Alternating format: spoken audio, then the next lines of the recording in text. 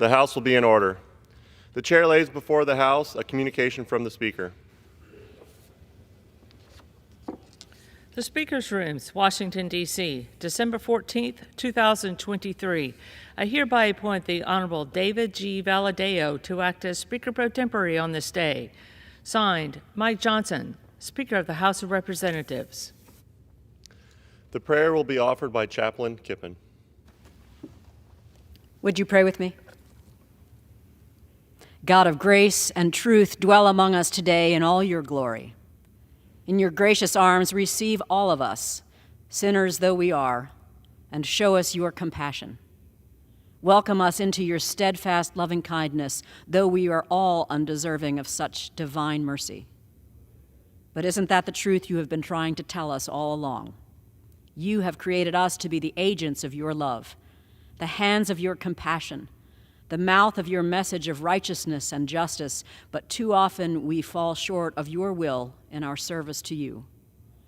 Yet with unmerited favor, in your fullness we have received grace upon grace. You have forgiven our faithlessness, redeemed our waywardness, and offered us the promise of your salvation. In this holy season, may our lives reflect the light you have shone in our darkness, the blessings you have bestowed on us, and may we find countless opportunities to share the joy that we have found in you, that all may know of the depth of your love. By your grace and in the truth of your name we pray. Amen. Amen. The chair has examined the journal of the last day's proceedings and announces to the House that approval thereof. Pursuant to Clause 1 of Rule 1, the journal stands as approved. The Pledge of Allegiance will be led by the gentleman from Georgia, Mr. Collins. I pledge allegiance to the flag of the United States of America and to the republic for which it stands, one nation, under God, indivisible, with liberty and justice for all. The chair will entertain up to 5 requests for 1-minute speeches from each side of the aisle. For what purpose does the gentleman from Georgia seek recognition? Speaker, I ask unanimous consent to address the House for 1 minute and then perhaps extend and revise my remarks. Without objection, the gentleman is recognized for 1 minute.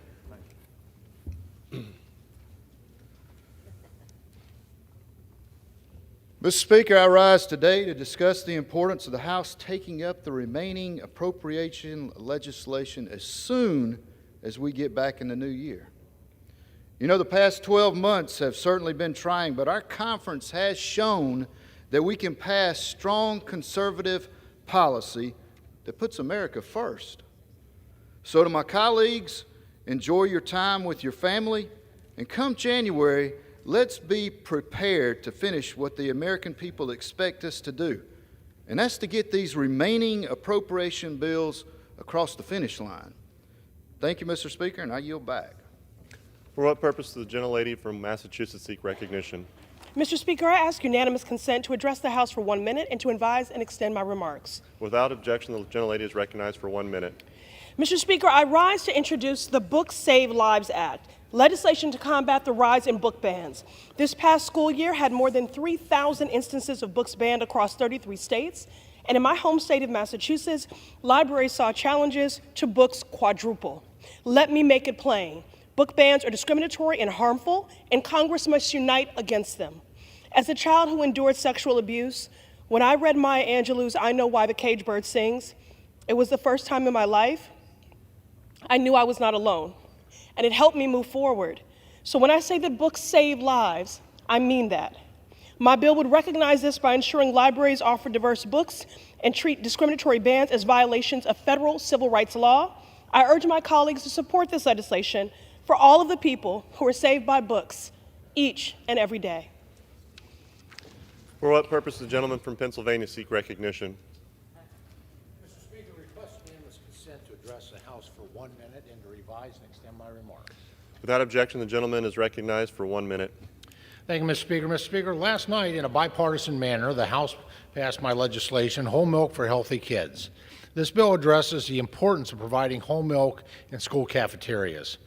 It's proven milk is the #1 provider of 13 essential nutrients, as well as a great deal of long-term health benefits, including better bone health, lower blood pressure, reduced risk of cardiovascular disease, and type 2 diabetes.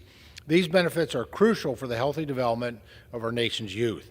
Over the years, milk has been unfairly demonized, leading to the loss of nearly an entire generation of milk drinkers. This bill will give children a wide variety of milk options and bolster milk consumption, a win-win for growing children and America's dairy farmers. Mr. Speaker, farmers feed, nutrition matters, and whole milk heals. It's time to follow the science and allow whole milk back into the school cafeterias. With bipartisan support, I call my Senate colleagues to bring this bill to the floor and pass this critical legislation. Thank you, Mr. Speaker, and I yield back the balance of my time. For what purpose does the gentlewoman from Michigan seek recognition? Unanimous consent to address the House for 1 minute. Without objection, the gentlewoman is recognized for 1 minute. Mr. Speaker, we know that oil and water don't mix. But right now, there's a dirty pipeline called Line 5 running through the most critical part of the Great Lakes, operated by a company called Enbridge, with a disturbing history of faulty infrastructure and environmental destruction. A Line 5 spill would be devastating for the Great Lakes region and the entire country. The Great Lakes hold 21% of the world's fresh surface water and is home to the precious ecosystems and wildlife, and tens of millions of people rely on them for water, jobs, and recreation. We cannot allow the water we rely on to live, the water that helps make Michigan such a special place for so many, to be sacrificed for corporate greed. The good news is that the President and President Biden could end this threat today by revoking Line 5's presidential permit and committing to the truth that water is life. I call upon the Biden administration to stand with the people of the Great Lakes and shut down Line 5 once and for all. I yield. For what purpose does the gentleman from Virginia seek recognition? Request permission to address the House for 1 minute. Without objection, the gentleman is recognized for 1 minute. Mr. Speaker, I rise to congratulate the Liberty Christian Academy Bulldogs for their monumental victory in the VHSL 3A State Championship football game. On December 9, the Lynchburg-based LCA Bulldogs defeated the Lafayette Rams 28-14 to finish their season with a perfect 14-0 record and earn their first VHSL state football title. This was a history-making moment, coming 9 years after LCA filed an antitrust complaint against the VHSL, seeking to permit themselves and other private schools to join the league. The VHSL ultimately settled and agreed to allow any private school to apply for membership, providing a major victory for all student athletes in private schools across the Commonwealth. Now, just 8 years after they began competing in the predominantly public school league, LCA reached the pinnacle with their state championship. The LCA Bulldogs and Coach Frank Rocco have made their school, the Lynchburg community, and Virginia's 5th District exceptionally proud. I'm honored to represent such a phenomenal group of student athletes in Congress, and I congratulate them on this incredible achievement. And I yield back. For what purpose does the gentleman from Connecticut seek recognition? Trust the House for 1 minute and revise next step. Without objection, the gentleman is recognized for 1 minute. Thank you, Mr. Speaker. Mr. Speaker, in a few minutes, the House is going to vote on the National Defense Authorization Act, which I strongly support. It's the product of bipartisan, bicameral compromise, which is exactly what the American people crave. And I congratulate Chairman Rogers and Ranking Member Smith for their outstanding work. Among its many positive provisions, the bill in particular will execute the new AUKUS agreement between the U.S., U.K., and Australia. For the first time since 1958, the U.S. will share nuclear propulsion technology with another nation, our great ally, Australia. It also allows for the first time ever the sale to Australia of U.S.-built nuclear submarines, 3 to be exact. This effort will rebalance the strategic environment in the Indo-Pacific in favor of free, democratic nations that today are being constantly pressurized by the aggressive actions of the world's largest navy, namely the Chinese PLA-N. To be clear, the intent of AUKUS is to guarantee deterrence, peace, and freedom of navigation that has prevailed across the globe for the last 78 years. Mr. Speaker, this year's NDAA will be long remembered for this effort, and I strongly urge all my colleagues to vote yes for this bill. I yield back the balance of my time. For what purpose does the gentleman from South Carolina seek recognition? Speaker, I ask unanimous consent to address the House for 1 minute and revise next step. Without objection, the gentleman is recognized. Mr. Speaker, I get to once again say from the House floor, go Tigers, as I rise to celebrate the 2023 NCAA Men's Soccer National Champions, the Clemson Tigers. On Monday night, the Clemson men's soccer team took to the pitch to beat Notre Dame and close out the season. This is Clemson's 4th national championship in soccer. They claimed victory in '84, '87, 2021, and 2023. With this victory, the soccer program has surpassed football with the most national championships. I'm proud to say that Clemson is one of just 7 schools with 4 or more men's soccer national championships. I want to congratulate head coach Mike Noonan and each of the players on the team that are representing my alma mater in the state of South Carolina so well. Mr. Speaker, I'm proud to represent the 2023 NCAA men's soccer national champions. President Clemens, congratulations on the success of this team, the program there at Clemson. Merry Christmas to all. May God bless America. And once again, go Tigers. And I yield back. For what purpose does the gentleman from New Jersey seek recognition? I ask unanimous consent to address the House for 1 minute. Without objection, the gentleman is recognized for 1 minute. Mr. Speaker, I rise today in support of this effort to pass the National Defense Authorization Act. It is a strong bipartisan, bicameral compromise to address many of the quality of life needs of our service members and their families. The conference report that I signed reiterates America's commitment to supporting a diverse force that reflects our nation and protects the reproductive rights of service members by keeping DoD's travel policy for non-covered medical care intact. The bill includes a well-deserved pay raise for our service members and expands eligibility for basic needs allowance programs so our military families can have more money in their pockets. To be able to address other issues like improvements of the barracks, housing facilities, and other issues to be able to address recruitment and retention of our military, which is vital. Our service members and their families make incredible sacrifices for us. By passing this bill, we are reinforcing our commitment to them, and I encourage my colleagues in both parties to support and pass this important piece of legislation. Thank you, and I yield back. For what purpose does the gentleman from California seek recognition? Seek unanimous consent to address the House for 1 minute. Without objection, the gentleman from California is recognized. Mr. Speaker, the Biden administration's proposal to federally limit milk options to the unpopular fat-free and low-fat types, prohibit students from drinking flavored milk only starts our children off on the wrong foot. Whole milk contains 3.25% fat, making it 96.75% fat-free, as compared to the common 2% or 1% or skim that we see. This is not an incredibly great amount of fat, otherwise, what the perception would be out there. Whole milk is nutritious and simple. Whole milk doesn't contain any more sugar or carbs than skim or low-fat milk, but it does contain essential nutrients that children need to grow. 8 ounces of whole milk provides 8 grams of protein. That's 16% of the daily recommended value. This high-quality protein builds and repairs muscle, helps us fuller longer, keeps us fuller longer, provides energy and focus, helps maintain bone health and a healthy weight while supporting a healthy immune system. 8-ounce serving of milk, flavored or not, gives children the same as 10 cups of spinach worth of calcium, potassium as 1 small banana, vitamin A is 3/4 cup of broccoli, and vitamin D as 3/4 ounce of cooked salmon. Parents of picky eaters know how hard it is to convince their kids to eat that every day. Whole milk is a good thing. I yield back. For what purpose does the gentleman from Illinois seek recognition? Mr. Speaker, I ask unanimous consent to address the House for 1 minute and to revise and extend my remarks. Without objection, the gentleman is recognized for 1 minute. Merry Christmas.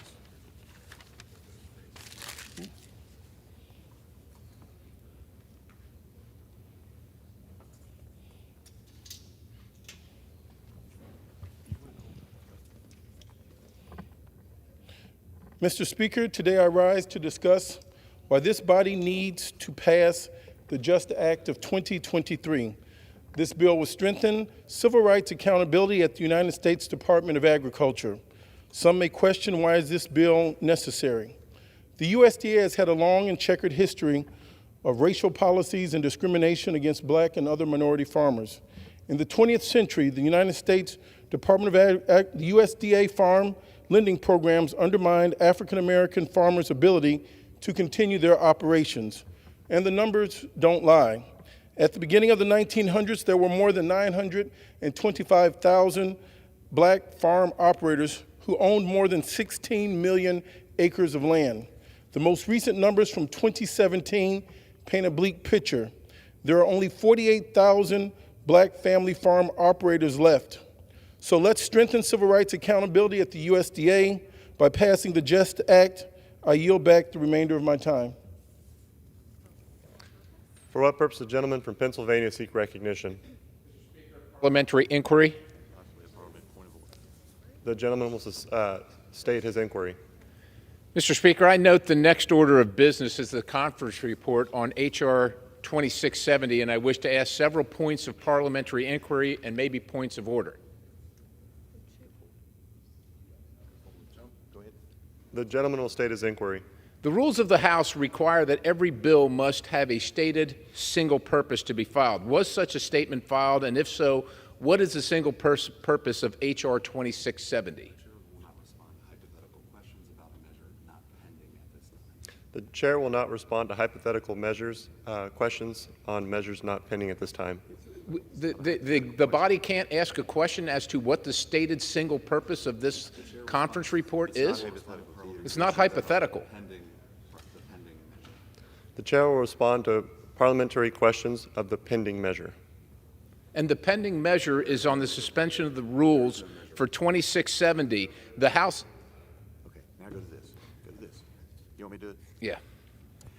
Mr. Speaker, point of parliamentary inquiry. For what purpose does the gentleman from Virginia seek recognition? If a gentleman cannot be recognized for H.R. 2670 at this point, how does one comply with the section in Rule 22 that says a member, delegate, or resident commissioner may raise a point of order against a non-germane matter as specified in paragraph sub 2 before the commencement of debate? So we have to do it before the debate starts, or we've waited too long. Is that not correct, Mr. Speaker? No member has yet been recognized to even call up a proposition. No member has even been recognized to prop up or pull up a measure. For what purpose does the gentleman from Alabama seek recognition? Suspend the rules and agree to the conference report on Bill H.R. 2670. The clerk will report the title of the bill. H.R. 2670, an act to authorize appropriations for fiscal year 2024 for military activities of the Department of Defense and for military construction and for defense activities of the Department of Energy to prescribe military personnel strengths for such fiscal year and for other purposes. For what purpose does the gentleman from Virginia seek recognition? Mr. Speaker, I have parliamentary inquiry. The gentleman will state his inquiry. I would ask the Speaker if now is the appropriate time to make motions, points of parliamentary inquiry and motions related to the properness of H.R. 2670 conference report being before this House. The gentleman will state an inquiry if he has one about the measure. The gentleman will state an inquiry at this time if he has one about the measure. You want to jump back in? Go ahead. All right. Mr. Speaker, I would inquire, parliamentary inquiry, I would inquire as to whether or not when originally filed, H.R. 2670 complied with the requirements of the rules of the House to have a single purpose stated, and if so, what was that single purpose? The chair will not provide an advisory opinion. Take back over. The chair will not provide an advisory opinion. The chair would advise the gentleman that, consistent with prior clarifications by the chair, including on December 19, 2007, a motion to suspend the rules waives all points of order that would have otherwise applied to this measure. Point of parliamentary inquiry. The gentleman will state. That's why we tried to do it before the motion was made, Mr. Speaker. And so I'm questioning, how can a member exercise his rights under the rules to raise objections when the rule clearly says it must be done before the commencement of debate, and now we're told that once a measure has been called up and the motion has been made, we can't make the inquiries or challenge the properness of the conference report. The gentleman from Alabama has made a motion to suspend the rules, and so when that is the pending proposition, it has the effect of waiving any point of order. The gentleman from Alabama has made a motion to suspend the rules, and when that is in effect, all points of order are waived. If the resolution passes, I'm trying to establish whether or not this is even properly before the body. The motion was properly offered. The motion was properly offered. So, point of parliamentary inquiry. So the Speaker is confirming that there was in fact a single motion, a single purpose declaration made at the time of the filing of the bill, because otherwise it's not properly before the House at all. The chair is confirming that the gentleman has offered a motion to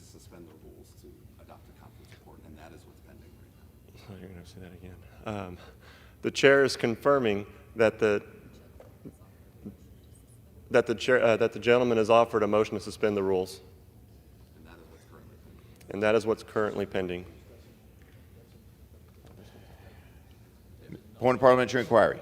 Gentleman will state. So the Speaker is indicating that the mere motion to make a suspension of the rules therefore suspends the rules until such time as that motion is defeated. The gentleman is correct.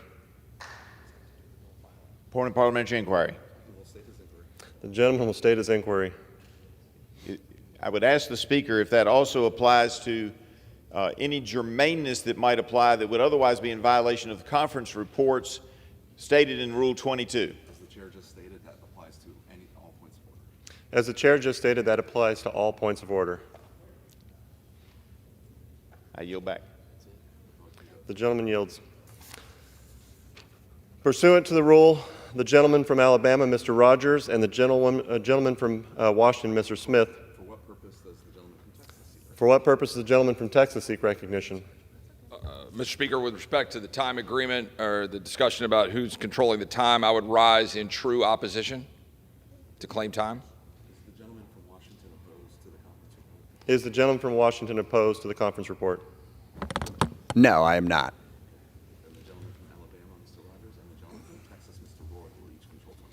So the gentleman from Alabama, Mr. Rogers, and the gentleman from Texas, Mr. Roy, will each control 20 minutes. The chair recognizes the gentleman from Alabama. Thank you, Mr. Speaker. I ask unanimous consent to yield to the gentleman from Washington, Mr. Smith, 1/2 of my time, and that he be allowed to control that time. Without objection. Mr. Speaker, I ask unanimous consent that all members have 5 legislative days to revise and extend their remarks and insert extraneous material on the conference report to accompany H.R. 2670, that I may include tabular material on the same. Without objection. I yield myself such time as I may consume. The gentleman is recognized. Mr. Speaker, I rise in strong support of FY24 National Defense Authorization Act. The NDA is one of the most consequential bills Congress considers. Passage of this bill each year sends an important signal to the men and women defending our freedom that Congress can function and will prioritize their needs above all else. Enacting the NDA has never been more vital than today. America and our allies face unprecedented and rapidly evolving threats from China, Russia, Iran, North Korea, and terrorist organizations throughout the world. These threats are real. We all just witnessed terrorist acts on their threats against one of our closest allies in the Middle East. And we all pray for Israel as it counters the most vile attack on the Jewish people since the Holocaust. To stay ahead of these threats, DOD came to Congress this year, as they do every year, to request critical new authorities as a part of the National Defense Authorization Act. We took those requests seriously. We held dozens of hearings to examine them. Then we worked to improve them and add our own priorities through the committee and floor processes. We followed regular order and had a conference committee for the first time in 2 years. We fought the Senate for weeks over each other's priorities, and we came to a compromise. That's what's before us today. I'll be the first to admit I'm disappointed we didn't get all the priorities we wanted. But you know what? The Senate is pretty disappointed they didn't get the priorities they wanted either. It takes compromise to move legislation in a divided government, and this bill is a good compromise. It's laser focused on deterring our adversaries, especially China. The conference report includes critical new authorities to ensure our warfighters have what they need to deter our adversaries and prevail in future battles. It goes a long way toward ending woke policies being forced on our service members by left-wing bureaucrats. It includes provisions that ban critical race theory and require promotions based on merit.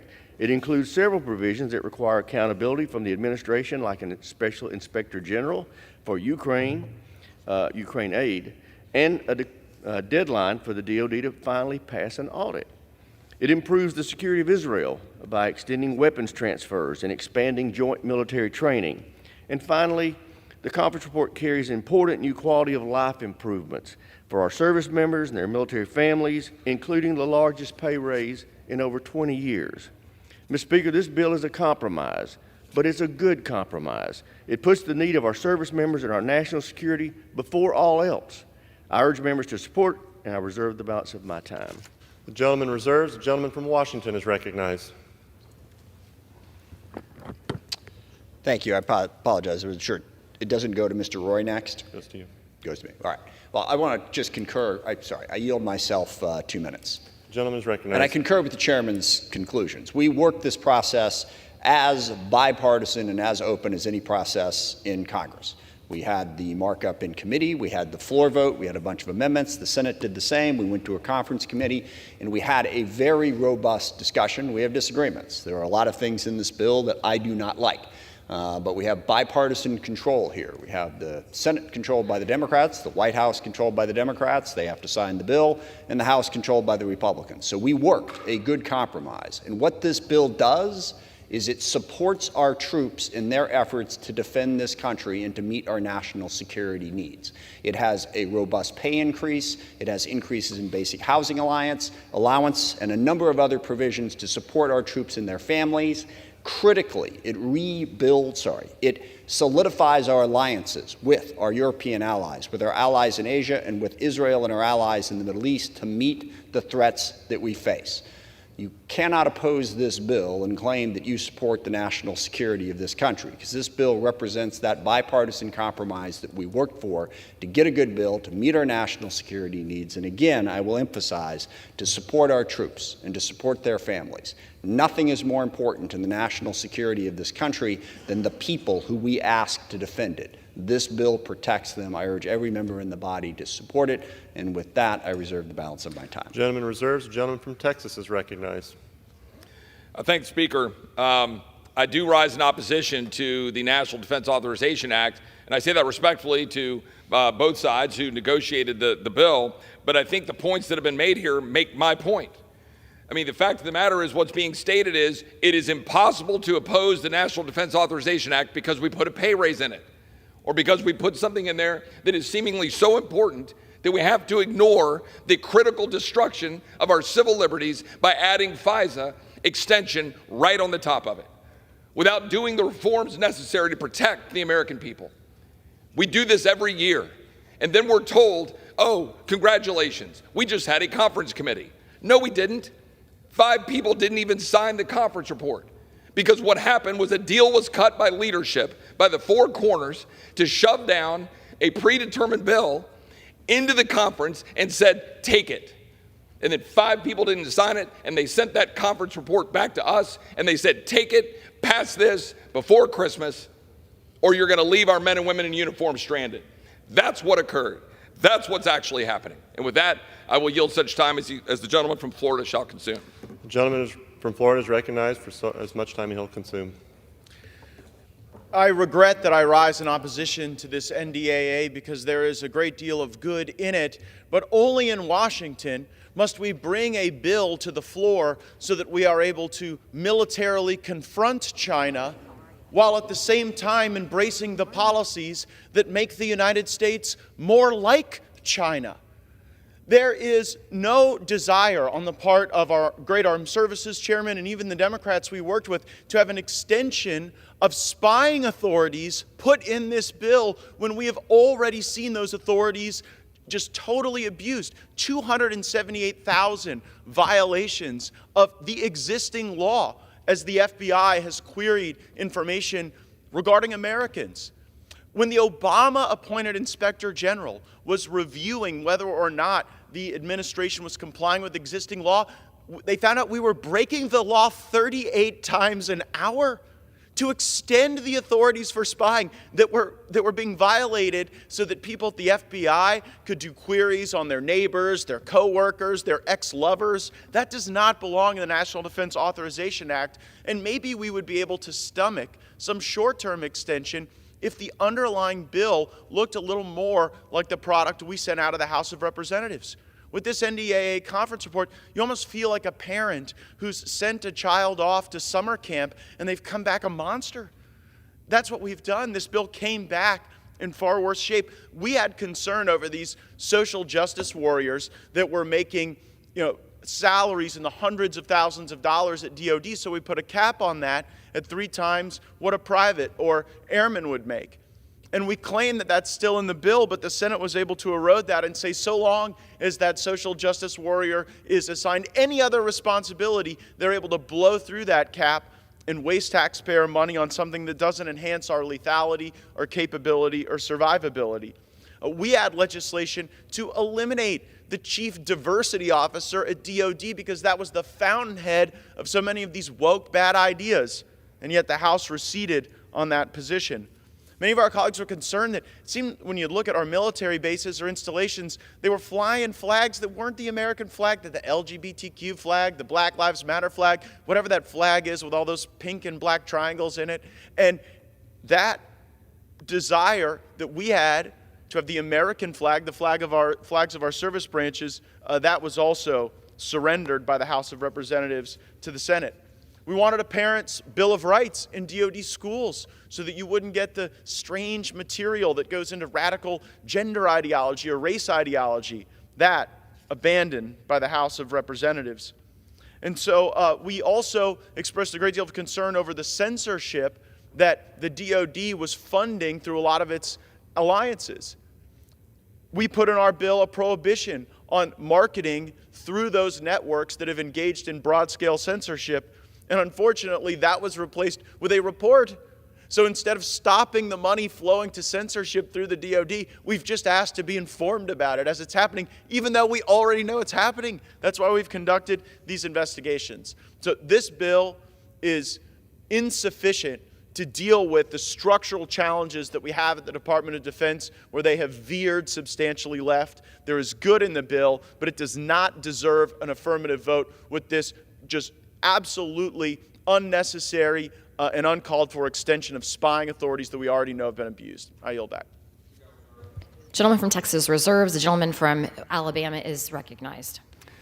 Thank you, Madam Speaker. Before I yield to my friend and colleague from the committee, I want to respond to a charge that was made earlier that only 5 members voted or refused to sign the conference report. There were 35 core conferees. 30 core conferees did sign the conference report. I now yield to my friend and the chairman of the Strategic Forces Subcommittee on the HASC, Mr. Lamborn, for 1 minute. Gentleman from Colorado is recognized for 1 minute. Thank you, Madam Speaker. I rise in support of this year's NDAA, and I thank the chairman for his leadership. I'm honored to serve as the chairman of the Strategic Forces Subcommittee. I'm pleased that 53 provisions I led in this year's NDAA received broad bipartisan support. Through this bill, conservatives have achieved major wins that counter harmful Biden administration plans to treat our military like a social experiment. However, we must continue to make necessary investments in our strategic forces. We must prepare to simultaneously address 2 peer aggressors as well as deter the growing threats from Iran and North Korea. And this bill does that. I urge my colleagues to support the bill to ensure our men and women in uniform have the resources they need to defend our nation. Thank you, and I yield back the balance of my time. Gentleman I continue from Alabama to reserve. reserves. The gentleman from Washington is recognized. Thank you, Madam Chair. Just briefly on the 702 issue. 702 needs to be reformed. There's no question about that, all right? Nobody I know of, however, says that it should completely go away. Well, if we don't do it on this bill, it completely goes away on January 1st, which is a huge national security threat to this country. Universally agreed. Now, I agree with the gentleman. We should debate that policy. But it's fascinating because on Tuesday, we were set up to debate that policy. We had a couple different choices there. And the very people now who are screaming, you can't extend this without reform, blocked the rule that would have allowed us to reform 702.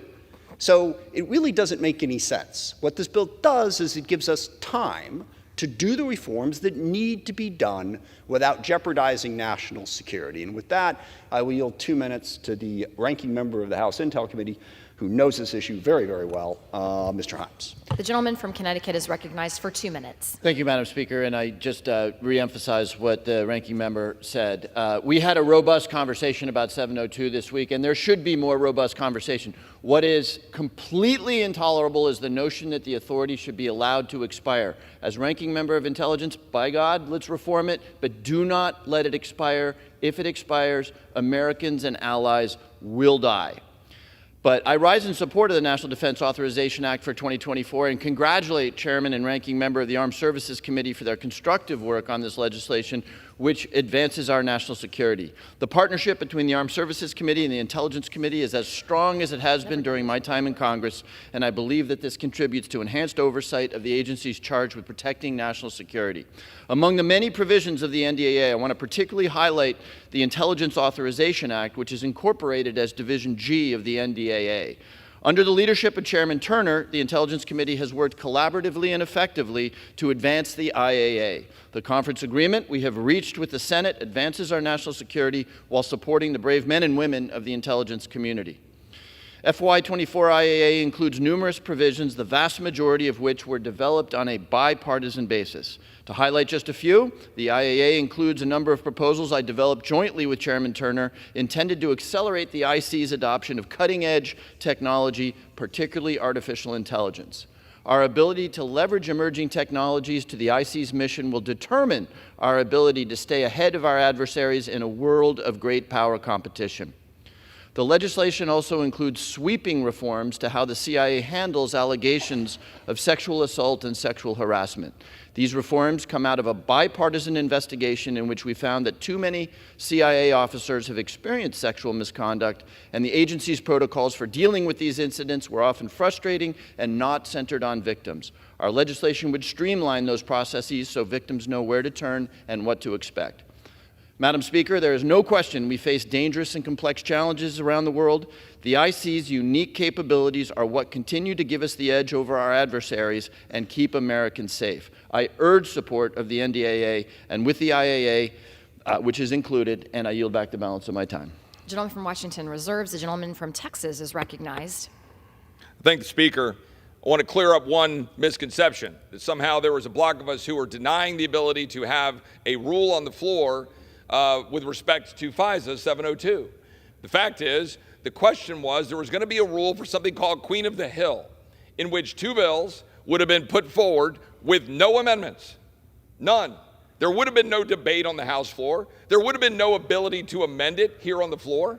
As usual, it would have been the people who say they're the only ones who know the information needed to make the decisions for the American people, to do it in a committee behind closed doors, often in the skiff, without half of us knowing any of the information, and then bring it to the floor and say, take it or leave it. That was what was going to occur, and we said we shouldn't do it that way, that what we should do is bring in a bill to the floor that would reform FISA, allow us to offer amendments, have a debate on the warrant requirements, have a debate on who it applies to, and decide whether or not we're going to actually protect the civil liberties of the American people. But instead, no, what we're going to do is pile on an extension of FISA on the back of our defense authorization, that is on the back of our men and women in uniform. We're going to allow it to be extended and the procedures extend until April of 2025. That is what your people's house is going to do. I yield 90 seconds to the gentleman from Montana. The gentleman from Montana is recognized for 90 seconds. Thank you very much, Madam Speaker, and thank you very much to my good friend from Texas. In July, the House Republicans passed the most conservative NDAA in history that ended Biden's taxpayer-funded abortion travel, stopped taxpayer-funded gender transition surgeries, and prevented American citizens from being indefinitely detained without charge or trial. And I was proud to vote for that legislation. I understand that this bill would change in the Senate and knew that compromise was inevitable.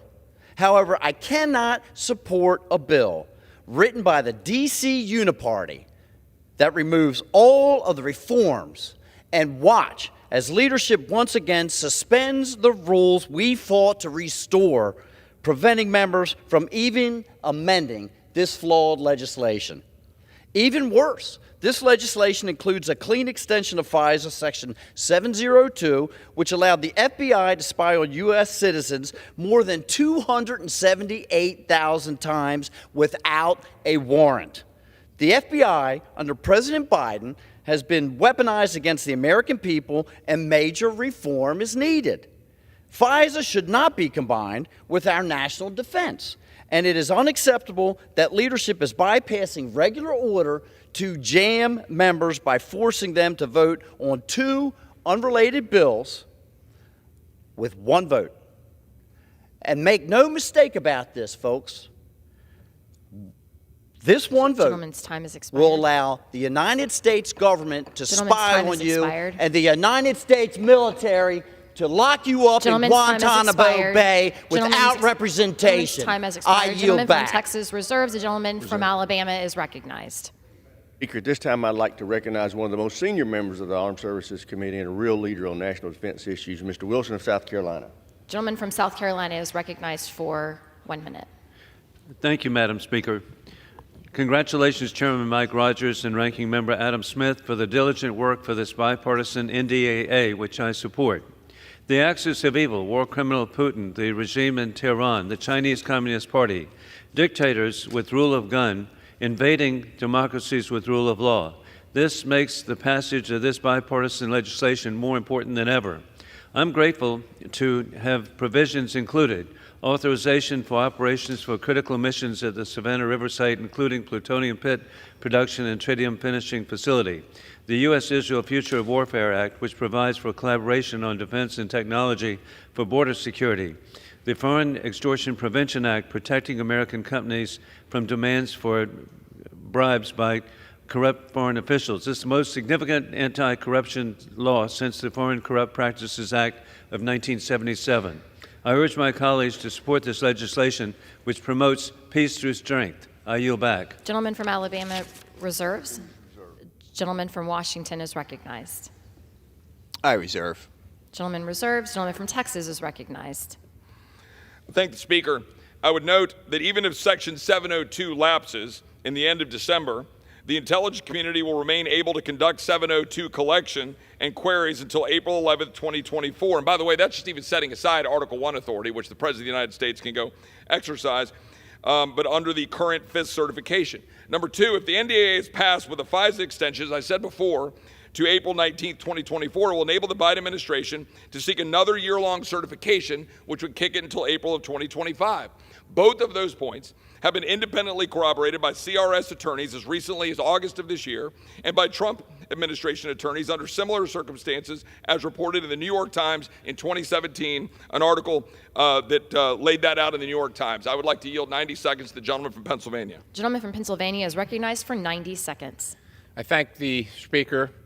Ladies and gentlemen, we all know it's Christmas, and you can sure tell because here we go with the ornaments. We got a Christmas tree headed out, and we got to put some ornaments on it. That's what's happening right now. And of course, we're going to violate our rules. You saw it here just a few moments ago. This violates the single subject rule because Americans are literally sick of their representatives coming home and saying to them, well, you know, I didn't want to vote for that, but this was on it, and we had to get this, so I had to vote for that. That's how this town works. That's how you end up $34 trillion in debt, and that's how you spy on 278,000 Americans under the federal government's authority. It violates the germaneness rule. People say, well, what does that matter? Why does it matter if it's germane? Ladies and gentlemen, the House passed a bill, a pretty good bill, thanks to the chairman, a pretty good bill. The Senate passed a bill. I don't think it's pretty good, but they passed a bill. Either way, you know what wasn't in either of those bills? The Foreign Intelligence Surveillance Act, used to spy on Americans. That wasn't in the bill. But at the last minute, it was airdropped into this bill. And on this House, when we asked, because we put in the rules, we need to know what the single purpose of the bill is. When we asked, what is the single purpose of this bill? This House said, we're not even going to tell you that, American people. We're not going to tell you that. They're not going to tell you that because they want to couple these two things together, pass a terrible National Defense Authorization Act, tell you the troops aren't being paid when they are being paid, and allow the federal government under the guise of law to spy on every American citizen. It is unconscionable. It is unacceptable. You should vote no. Time is I yield. expired. Gentleman from Texas reserves. The gentleman from Alabama is recognized. Thank you, Madam Speaker. This time I'd like to yield 1 minute to my friend and colleague from Virginia, the chairman of the Tactical Air Land Subcommittee, Mr. Whitman. The gentleman from Virginia is recognized for 1 minute. I thank the chairman for yielding. War is on our doorstep. With the Russian invasion of Ukraine, Iran's proxy conflict with Israel, North Korea's long-range ballistic missile development, and China's belligerence in the South China Sea, an axis of evil is rising again. These nations seek to challenge the security of the world that has provided our nation's prosperity since World War II. But we are answering the call with this year's NDAA. We drafted this bill to address the growing national security threats while taking care of our service members. The bill increases the top line of defense to keep pace with our national security challenges. It provides 5.2% service member pay increase, the largest increase in 20 years. This bill provides a path for COVID vaccine service members to be reinstated. The bill curbs a reckless administration's diversity, equity, and inclusion appetite that detracts from warfighting. The bill provides needed force structure focus by retaining critical aircraft and ships, preparing us to deter conflict before 2030. My friend, this is the right bill at the right time. We need it urgently to deter catastrophic conflict. Gentleman's time I want to is- recognize Ranking Member Norcross. The who's a gentleman's great time has teammate. expired. I thank the chairman and urge members Gentleman- to support and yield back the balance of my time. Gentleman from Alabama reserves. The gentleman from Washington is recognized. May I inquire as to how much time the various folks have left here? Gentleman from Washington has 5.5 minutes. Gentleman from Alabama has 4 minutes. Texas has 9.5. Hey, I yield myself a minute and a half. You are recognized for 1.5 minutes. Thank you. I just want to really focus on this notion that this is how this town works and how terrible that is. I really don't understand where people get the idea that the way the world works is you get absolutely everything you want and nobody else gets anything. This isn't how this town works. This is how life works in your family, in your community, in your neighborhood, everywhere. And I know you guys know this because we just had the vote on Israel not long ago. And I would ask you, what does the IRS have to do with defending Israel? And yet somehow you guys decided you had to put the IRS cuts in with the Israel bill, and you all voted for it, happy as a clam, all right? Let's get away, if you don't like the deal, fine, vote no, that's cool. But the idea that you're saying, oh, this is just the worst process in the world, apparently you don't like democracy. Because that's what democracy is. You compromise and you work with people and you do it all the time. Argue against the substance of the bill, but please stop tearing down this institution and tearing down this democracy. We have to try to get along with people we don't agree with. I'll quote Game of Thrones. You don't make peace with your friends, you make peace with your enemies, okay? You gotta find a way to get along with people who you disagree with. And the chairman of your committee did an outstanding job of doing that in this bill. And I urge everybody to support it. Gentleman from Texas is recognized.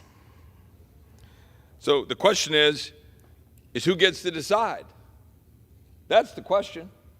Who gets to make these grand pronouncements of who is going to compromise? Because it sure as hell wasn't any of us. That wasn't the deal. What was tried to be done with FISA was to bring two bills to the floor unamendable, decided only by small groups of people. That's what was occurring. And with respect to this, it was decided by leadership, both sides, to take and jam FISA extension on the back of our men and women in uniform, bring that to the floor in violation of our rules for single subject, and then say, take it or leave it. That was what was done. That was the compromise. See, if you poke the bear in this town, right, they don't like to be poked because it changes the way this town works. Heaven forbid. Because it's been going so well, so beautifully, that we have $34 trillion in debt, and that we have rampant spying on the American people that is occurring. In 2020 and early 21, the FBI conducted 278,000 improper searches of Americans, according to the 2022 FISC report. We're just supposed to trust the FBI has fixed that.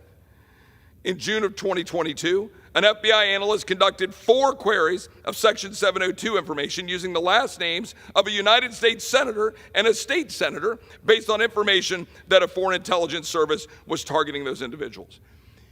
We have rampant abuses going on, and this body is just going to extend the very mechanism of those abuses on the back of the National Defense Authorization Act and say, have a nice day, Merry Christmas, go home and have your turkey, go home and be with your families.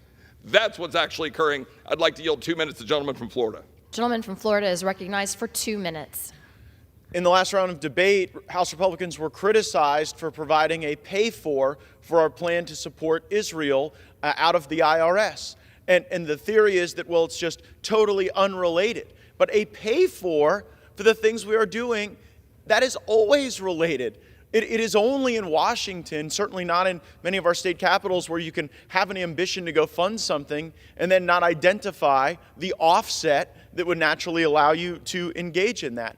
And the only real substantive debate I've heard in favor of this bill is that it does good pay increases for our service members, and undeniably that has universal agreement within this body. But I think about the 8,600 service members who were forced to separate from our military because of an ill-conceived, now withdrawn vaccine requirement.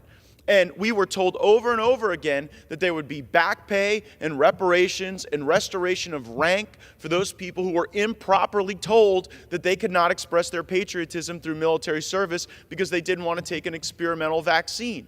And yet that is totally absent in this legislation. And so in communities like mine that are military heavy, the 5% pay increase will be very welcome. But every one of our military families knows someone who now is not able to have their job, who has seen impact to their spouses, to their marriages, to their children because of this mandate. And we ought to have really taken care of those great folks. We didn't in this bill, and I am all about compromise. But to me, compromise ought to reflect the work of the House and the Senate, and then linking those matters up.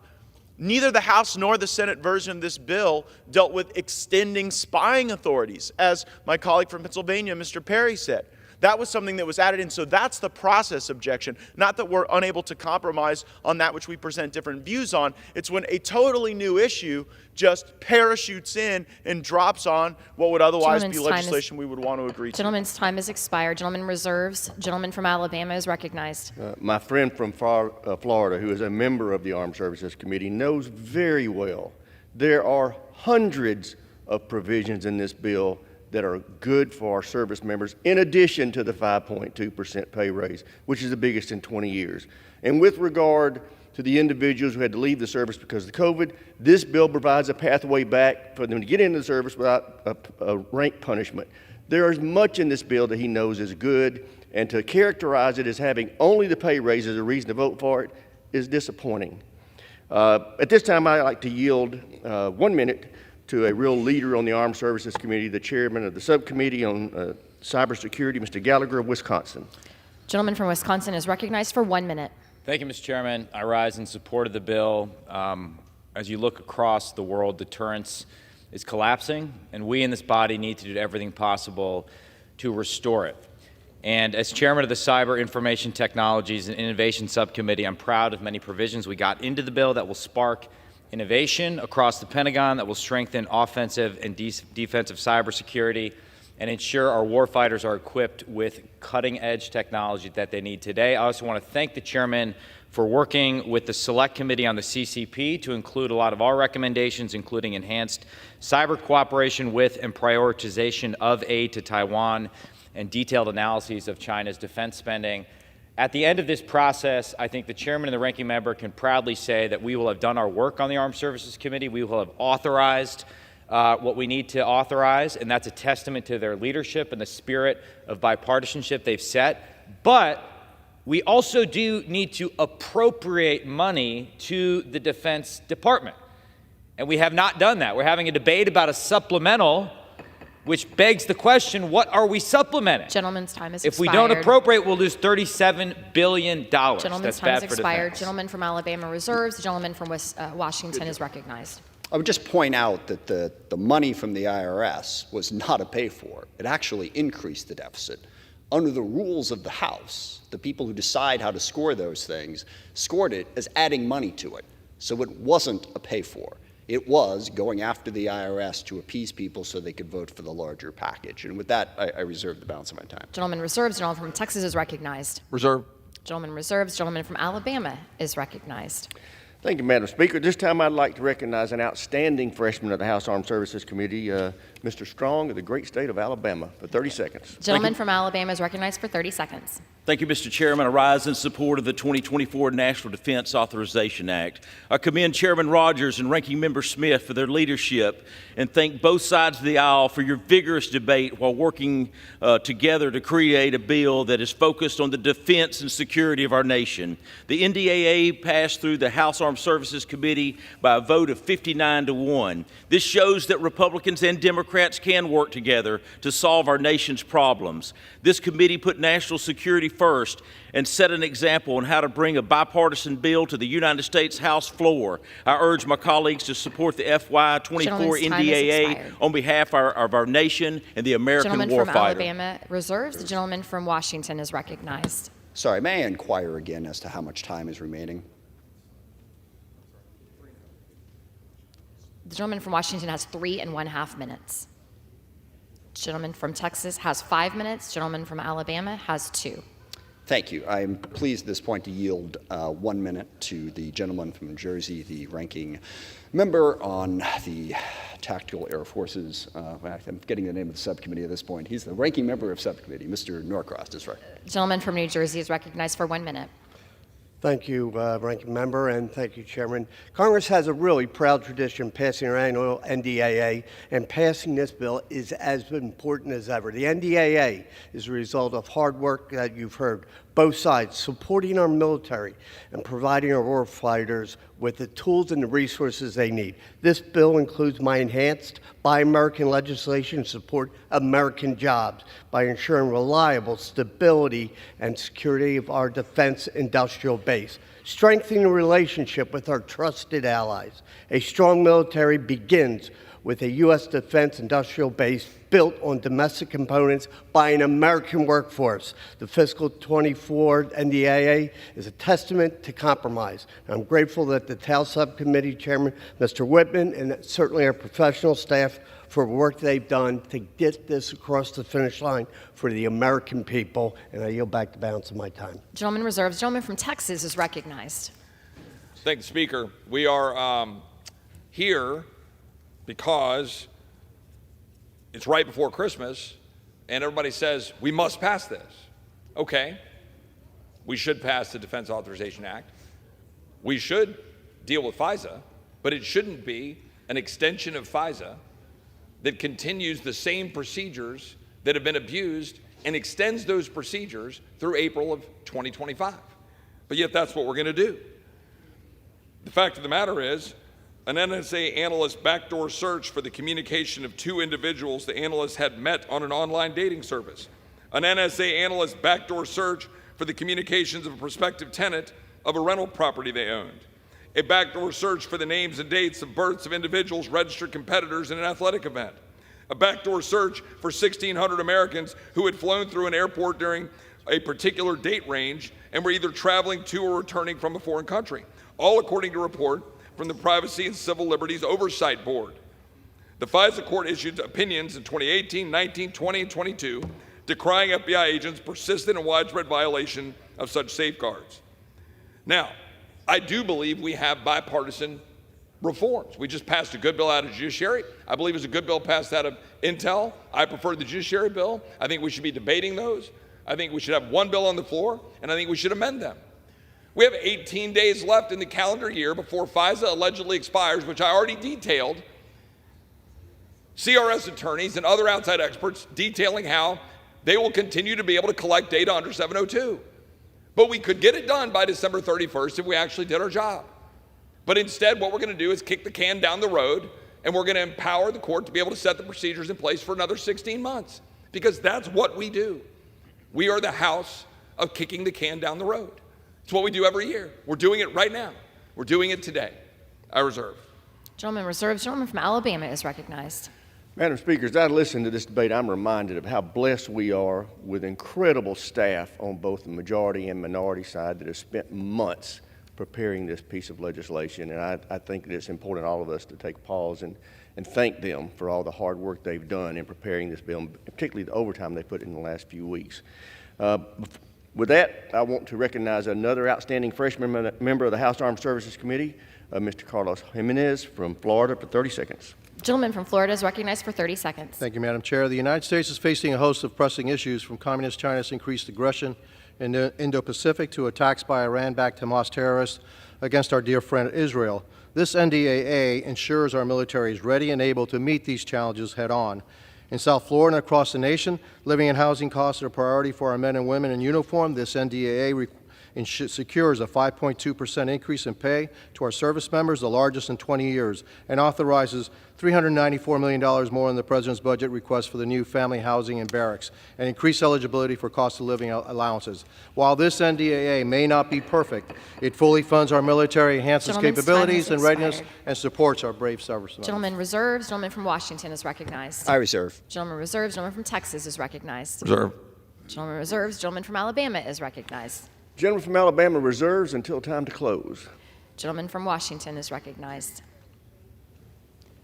The gentleman from Washington is recognized. Sorry, as I understand it, I go second to last, and I'm prepared to close at this point as well. Gentleman's correct. So, yes, yeah. Gentleman reserves. Gentleman from Texas is recognized. Another point that I think merits observation is, as we speak, with the 18 days remaining, the Senate, rather than working on ensuring that we get a better NDAA, but more importantly in this context, because that process is kind of played out, rather than figuring out how we're going to deal with FISA and reform it to make sure American civil liberties are protected, we have the Senate in negotiations with the White House on figuring out what crumbs we can be given for border security to be attached to Ukraine funding, while Zelensky is paraded around Washington trying to demand more money for Ukraine when our border's wide open. So the Senate has plenty of time to hold themselves here in negotiation with the White House so we can beg for crumbs for the protection of our sovereignty and security of the people of Texas and the people of this country. But we don't have time to figure out how to fix FISA. It's pretty extraordinary. It's pretty extraordinary. And in the meantime, in this very bill is $600 million authorized for Ukraine. Now, I'm actually not personally all that troubled by those provisions. We supported them in the authorization bill in July. But I would note, importantly, to my colleagues on this side of the aisle, a majority of Republicans opposed an amendment for the continuation of that funding to Ukraine in a September vote on the floor.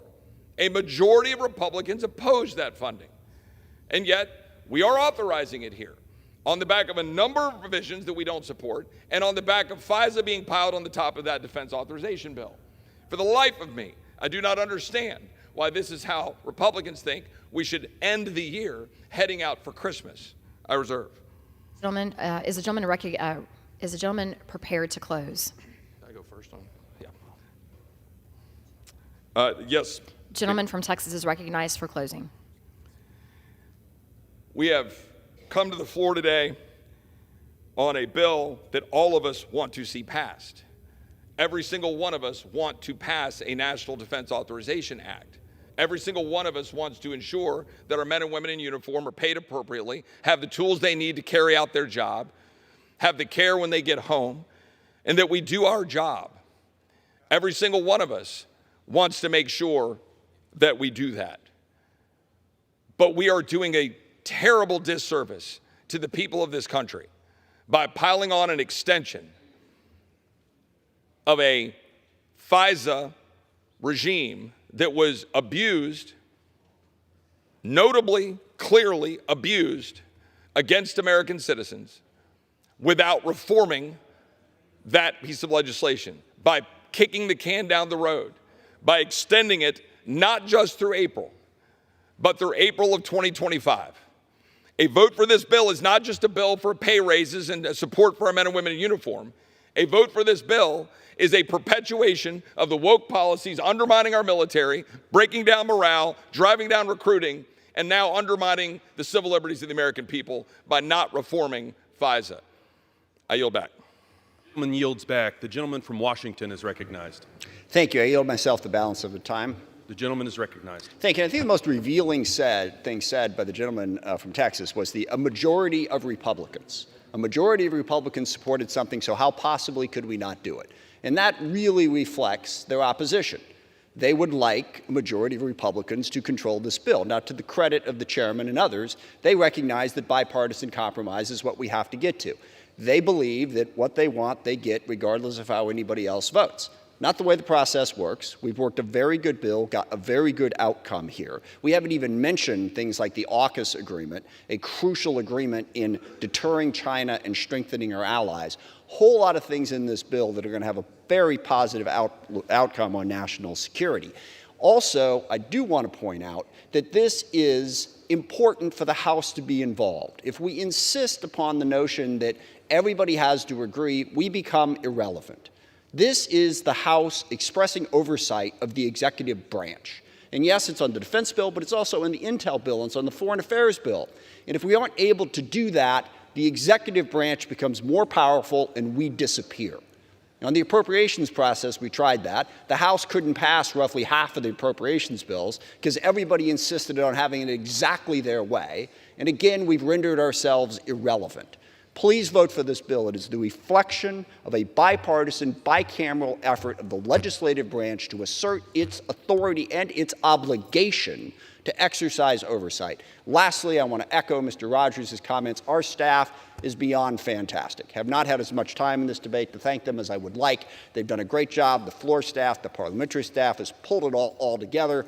And one note of personal privilege, I want to specifically thank Connor Stubbs, my legislative director, for his outstanding work. He has the bad taste to be leaving my office tomorrow, going on to bigger and better things, but he's done an outstanding job and is really reflective of the entire staff that I have, Mr. Rogers has, Hask, Sask, tremendous people who work more hours than anybody could possibly calculate to make this happen. So thank you very much. And again, please vote for this bill. It's enormously important that we do so. And with that, I yield back. The gentleman yields back. The gentleman from Alabama is recognized. Thank you, Mr. Speaker. I want to close by reminding my colleagues who are considering voting against this conference report of what it actually does and what you would be on record opposing.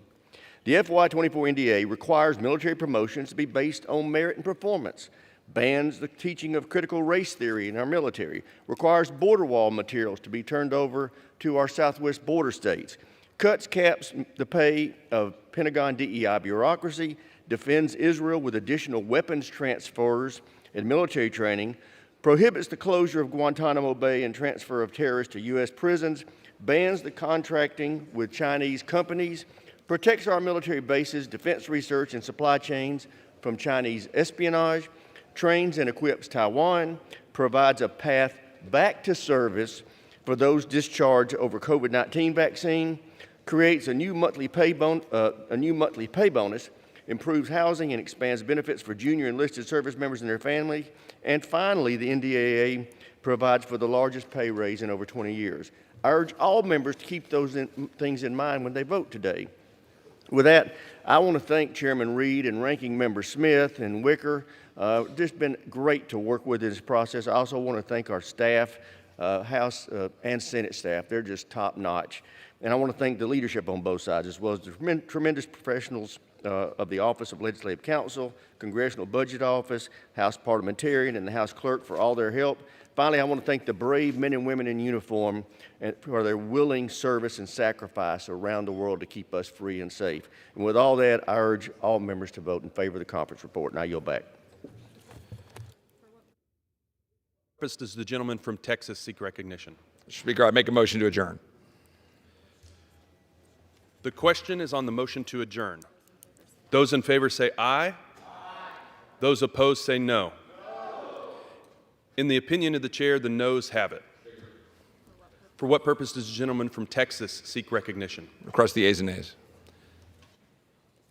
The yeas and nays are requested. Those favoring a vote by the yeas and nays will rise. A sufficient number having risen, the yeas and nays are ordered. Members will record their votes by electronic device. This is a 15-minute vote.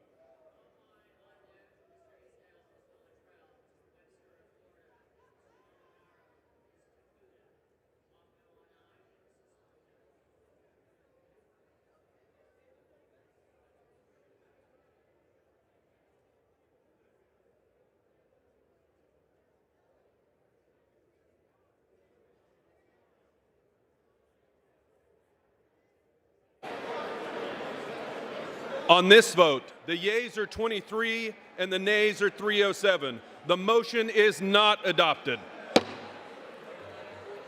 The question is, will the House suspend the rules and adopt the conference report on H.R. 2670?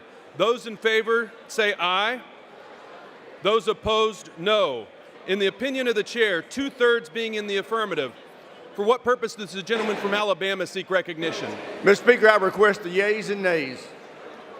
The yeas and nays are requested. Those favoring a vote by the yeas and nays will rise. A sufficient number having risen, the yeas and nays are ordered. Members will record their vote by electronic device.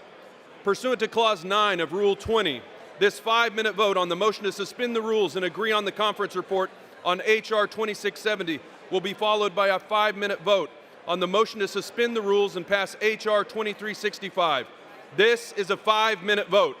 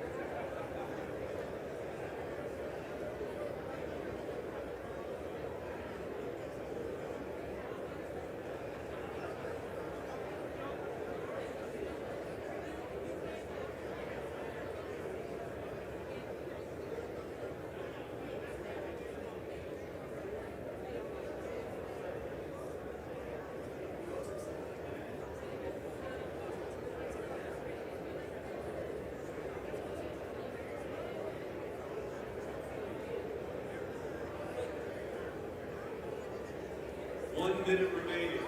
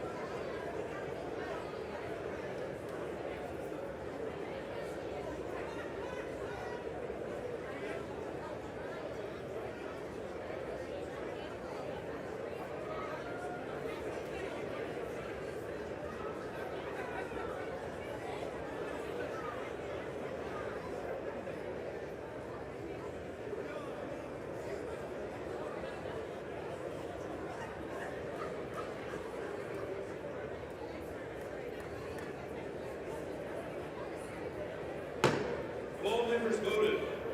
Does any member wish to change their vote?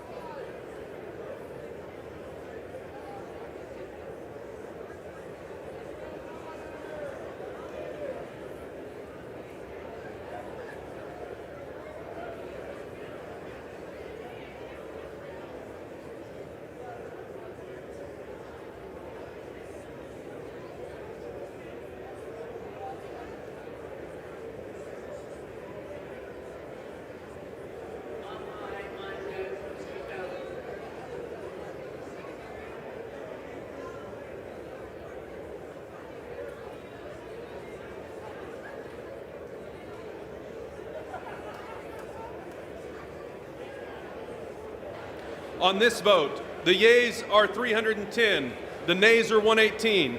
2/3 being in the affirmative, the rules are suspended. The conference report is agreed to, and without objection, the motion to reconsider is laid on the table.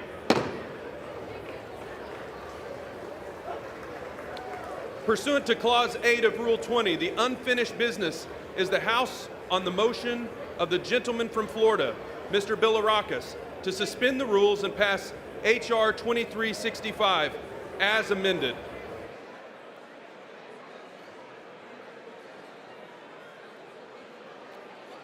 The clerk will report the title. H.R. 2365, a bill to direct the Secretary of Health and Human Services to carry out a national project to prevent and cure Parkinson's, to be known as the National Parkinson's Project, and for other purposes. The question is, will the House suspend the rules and pass the bill as amended?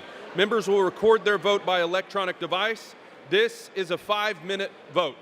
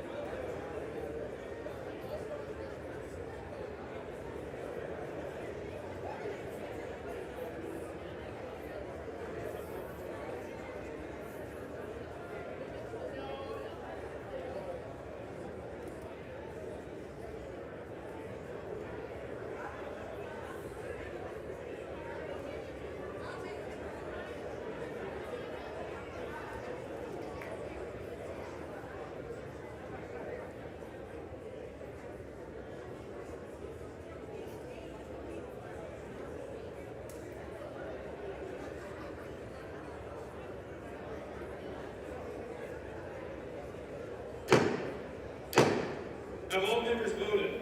Does any member wish to change their vote?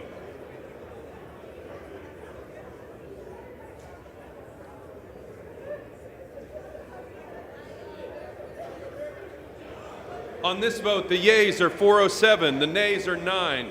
2/3 being in the affirmative, the rules are suspended, the bill is passed, and without objection, the motion to reconsider is laid on the table. Without objection, the title is amended.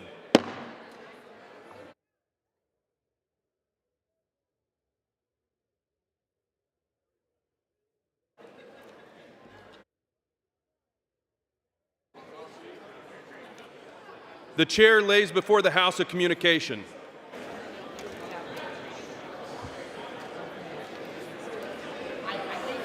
The Honorable the Speaker, House of Representatives, sir. Pursuant to the Barry Goldwater Scholarship and Excellence in Education Foundation, authorizing Statute 20 U.S.C. 4703, I am pleased to recommend the following appointment to the Board of Trustees. The Honorable Glenn Grothman of Wisconsin. Signed sincerely, Steve Scalise, Republican leader. The chair lays before the House a communication. The Speaker's Rooms, Washington, D.C., December 14, 2023. I hereby designate the period from Thursday, December 14, 2023, through Monday, January 8, 2024, as a district work period under Section 3Z of House Resolution 5. Signed sincerely, Mike Johnson, Speaker of the House of Representatives.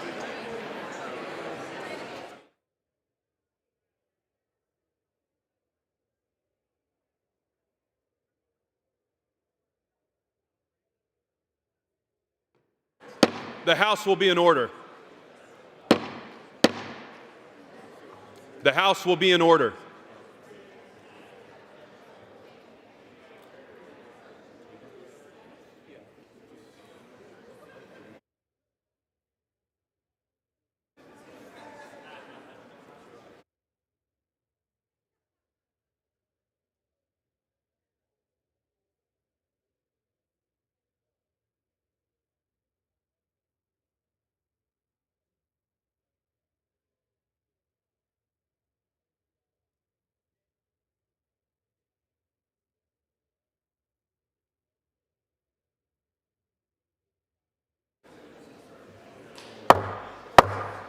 Yep.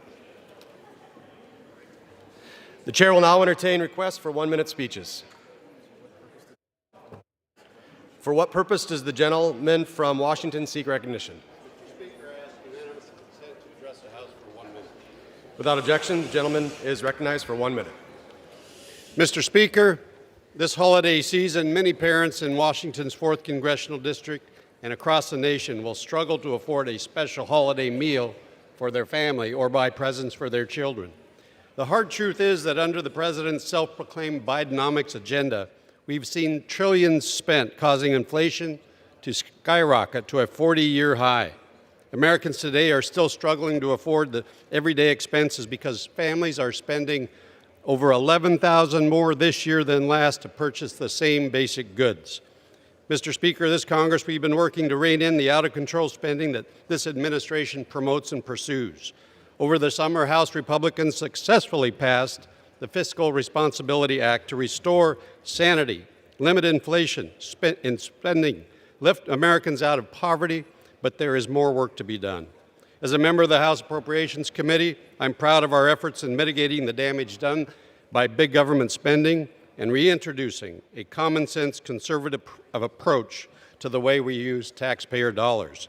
We must continue to foster an economy that works for the American people rather than against them. And on that note, would like to wish everyone a Merry Christmas and a Happy New Year. Thank you, and I yield back. For what purpose does the gentleman from New Jersey seek recognition? Ask unanimous consent to address the House for 1 minute, providing semi-remarks. Without objection, the gentleman is recognized for 1 minute.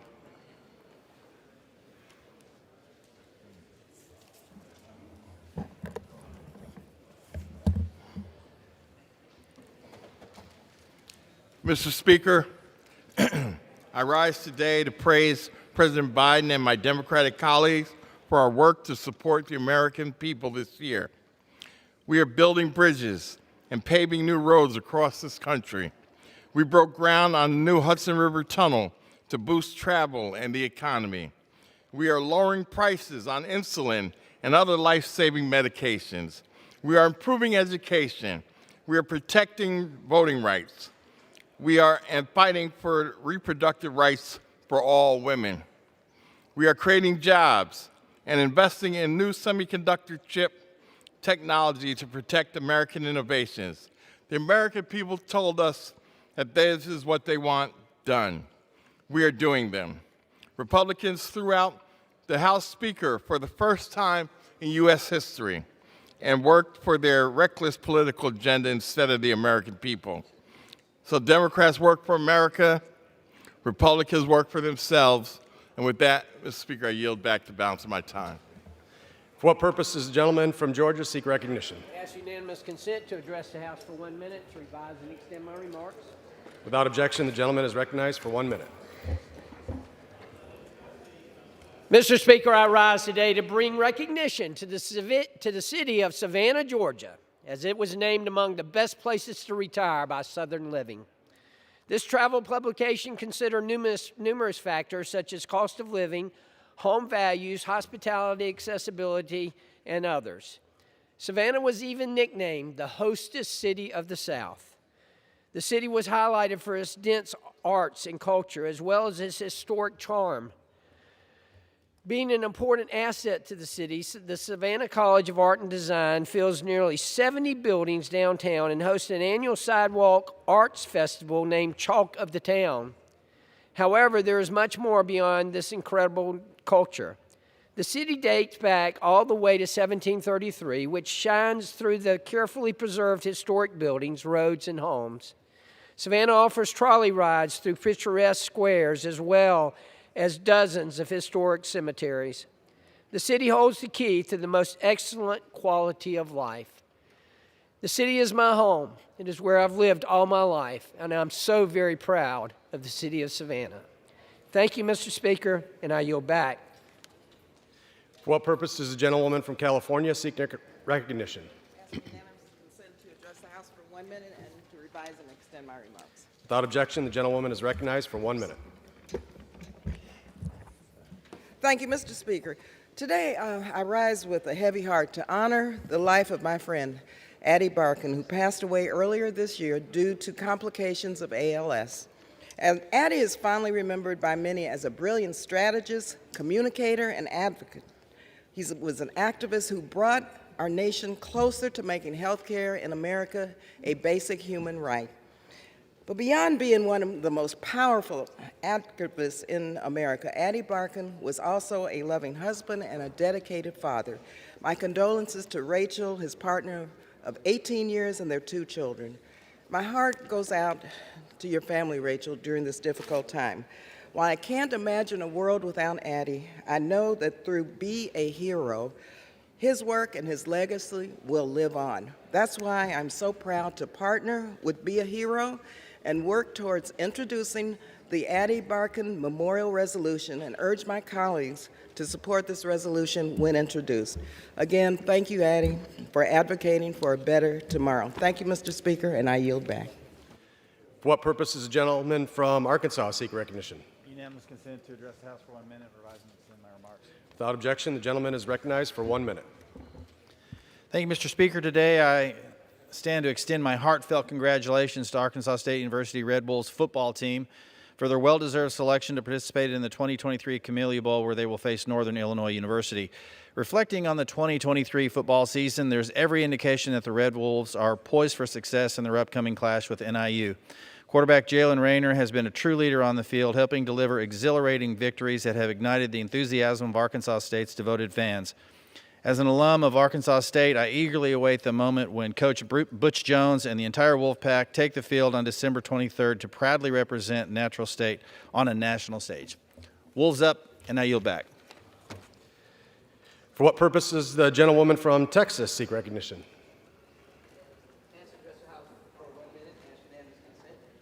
Without objection, the gentlewoman is recognized for 1 minute.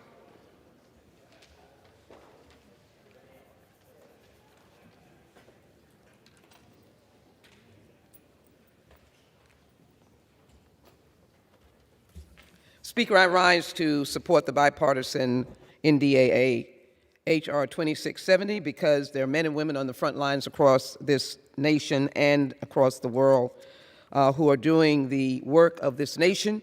They are civilians, they're men and women in the United States military. This is providing logistical and operational support with equipment, training, resources needed to carry on. Yes, and we have reaffirmed diversity, equity, and inclusion, as well as the rights and personal rights of our soldiers to have reproductive rights. In addition, my bill, the Foreign Extortion Bill Prevention Act, is included, which stops Americans from being extorted overseas. It will finally enable U.S. law enforcement to indict foreign kleptocrats for extorting U.S. businesses and American businesses and Americans individually, which will basically stop the prosperous work that we're doing. But as well, I stand here supporting the Biden-Harris administration because inflation is going down, retail purchases are going up, we're spreading broadband across America, and yes, we're standing together to fight against denying women their reproductive rights. Biden and Harris are going forward with the Democratic Congress, and we are standing here working for America. We'll never leave you alone. We'll always stand with you. I yield back. For what purpose does the gentleman from Mississippi seek recognition? Speaker, I ask unanimous consent to address the floor for 1 minute and to advise and extend my remarks. Without objection, the gentleman is recognized for 1 minute. The story of the birth of Jesus Christ from the Gospel of Luke. And it came to pass in those days that there went out a decree from Caesar Augustus that all the world should be taxed. And all went to be taxed, everyone into his own city. And Joseph also went up from Galilee, out of the city of Nazareth, into Judea, unto the city of David, which is called Bethlehem, to be taxed with Mary, his espoused wife, being great with child. And so it was, while they were there, the days were accomplished that she should be delivered. And she brought forth her firstborn son, and wrapped him in swaddling clothes, and laid him in a manger, because there was no room for them in the inn. And there were in the same country shepherds, abiding in the flock, abiding in the field, keeping watch over their flock by night. And lo, the angel of the Lord came upon them, and the glory of the Lord shone round about them, and they were sore afraid. And the angel said unto them, Fear not, for behold, I bring you good tidings of great joy, which shall be to all people. For unto you is born this day in the city of David a Savior, which is Christ the Lord. Thank you, and I yield back. For what purpose does the gentleman from Illinois seek recognition? Unanimous consent to address the House for 1 minute. Without objection, the gentleman is recognized for 1 minute. Mr. Speaker, yesterday my Republican colleagues voted to condemn college presidents. I wish they were condemning anti-Semitism, but don't let the title of that resolution fool you, because this was never about that. And we know that because they did not condemn anti-Semitism when the Unite the Right rally chanted that Jews will not replace us. They didn't condemn anti-Semitism when their former speaker shared a cartoon suggesting that Jewish bankers controlled the world. They didn't condemn anti-Semitism when Donald Trump said that he only wanted Jews to count his money. In every case, they have stood by in silent cowardice and defended hate speech as free speech. And yet they have the gall to ask college presidents to resign for emulating their cowardice.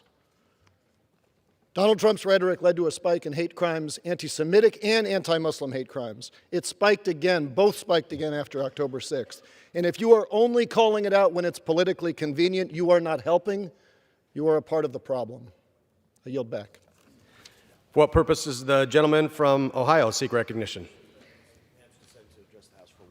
Without objection, the gentleman is recognized for 1 minute. Mr. Speaker, I rise to honor the memory of two brave firefighters in my district who recently perished in a tragic accident. Fire Chief Ralph Stegbauer, Captain Jeff Skaggs were longtime members of the Concord Green Township Fire Department and proud sons of Fayette County. Each man put their lives on the line daily for their community, whether it was responding to house fires at 3 a.m. or serving as first responders to roadway accidents. Steve Stegbauer, Captain Skaggs, served selfishly. Chief Stegbauer, a retired health department worker and teacher, left his mark on all those he encountered. A loving husband, a proud father of 2 children. Chief Stegbauer always sought to build up those who were around him. Captain Skaggs, also a long-time history of not only serving Fayette County, but the country as a whole. He served in the United States military as a Ranger and later was given the rank of E5 Sergeant. Friends and family remember him as the first person to offer help to anyone who was in need. His community regarded him in the same way that he was never too busy to lend a helping hand. These two men exemplified what it meant to be an Ohioan. They worked hard to support their families, but still found time to give back to their communities. They put their lives on the line as volunteer firefighters and first responders, never asking for anything in return. Their tragic passing has left a hole in our community, and they will be missed dearly. But their selfless public service also inspires all of us to work harder to make our communities just a little better. And at Christmas time, please keep their family in your prayers. And with that, Mr. Speaker, I yield back. For what purpose does the gentleman from Louisiana seek recognition? Without objection, the gentleman is recognized for 1 minute. Thank you, Mr. Speaker. I rise today to celebrate the life of Amos E. Pierce, Jr., a World War II hero and father of my dear friend and acclaimed actor, Wendell Pierce. His life, spanning 98 years, was a testament to resilience, courage, and pursuit of justice. Amos served as an Army corporal with the 24th Infantry Regiment during the Battle of Saipan in 1944.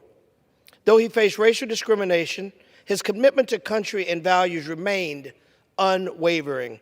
Despite losing his home to Hurricane Katrina in 2005, Amos and his family triumphed over adversity. Wendell Pierce's dedication and courage to begin rebuilding Pontchartrain Park and founding Pontchartrain Park's Community Development Corporation was a testament to the leadership he learned at an early age from his father and reflects the family commitment to legacy and community. Amos's enduring spirit, active involvement in church, and unwavering support for his son's artistic pursuit define a life rich in love and profound sense of purpose. As a World War II veteran, father, and community pillar, Amos leaves behind an enduring legacy. To my friends, Wendell and Ron, your father was an inspiration to me and so many others. Our prayers are with you and your entire family. May he rest in peace. God bless you all. I yield back. For what purpose does the gentleman from Georgia seek recognition? Mr. Speaker, I request unanimous consent to address the House for 1 minute. Without objection, the gentleman is recognized for 1 minute.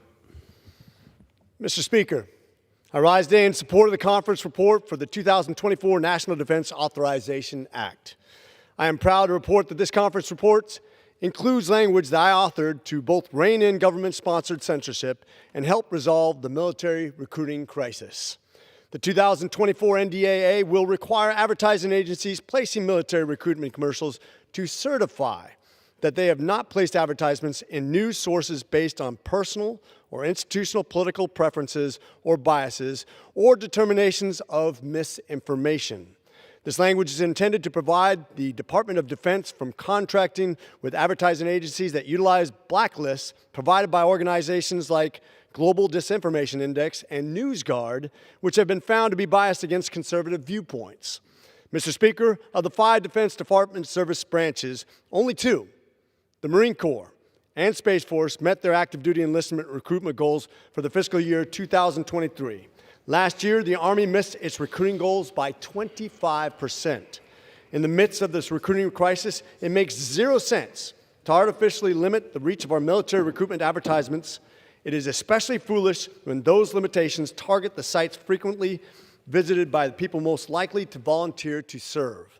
I am grateful to Chairman Rogers, Speaker Johnson, and Ranking Member Gentleman's Wicker time has expired. for fighting to include this important revision.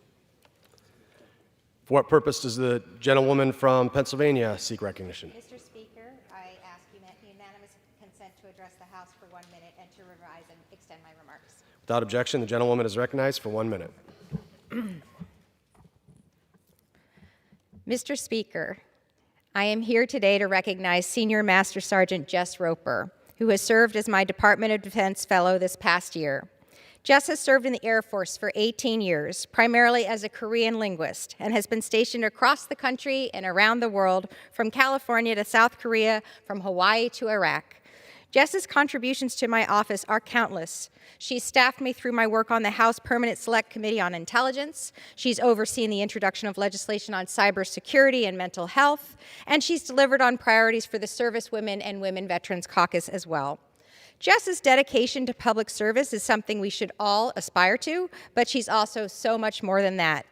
To date, she has completed 72 marathons, including one in Antarctica. She holds 2 master's degrees and is also recently a first-time homeowner. She is an amazing woman. While my team and I are very sad to see her go, we're so thrilled that she was assigned to us, and she will always be ours. I wish her nothing but the absolute best as she moves forward in her career. Jess, aim high and Godspeed. For what purpose does the gentleman from South Carolina seek recognition?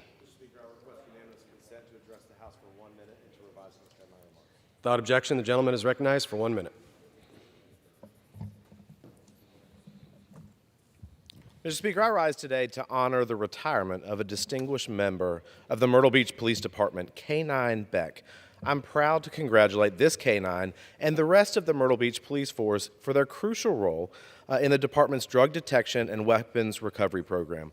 With well over 300 deployments, Beck was able to track and seize an array of illicit drugs, including 44 kilograms of marijuana, several ounces of heroin, cocaine, and meth. He was responsible for multiple firearm retrievals and numerous building searches. These efforts led to over 50 criminal apprehensions. Thank you, K-9 Beck, the Myrtle Beach Police Department, and all law enforcement agents across our country for the work that they do to keep us and our countrymen safe. South Carolina is indeed safer because of the men, women, and dogs in uniform. Thank you, Mr. Speaker, and I yield my time. For what purpose does the gentlewoman from California seek recognition? I ask unanimous consent to address the House for 1 minute and revise and extend my remarks. Without objection, the gentlewoman is recognized for 1 minute. As the youngest Jewish member of Congress, I know personally how hard it feels to be Jewish because I live it every day. I was in the House chamber on January 6th when insurrectionists stormed the Capitol wearing T-shirts saying 6 million was not enough. And I've experienced anti-Semitism my whole life. Jokes about my big nose, my frizzy hair, being called a kike while waiting to get a drink at a bar. Anti-Semitism was on the rise before October 7th, and now it's running rampant. In San Diego, we know how hateful and deadly it can be. 4 years ago, we mourned a beloved community member who was killed at the Chabad of Poway. And it seems like every other week we're washing swastikas off our buildings or sidewalks. I'm so grateful to President Biden for his leadership, for not politicizing our pain, and for bringing together Jewish members to discuss a whole-of-society approach to countering anti-Semitism. We need to fully fund and implement the U.S. national strategy to counter anti-Semitism to ensure that Jewish people are safe and respected everywhere. I'm committed to this work, not just for a news cycle, but for life, and I hope my colleagues will join me in that effort. Thank you, Mr. Speaker. I yield back. For what purpose does the gentlewoman from North Carolina seek recognition? I ask permission to address the House for 1 minute and to revise and extend my remarks. Without objection, the gentlewoman is recognized for 1 minute. Mr. Speaker, at this crucial moment, the United States must support our democratic ally, Ukraine. Stopping the Russian invasion is critically important because right now, democracy worldwide is under attack. Helping Ukraine defeat Putin will make clear that the United States, our allies, and democracies everywhere will not tolerate the invasion of sovereign nations by bad actors. We must also recognize the common thread between what is happening in Ukraine and what is happening in Israel. Iran is supporting dictators and terrorists who seek the destruction of our democracy around the globe. Iran funds and trains Hamas terrorists and sends weapons to Russian forces as they inflict horrors upon civilians. And let's be clear, if we allow Russia to win this war, the attacks on democratic nations will not stop there. The United States will undoubtedly be pulled into future global conflicts.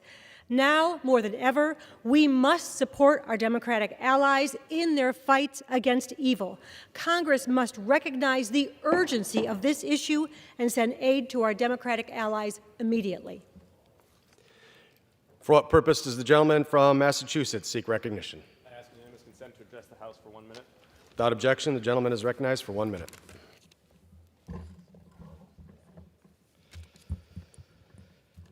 Mr. Speaker, I rise today to call attention to Congress's failure to show support for our allies abroad before leaving town for the holidays, and ask that this body return to vote as soon as possible to secure the additional national security funding President Biden is requesting.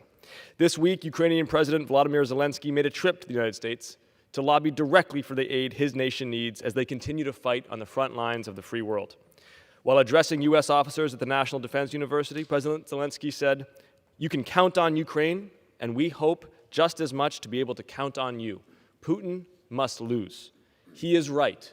Putin must lose. The world is not only watching how we respond to Ukraine right now, but whether or not we will stand with our ally Israel, the only liberal democracy in the Middle East, and whether or not we're prepared to buttress Taiwan as they faced increased hostility from the Chinese Communist Party. As our allies are looking to us for support, our adversaries are waiting with bated breath to see if we will fail to meet this moment in history.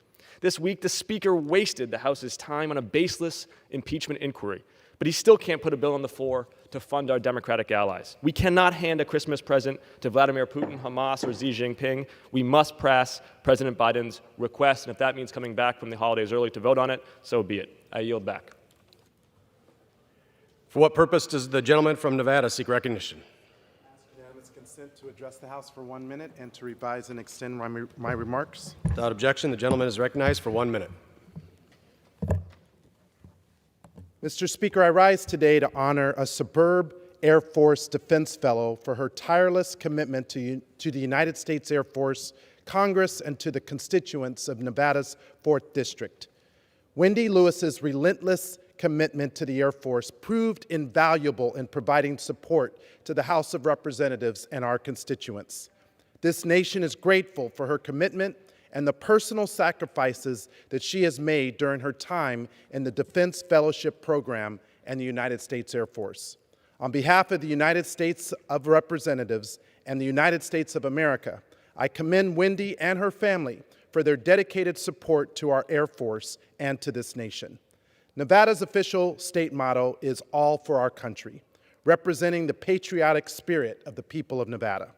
Wendy, who has served at Creech and Nellis Air Force bases in Nevada, embodies this motto and is dedicated to public service. She has proven this through her service as an officer and now as a public servant. Wendy is the personification of giving back and has given her all to honor my state's motto. She is an example of the true spirit of Nevada, and her commitment to service inspires others. I congratulate her on an extremely successful career, her dedication to service, and wish her the best in her future endeavors. May God bless her, our troops, and may God bless the United States of America. I yield back. For what purpose does the gentlewoman from Ohio seek recognition? Extend my remarks. Without objection, the gentlewoman is recognized for 1 minute. Yes, Mr. Speaker, I have two issues to address in about a minute. One is to place in the record an excellent editorial yesterday in the Wall Street Journal entitled "Biden and Ukraine Need a Senate Deal." And the author, William Galston, states, though the Speaker, Mike Johnson, has reiterated his support for Ukraine aid, anti-Ukraine Republicans will likely pressure him to adjourn for the year without taking up the Senate bill. In fact, that has happened in real time today.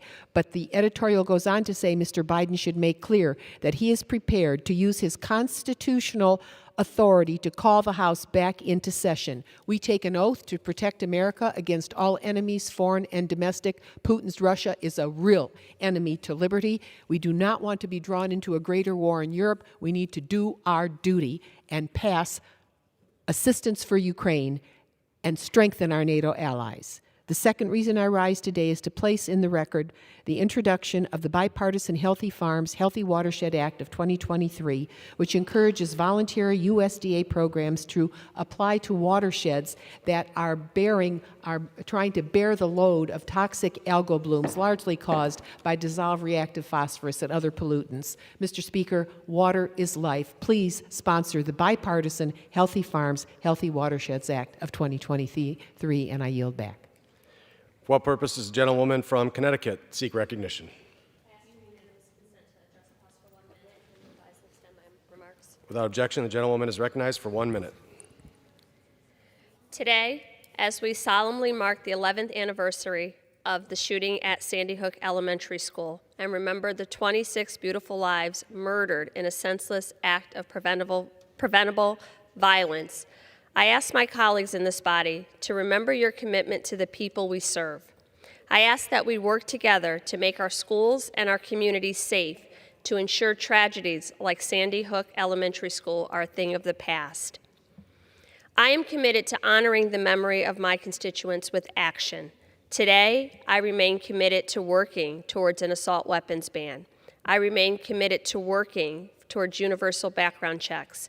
I remain committed to working towards legislation like Ethan's laws, which will provide for safe storage of firearms.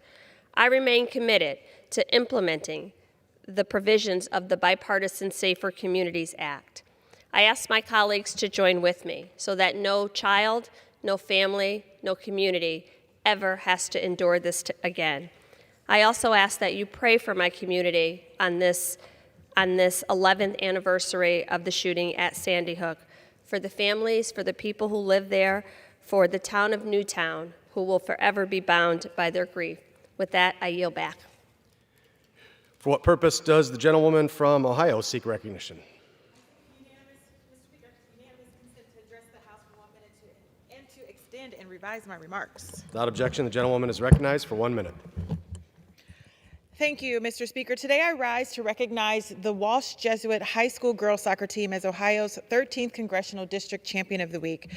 Last month, the Walsh Jesuit Warriors girls soccer team won their first Ohio High School Athletic Association Division I state championship since 2016. After a hard-fought game, the Warriors overcame Olentangy Liberty 2-1. This win cements Walsh Jesuits' status as a soccer powerhouse with their 11th state title win since the year 2000. The program holds the record for the most girls soccer state titles in Ohio, and their win is just more proof as to why Ohio's 13th congressional district is the birthplace of champions. This victory is not only a major accomplishment for these hardworking student athletes, but also for their coaches, parents, and the entire community that supported them along the way. Congratulations again to the incredible Walsh Jesuit girls soccer team. I can't wait to see how you dominate on and off the pitch. Thank you, Mr. Speaker. I yield back. For what purpose does the gentleman from North Carolina seek recognition? Mr. Speaker, I ask for unanimous consent to address the House for 1 minute to revise and extend. Without objection, the gentleman is recognized for 1 minute. Mr. Speaker, I met with families of Israeli hostages because it was important to hear their stories. While listening, there was deep pain and even moments of tears.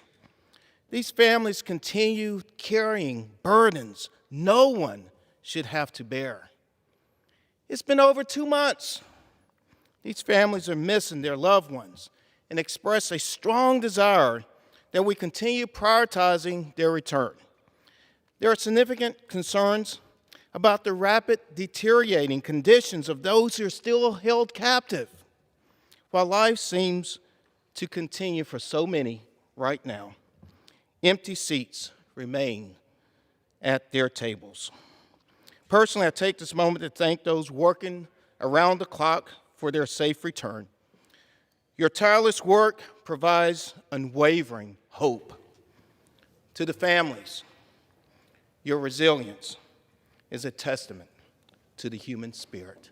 Mr. Speaker, I yield back. Under the Speaker's announced policy of January 9th, 2023, the gentleman from California, Mr. Calvert, is recognized for 60 minutes as the designee of the Majority Leader. Mr. Speaker, I ask unanimous consent that all members have 5 legislative days to revise and extend their remarks and submit extraneous materials. Without objection. I yield myself as much time as I may consume. Gentleman is recognized. Thank you, Mr. Speaker. As the Dean of California's Republican delegation, it's my honor and privilege to come to the floor of the People's House to recognize someone from the Golden State who has made a historic impact on this institution. Kevin McCarthy is not from one of California's world-famous cities. He hails from the blue-collar city of Bakersfield. Kevin is not the son of politicians or corporate titans. He is the son of a firefighter. His story is an American story. He is the grandson of an Italian immigrant. From staffer to speaker, he's devoted the better part of his life to the House of Representatives. In politics, nothing is handed to you. That certainly holds true in this town and in this building. Kevin's success is the result of hard work and determination. Kevin is a fighter. Time and time again, he fought for his constituents, his state, his conference, and his country. The first sign of Kevin's go-get-'em attitude was when, at the age of 19, he started his own small business selling sandwiches. While attending college at Cal State Bakersfield, Kevin got interested in politics, took a job working for our former colleague, former chairman of the Ways and Means Committee, Bill Thomas. For the next 15 years, he worked as a congressional aide and ultimately served as a district director for Congressman Thomas. In 2000, Kevin stepped forward as a candidate for the first time and was elected the Kern Community College District trustee. Just a couple of years later, in 2002, he was elected to the California State Assembly. After just one term in the Assembly, he was chosen to serve as the minority leader. Following the retirement of Mr. Thomas, Kevin was elected in 2006 to follow in the footsteps of his former boss here in the House. As a freshman, Kevin was appointed to serve on the Republican Steering Committee. From those early days in the House to today, Kevin has been a strong and effective advocate on a number of important issues. Water is the lifeline for the Central Valley in California. In California, we have a saying, whiskey is for drinking and water is for fighting. But Kevin approached the issue of water with his characteristic optimism that brought anyone together who wanted to find real solutions. California has a proud history of being at the forefront of aeronautics and space exploration, including the region Kevin has represented. He has been a champion for recognizing that past and investing in the future. Our state is a leader in innovation, and Kevin has always been a vocal promoter of industries that will shape our economy and America's competitive edge in the years ahead. Here in the House, we have seen Kevin answer the call to lead time and time again. As Chief Deputy Whip, Majority Whip, Majority Leader, Minority Leader, then ultimately Speaker. Kevin has consistently led the charge for our conference and conservative priorities. During some difficult times, Kevin was always the calm in the storm, level-headed and positive. Republicans would not be in the majority here today without Kevin's tireless work and leadership. To say he will be missed is an understatement. Our loss is his wife Judy's gain. I wish his family, including his son Connor, his daughter Megan, the very best as we head into the holidays and the next chapter of his life. As I mentioned earlier, Kevin is from Bakersfield. However, he's probably the second most famous person to hail from Bakersfield. Country music legend Merle Haggard has had him beat for that top spot. A few years back, Kevin actually introduced and passed a bill the renaming the Bakersfield Post Office in honor of Merle Haggard. As we join here today to celebrate another son of Bakersfield whose journey in the House is coming to an end, it seems fitting that Merle had a song titled, "If We Make It Through December." That song Merle sings, "If we make it through December, got plans to be in a warmer town come summertime, maybe even California.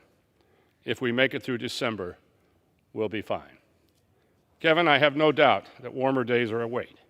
We're grateful for your service, your friendship, and your leadership. You will continue to make your mark, and I look forward to the many great things to come.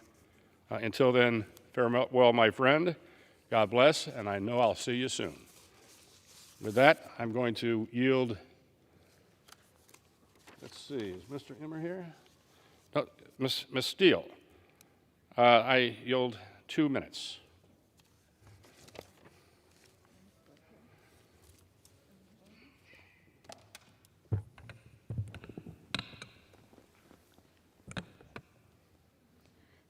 Thank you. This is a bittersweet moment. I'm grateful to have the opportunity to stand on the floor of the U.S. House of Representatives, an institution shaped by years of Speaker Kevin McCarthy's faithful leadership, to thank and honor him for his service to the people of our state and to our country. And I'm also sad to be saying farewell. I have known Speaker McCarthy as a staffer, a state legislator, a congressman, whip, majority leader, and Speaker of the House. Like many of us, he supported me and built me up to where I am today. I am most proud to know him as a mentor and a friend. One of his greatest strengths is that he listens. He gets to know his members and plays to each of their individual strengths to create a winning team. His work for our home state and for our country has been invaluable.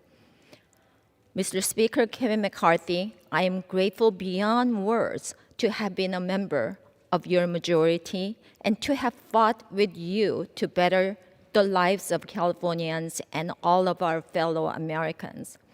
You will always be my friend. Thank you for everything you have done for me and for the country. I yield 3 minutes to Mr. McClintock.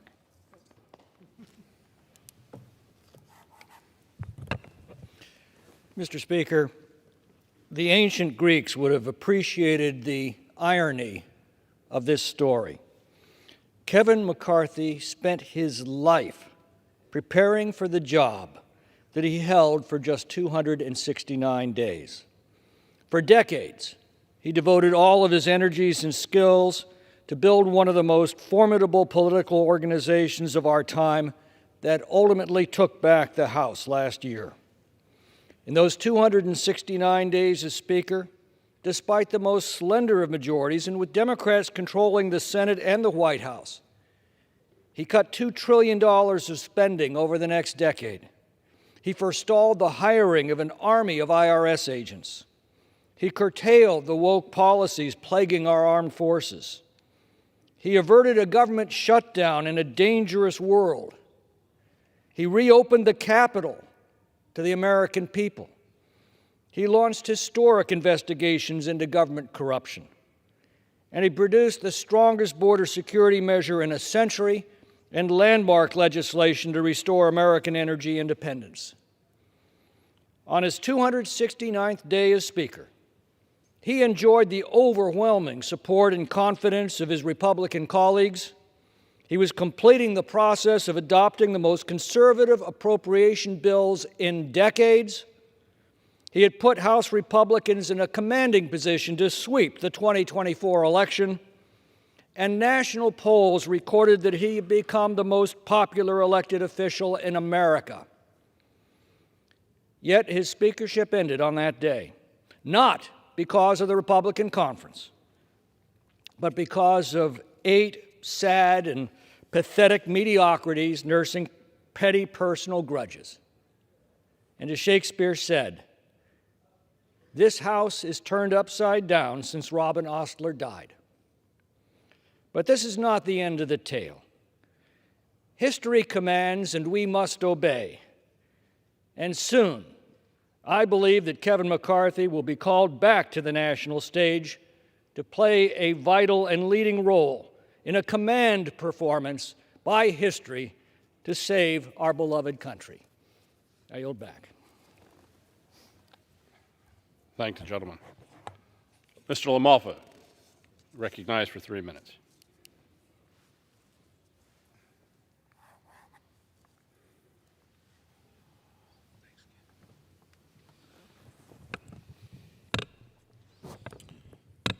thanking my colleague, Mr. Calvert, for leading this appropriate time here today.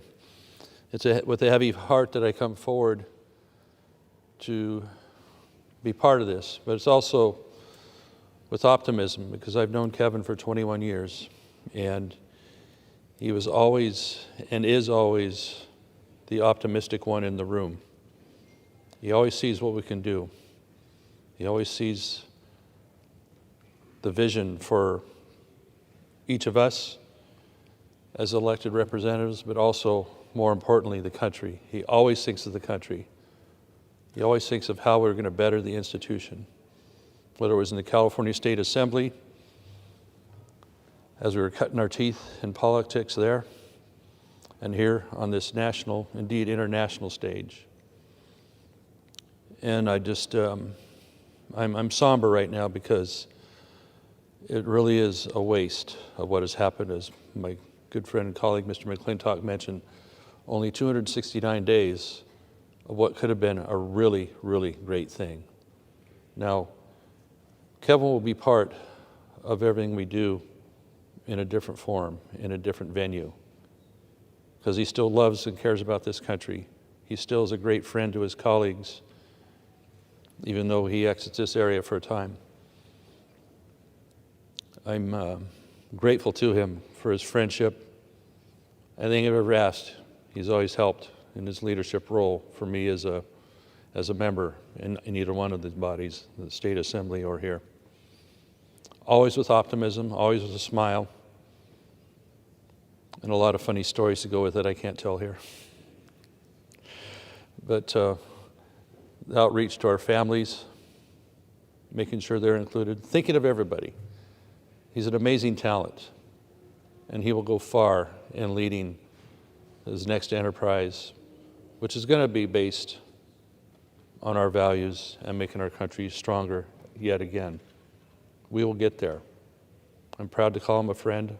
I hope I can always have his friendship, his guidance, and his playing a major role as we go forward in saving and strengthening our great country. Kevin McCarthy, thank you for everything you've ever done for me as a friend and for all of us. I'm blessed to know you. To Judy, to Connor, to Maggie, the sacrifice has been big, but we also are very grateful.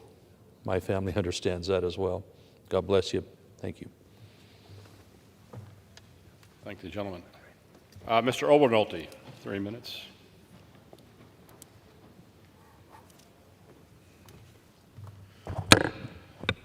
Mr. Speaker, it is an honor for me to be here to thank my friend and former Speaker Kevin McCarthy for his service to this country and to our conference.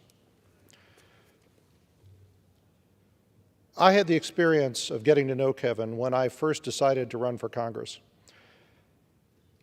I got a call from my predecessor alerting to me that he would announce the next day that he was not running for re-election.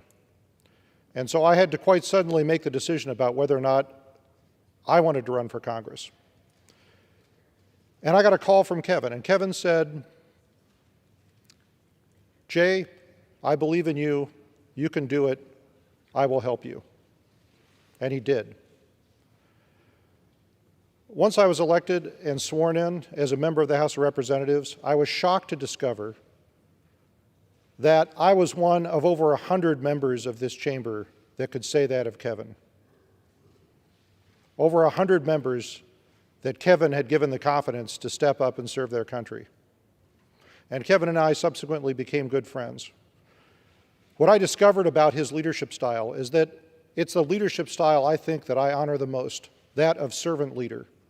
Every decision that Kevin makes and made as leader was not for his own self-aggrandizement, not for his own betterment, but to serve the interests of the people that he led, the conference, his constituents, and the members of this chamber.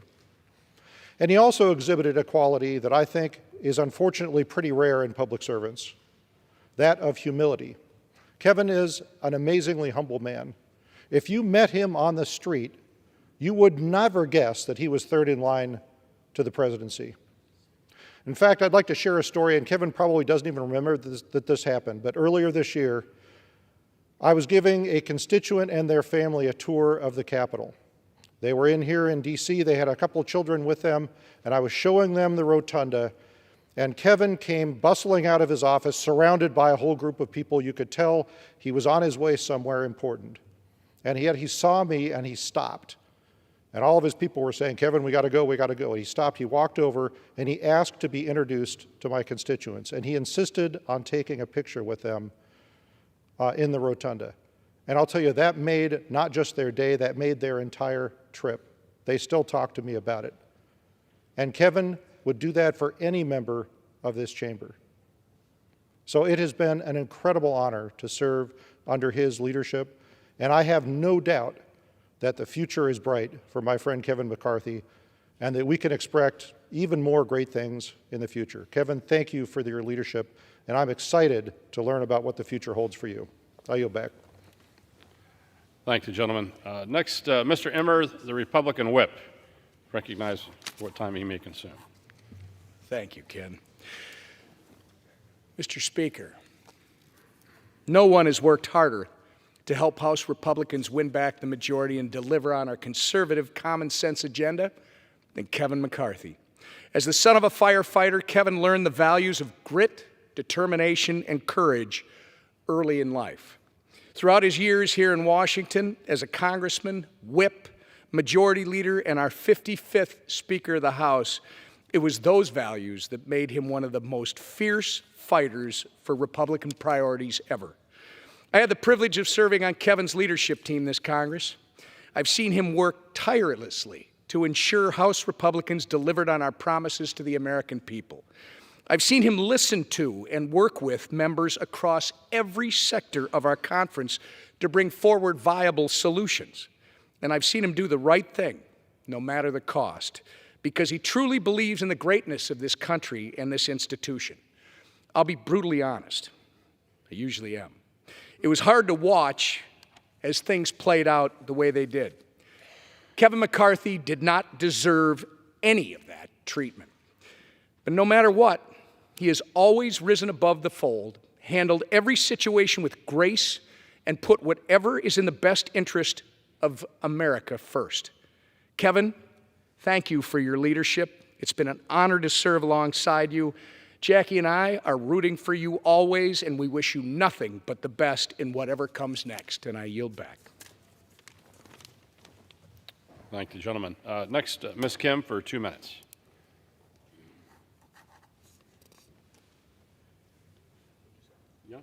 Young Kim for 2 minutes.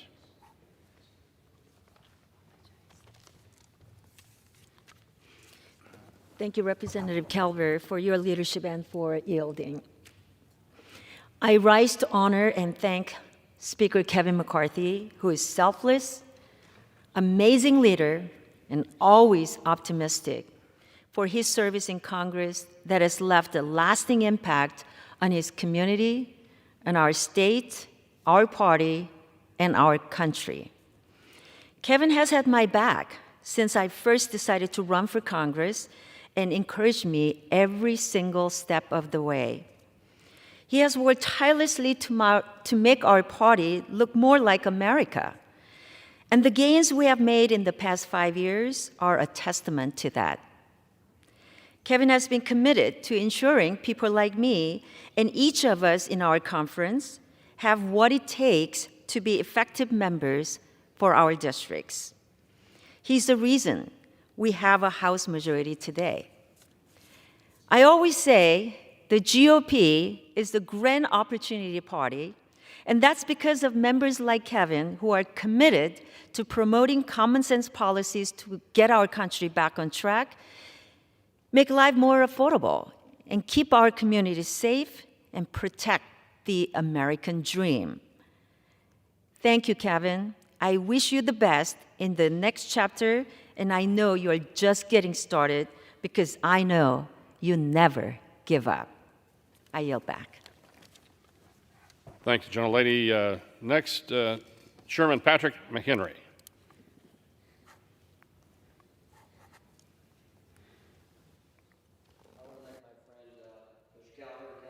hosting this special order for a special friend.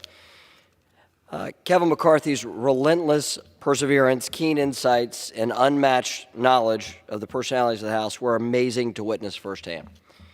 While the public saw the 15 rounds of votes in January, the historic spending cuts of the Fiscal Responsibility Act, privately, what I got to see was the legislative equivalent of an elite power athlete.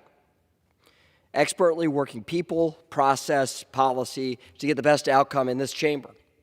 Truly expertise that he had honed over his service in the California State Assembly and here in Congress to make this place work. And it takes a legislative craftsman to make an institution like this work. It takes history, it takes training, it takes focus, energy. It takes will, perseverance, grit. I got to see all those things in Kevin. Now, everybody else got to see the sunny optimism, the personalities that he loved embracing, his spirit of friendship for people that he just met. And that was wonderful to see. But to see him behind the scenes, being able to put all these disparate talents, gifts that he has to work for public policy, that was awesome. It was a special thing to work with you, Kevin.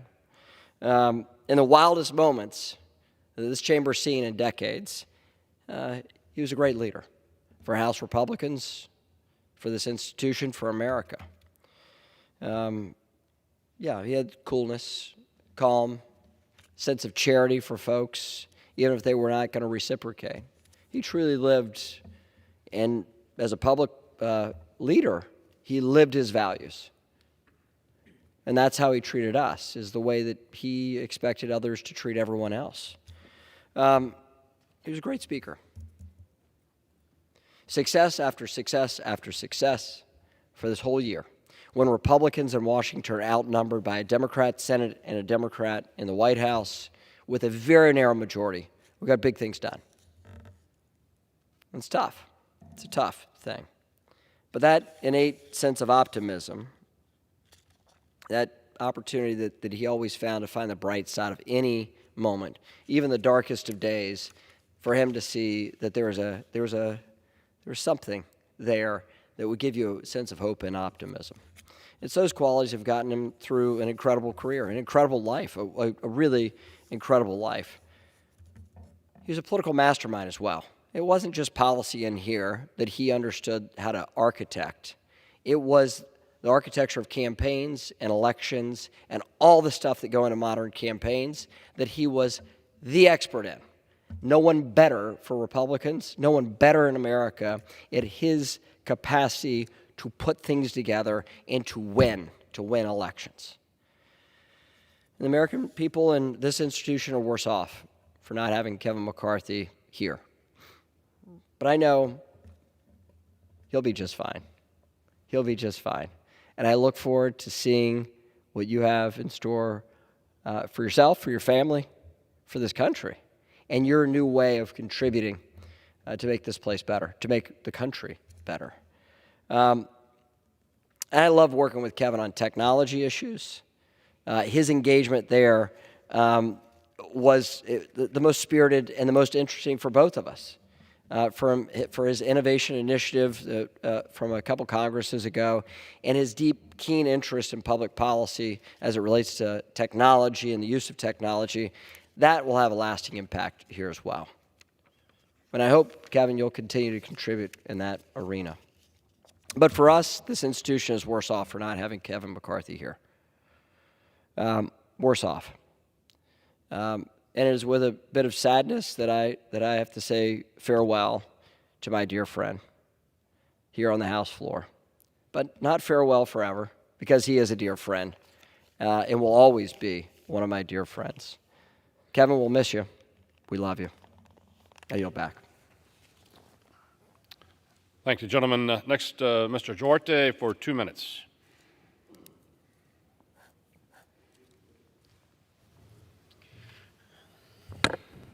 Thank you, Congressman Calvert, and I rise today to thank and admire and pay respect to my good friend, Speaker Kevin McCarthy.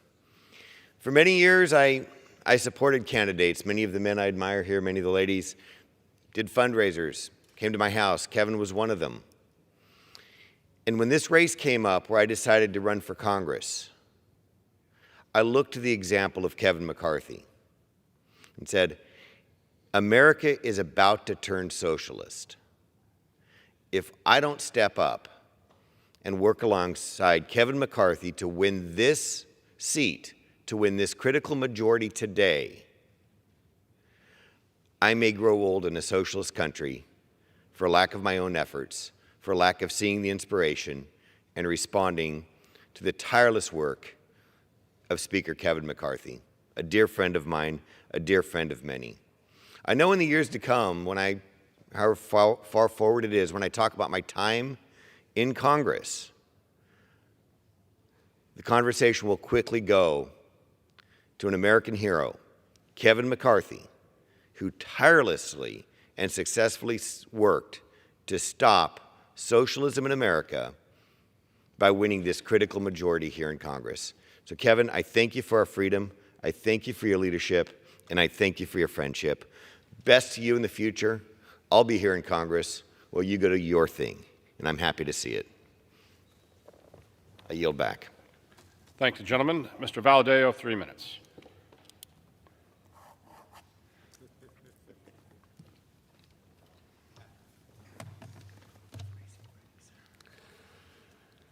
Mr. Speaker, this is not a speech I've ever wanted to give. I've had the honor of serving in office now for a number of years, and even in my time in the state legislature, my district has always bordered Kevin McCarthy's. He was in Congress, I was in the state, and then had the honor of being elected into this body and serve alongside of him for a number of years now. To say that he hasn't played a role in my ability to be here or even my success here, yeah, I wouldn't be here without him. Policies we've been championing for a number of years would never exist, would never come to fruition if it wasn't for Kevin McCarthy. We wouldn't have been able to change some of the things in the Valley that have been so positive for us if it wasn't for Kevin McCarthy. It's a sad day for us as an institution, it's a sad day for us in the Valley. When we have all these different issues that we're dealing with across the country, across this body, across even the Central Valley, my home, we've got so much we need to still do, and the reality that he's not going to be there is a huge hole for us in the Valley. If you look at his time in service, understanding the policies that affect us, if it's things like water, we wouldn't have the WIN Act if it wasn't for Kevin McCarthy. And the things that it's done, we're seeing some of the results of that as we speak today. Expansion or the repairs there in the Frank-Kern Canal, being able to move water south through the Delta so that our farmers and our communities can survive. Projects that are being funded as we speak to expand and add water infrastructure for the Valley would not be in existence if it wasn't for Kevin McCarthy. You look at Valley fever, a thing that we're dealing with, that we're fighting. We still don't have enough research. The Valley Fever Institute, the ability to actually have those policies in place, or at least the research started so that we can create some real solutions for a thing that we're dealing with across the country now. Energy. As we all know, Kern County is a huge hub for energy production. And to have a champion like we did, or we do today, not much longer, in Congress like Kevin McCarthy for energy production to make sure that we continue to provide energy for our country to succeed, we're losing that voice. Fire and forestry. I've served in Congress under different speakers. There's not a lot of times I've been in a situation where I'm on a Codell serving as one of with my colleagues with a bipartisan group, or at a press conference here in the Hill with a bipartisan group of members talking about the same issue with the Speaker of the House. I honestly can't think of one situation where I've seen that happen other than when it was Kevin McCarthy and it was Save Our Sequoias Act. And I remember standing there looking around thinking, I don't think I've ever seen any other person, and I still can't remember that moment. But that is something that affects folks. When you think about the air quality, the impacts it has in the Central Valley, the burning that has destroyed our mountain ranges, to have a piece of legislation championed by a speaker and being able to get bipartisan support, that was something that I was very proud to be a part of. Then the fun part, talking trash, playing basketball. When I outscored him on the basketball court in a charity game here, and I think I made one basket and he might have made 0, I'm not sure. Shooting, I know I kicked his butt. I still have a picture of the scorecard at some of our charity events that we do in the Valley.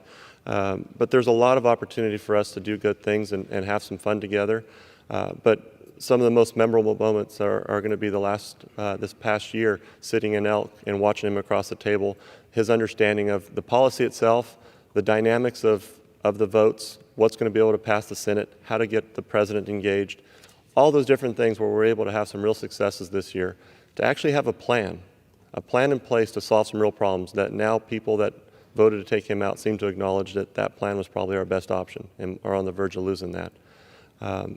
Is something I think we're going to miss out on. And to fill those shoes, to have that person that understands enough of this place, understands how to make a change and how to implement those changes and how to execute the plan is something that we're going to struggle to fill. I wish this day wasn't here.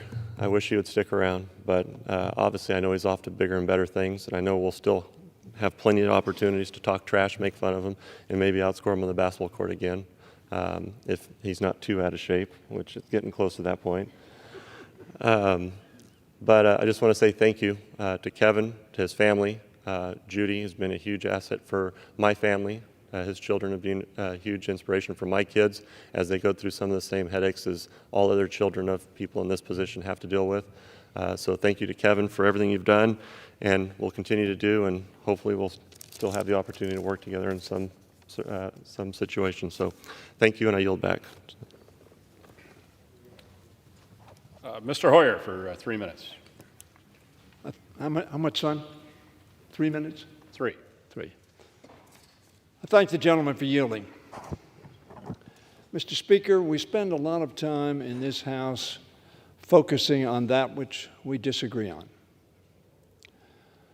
I think if we spent more time focusing on what we have been able to do together and agree on, we'd be a better House.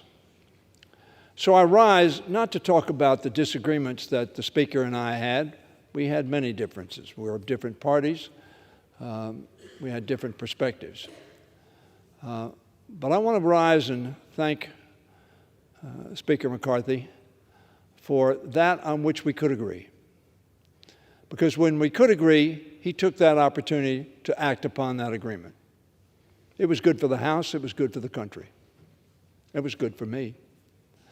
So, Kevin, I want to thank you for what we agreed upon and what we were able to do together here and abroad to try to bring us together, try to lift us up, and try to make sure that when we could work together, we did work together. It's an example that we ought to follow because it was a positive example. And I thank Mr. Calvert for giving me the opportunity to come to this floor as a former majority leader, as a partisan Democrat, to say and recognize the work that Speaker McCarthy did to try to, when we could, move forward in agreement in a positive, constructive way. Good luck. Godspeed.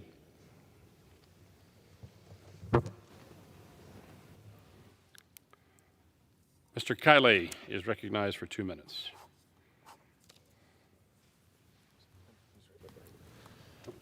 As a freshman member, I haven't had as much time to work with Speaker Emeritus McCarthy as some of my colleagues have, but I am grateful for this year.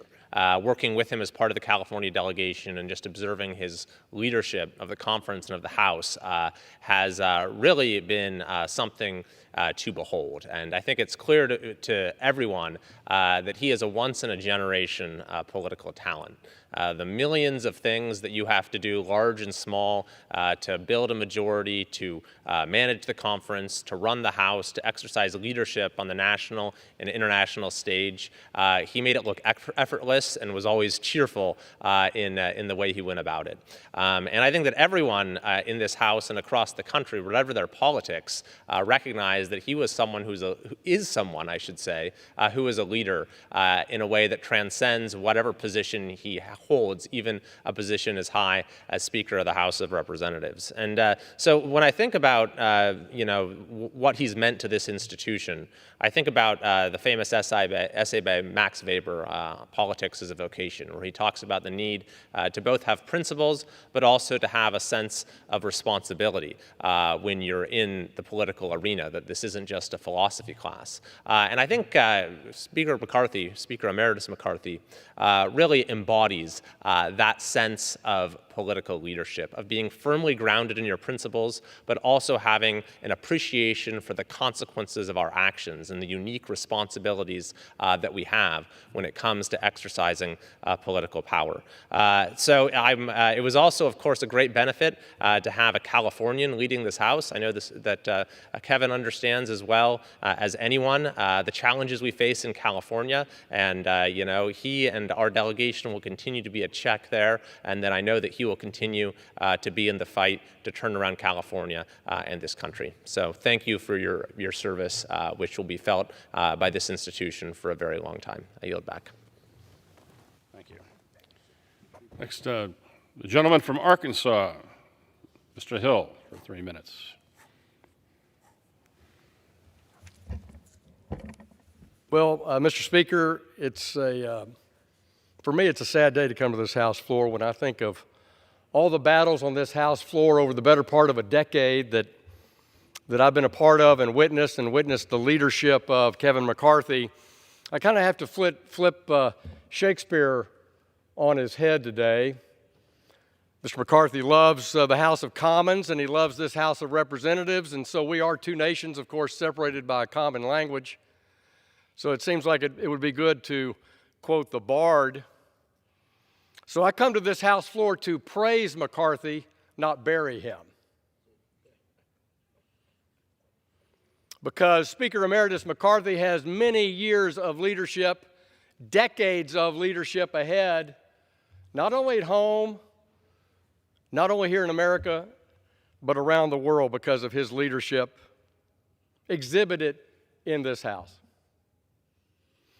And as Shakespeare talked about, he too has suffered the slings and arrows that life brings in the public world, in politics, in this Capitol, in this House. But he's handled those every single day with grace, with humor, with leadership, exhibiting his commitment to being that happy warrior that we all know and love. That happy warrior that worked to advance every member of the House's objectives more than his own. Because that's how he's wired, Mr. Speaker. That's in his DNA in recruiting candidates, minorities, vets, women, making the Republican Party the party of the United States that reflects our entire society, that believes in those fundamental tenets of America.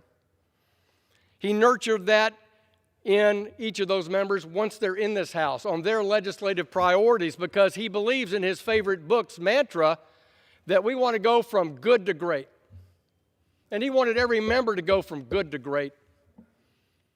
And Kevin McCarthy delivered on that in his leadership responsibility in this House. He put the right people in the right seat every time. So as I conclude, Mr. Speaker, and in this tribute to my dear friend from California, our Speaker Emeritus, I go back to Shakespeare, and like Mr. McHenry from North Carolina, it's not farewell, it's adieu. And let me tell you something, Mr. McCarthy, as they said in Henry V, when you tackle the next agenda, once more into the breach, dear friends, we're at your side, we're charging forward. God bless you. God bless your family, and God bless this House. Yield back. Thank you. I now recognize the gentleman from Guam for 2 minutes.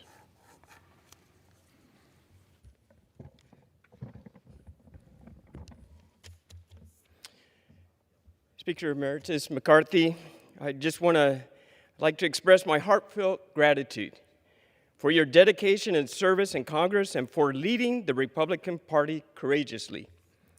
We saw this year how you prioritized doing the right thing and maintaining your integrity above all else, regardless of the consequences. Your unwavering support for my district, the island of Guam, and your tireless efforts in fighting for the island's interest will never be forgotten. Your legacy will continue to inspire future leaders, and your impact will be felt for years to come in my district and in the halls of Congress, sir. And as you embark on this new endeavors, know that you will be greatly missed. God bless and guide you in all your future endeavors. Thank you, sir. Now, I'm pleased to recognize the Speaker Emeritus for any remarks he may make.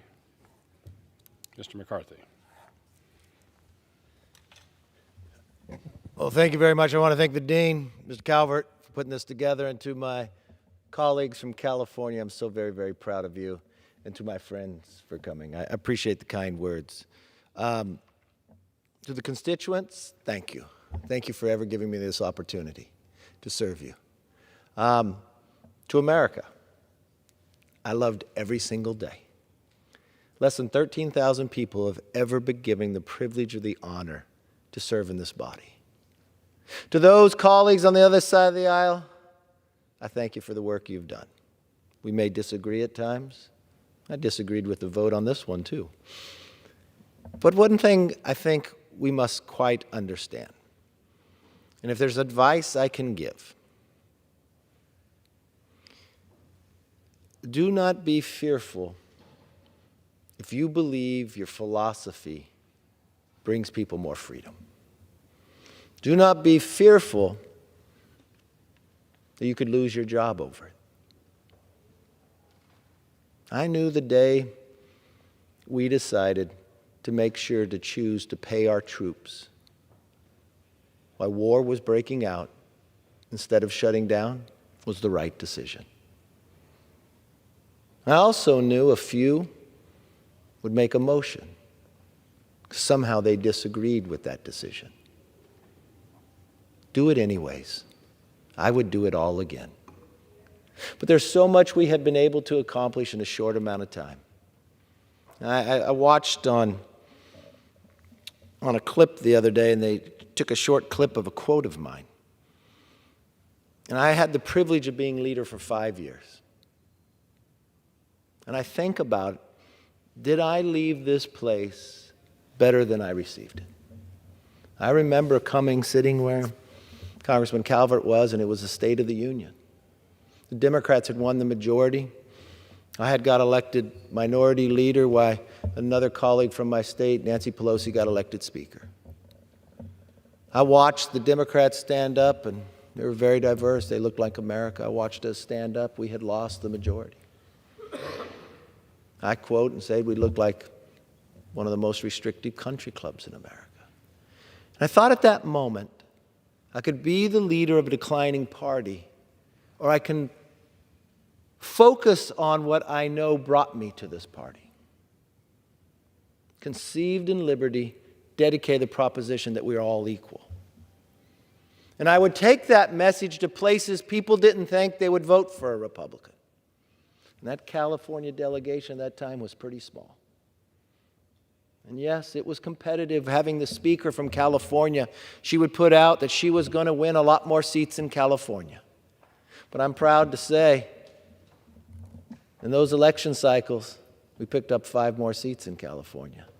That's larger than our overall majority. 5 more in New York, in Oregon, in Arizona. And in that same time frame, the party I love lost in the Senate both cycles, lost the presidency, but we won. The secret? The quality of the candidate.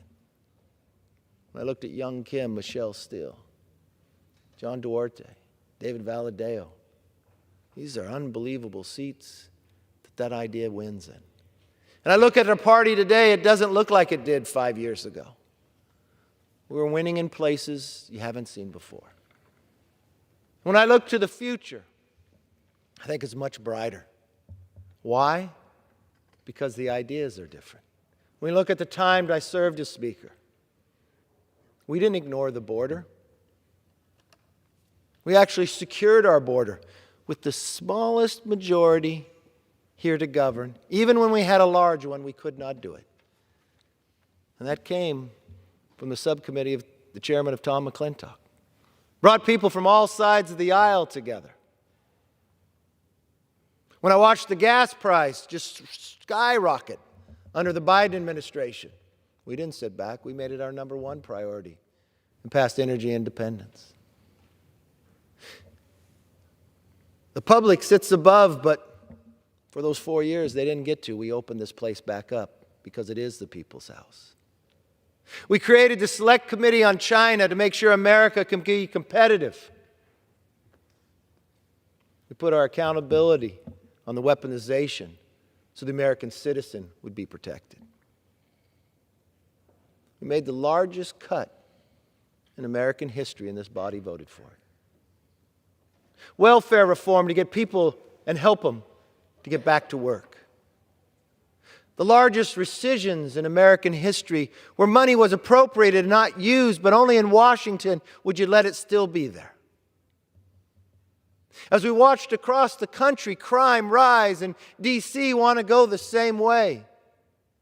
First time in 30 years, this body stood up. 170 on the other side of the aisle thought you should decriminalize carjacking and others. The president threatened to veto it, but we did it anyways, and we stopped them, and it became law. We believe in building things in America, but we watched many times the laws we thought that were passed before to protect us only slowed us and weakened us. So for the first time in 40 years, we reformed NEPA. We did all this with a slim majority. But what I'm most proud of is what the future holds. The legacy will be about the ones I see who serve here now. And I know the potential of what they will do. I know the potential of this nation.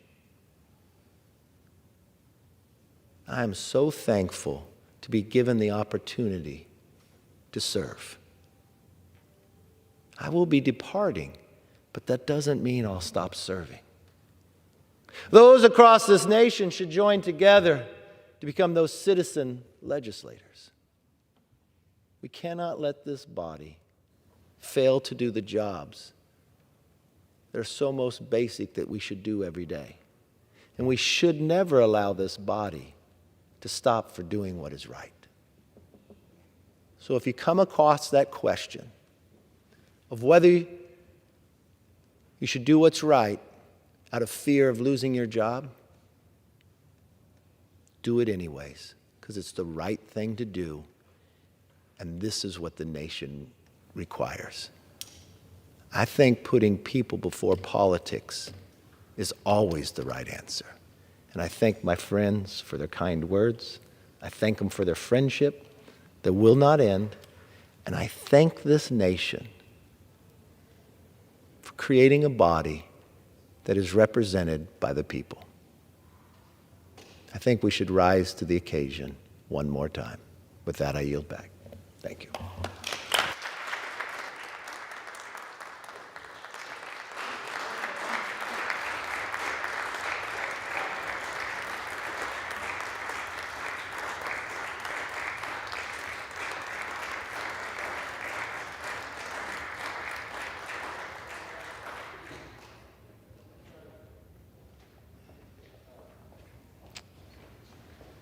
Mr. Speaker, it's been my privilege to lead this special order for the last hour, to say goodbye to our friend from the floor, but not from our lives. He will be around. Finally, I'll re-quote our friend from Bakersfield, California, Merle Haggard, once again. If we make it through December, got plans to be in a warmer town come summertime, maybe even California. If we make it through December, we'll be fine. Merry Christmas, Happy Hanukkah, and I yield back. Under the Speaker's announced policy of January 9th, 2023, the gentleman from Texas, Mr. Green, is recognized for 60 minutes as the designee of the Minority Leader. Thank you, Mr. Speaker. And still I rise, Mr. Speaker. Always proud to have this preeminent privilege of standing here in the House of Representatives. Honored to have the opportunity to serve the people of the 9th Congressional District who elect me, but also the people of this country, this entire country, because when they elected me to become a United States representative. United States representative. And as such, when I vote, I'm voting for them, but I'm also voting for the country. So today I rise to be grateful and to express my gratitude and my appreciation to the people of the 9th Congressional District for allowing me this opportunity, this singular opportunity of serving in the Congress of the United States of America. I have been blessed. And so to the people who happen to live in Brazoria County, I thank you for allowing me to serve you. It's been an honor, and it continues to be my honor. I in no way am indicating that I'm about to leave the Congress, but I think that this is an opportunity to express my gratitude. I plan to be here next year and until you decide otherwise, the people of the 9th Congressional District. But I want to thank you if you live in Brazoria County. I'd like to thank you if you live in Fort Bend County. These counties adjoin each other. And Harris County. I didn't get here because I was so smart. I'm here because there were people who thought that I might make a difference in their lives, and I've tried my best to do so. So I thank you for affording me this opportunity. And I would like to thank a staff. Members of Congress get things done only when they have a good staff. I have an excellent staff, and I want to thank them for what they do to make it possible for me to do things that I ordinarily would not be able to do. I have a friend, Mickey Leland, who served in this Congress, and he reminded me on many occasions that a great person will always rise to the occasion, but the greater people make the occasion.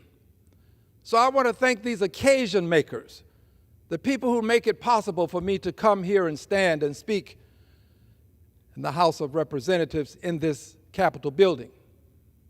I'd like to thank my Chief of Staff here in Washington, D.C., does an outstanding job, won't go through his credentials in entirety, but he's a lawyer, Scott Bell. Thank you, Scott, for the fine job that you've done to lead the D.C. team. And that team would consist of Aaron, who is my legislative director.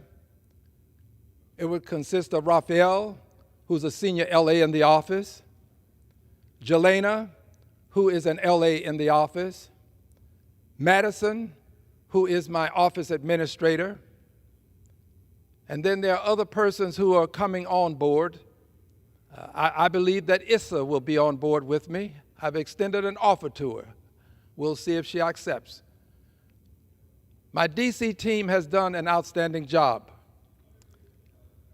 I'm very proud of the job that all of the members of this team have afforded the people of the 9th Congressional District of Texas. But I do want to mention one standout, and that's Claudia. Claudia and I happened to bump into each other.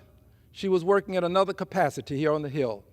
I take great pride in selecting people that don't apply for the job. People that just happen to bump into along life's way. Such was the case with Claudia. Just bumped into her. Casual conversation. And something said to me, this is the person that can represent you when people first enter your office. So Claudia, I thank you very much for the job that you do. Jelena and I met when I was at a speaking engagement. She didn't apply for the job. I spoke to her for some small length of time, found out that she was looking for a job on the Hill. She applied, and Jelena now works in the office. I mentioned her earlier. She is a legislative assistant in the office. Proud of this DC team. But in Houston, I have a team that's been with me for a very long time, and I'm proud of them as well. I'm proud of Rachel Rodriguez, who came to me from labor. She is a labor-oriented person, as am I. I'm a dues checkoff member of a local labor union, 1550, Ask Me. And as such, I'm proud to say that Rachel Rodriguez has done an outstanding job leading the Houston team. She is more than capable, competent, and qualified. Great personality, the kind of person that respects others with her smiles. Rachel Rodriguez. And then, of course, there's Crystal Webster. Crystal is the deputy district director, does a little bit of everything. In that office, we all take pride in getting the job done. Everybody will pitch in to do whatever has to be done. Crystal Webster has done an outstanding job. I'm grateful that she has been with me for many years. The persons that I've just spoken of, Crystal and Rachel, have all been with me for more than a decade. And of course, I'm honored to have in that office Clarence Holiday. We call him Doc. He has done outstanding work in the outreach area, also as a caseworker. Just a fine man, former NAACP president out in Fort Bend County, does outstanding work. Proud to have him. Also proud to have Catherine. Catherine is polyglot. She speaks 4 different languages, quite well, I might add. She connects me to communities that, but for her, I wouldn't connect with. These people are making a difference in the lives of the people in the 9th Congressional District. I also am honored to have with me Sam Merchant. Sam Merchant is a person of Indian heritage, not Native American, Indian heritage. Has been with me for a number of years as an outreach person. I regret to say to you that Sam will be leaving the office. He has served us well. He's moving on to a sunset of retirement. Sam, I greatly appreciate the work that you've done for the people of the 9th Congressional District. And of course, we have Robertine Jefferson. Her father was my pastor. He passed away some time ago. I never intended to hire Robertine. Just happened to be at an event and found out that she was interested in work, and she came on board with me, and she helps us with our events. She's an event coordinator, par excellence, I might add. Does an outstanding job, and I could not, but for her, do the many different things that we do in the district. And of course, there is Tequila. Tequila is the comms director in the office. She came on board not so very long ago and has been very talented. She picks up on things quickly, and she produces a great work product. So Tequila, I'm proud to claim you and have you as a member of the team in Houston, Texas. There are other persons who are not on the team by virtue of working in the office. I want to make sure that I acknowledge them as well because they're in and out of the office, so thank you. And of course, there's Kobe who works in the office. Kobe is a receptionist out front. She drives when necessary, does a little bit of everything as well. Proud to have this team of workers in the Houston office, all of whom serve us well. So today I will do two additional things and I will depart. The first I would like to do is to thank the people that I work with here, people that I disagree with, people that I agree with. I think this is a time to put aside differences, as I heard Mr. Hoyer so eloquently express earlier in the presentation. Put aside differences and just be grateful. Just be grateful that you have the opportunity to serve, and be grateful for the people that you serve with regardless of their political persuasions. Just be grateful. So I'm grateful to all of the people that I serve with here, and I thank you for the work that we do together.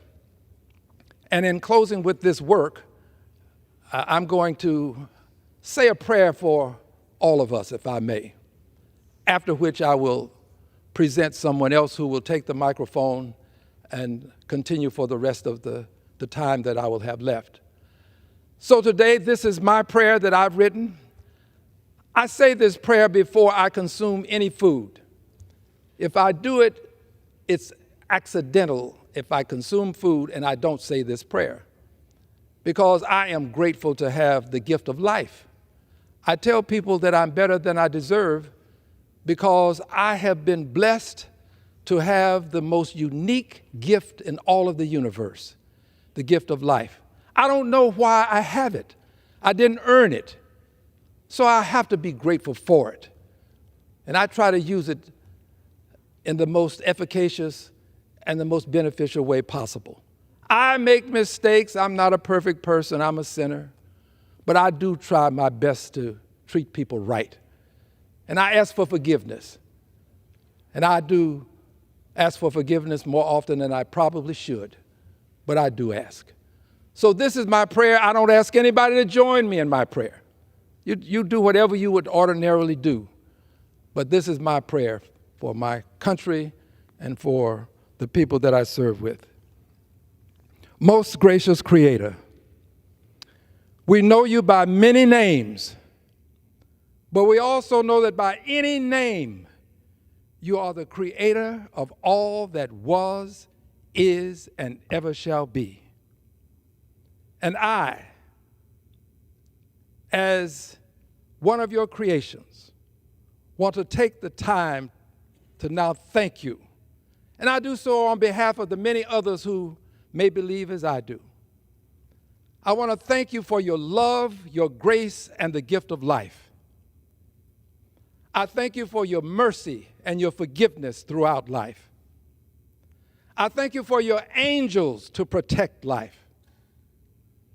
I thank you for your creation to sustain life, your air, the breath of life, your water, the elixir of life, your star that we know as sun, the light and warmth of life, your terra firma that we call earth, the foundation and home of life. And I today ask that you would recognize our weaknesses, our strengths, and give us the opportunity to serve you and your creation so that it may continue as you would will it. I ask all of these things in the name of the Creator of all of creation, and I thank you. And at this time, I'm honored to call to the microphone to introduce, I shouldn't say call, someone who I have the utmost respect for.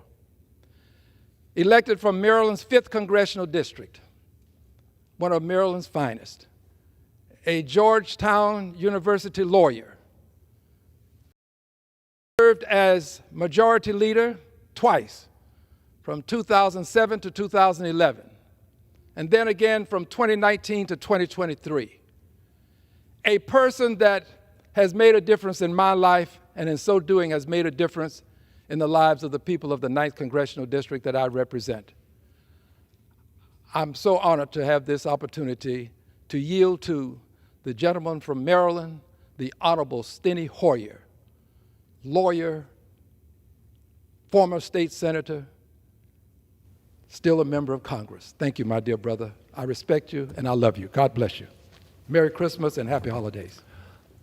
I thank my friend, and I thank him for yielding. He is one of the great gentlemen of this institution, a man of faith, a man of great intellect, a man whose heart and conscience form his stances on issues. And I am so blessed to be his friend. And I thank him for yielding. Mr. Speaker, save for the gentleman from Texas, these seats are empty. The House of Representatives have adjourned for the year. We've adjourned to go home. And Mr. Speaker, I say we've adjourned. We won't adjourn technically until we finish special orders and maybe perhaps 1 minute. But we have no more business. And we have an unfinished agenda. An unfinished agenda to confront the enemies of freedom and democracy. Mr. Speaker, when President Zelensky came to our nation's capital back in September, he visited the Declaration of Independence and the United States Constitution in the National Archives. Standing before our nation's founding documents, he said, and I quote President Zelensky, "It is not the evil empire, but the lack of unity that can bring freedom to its knees."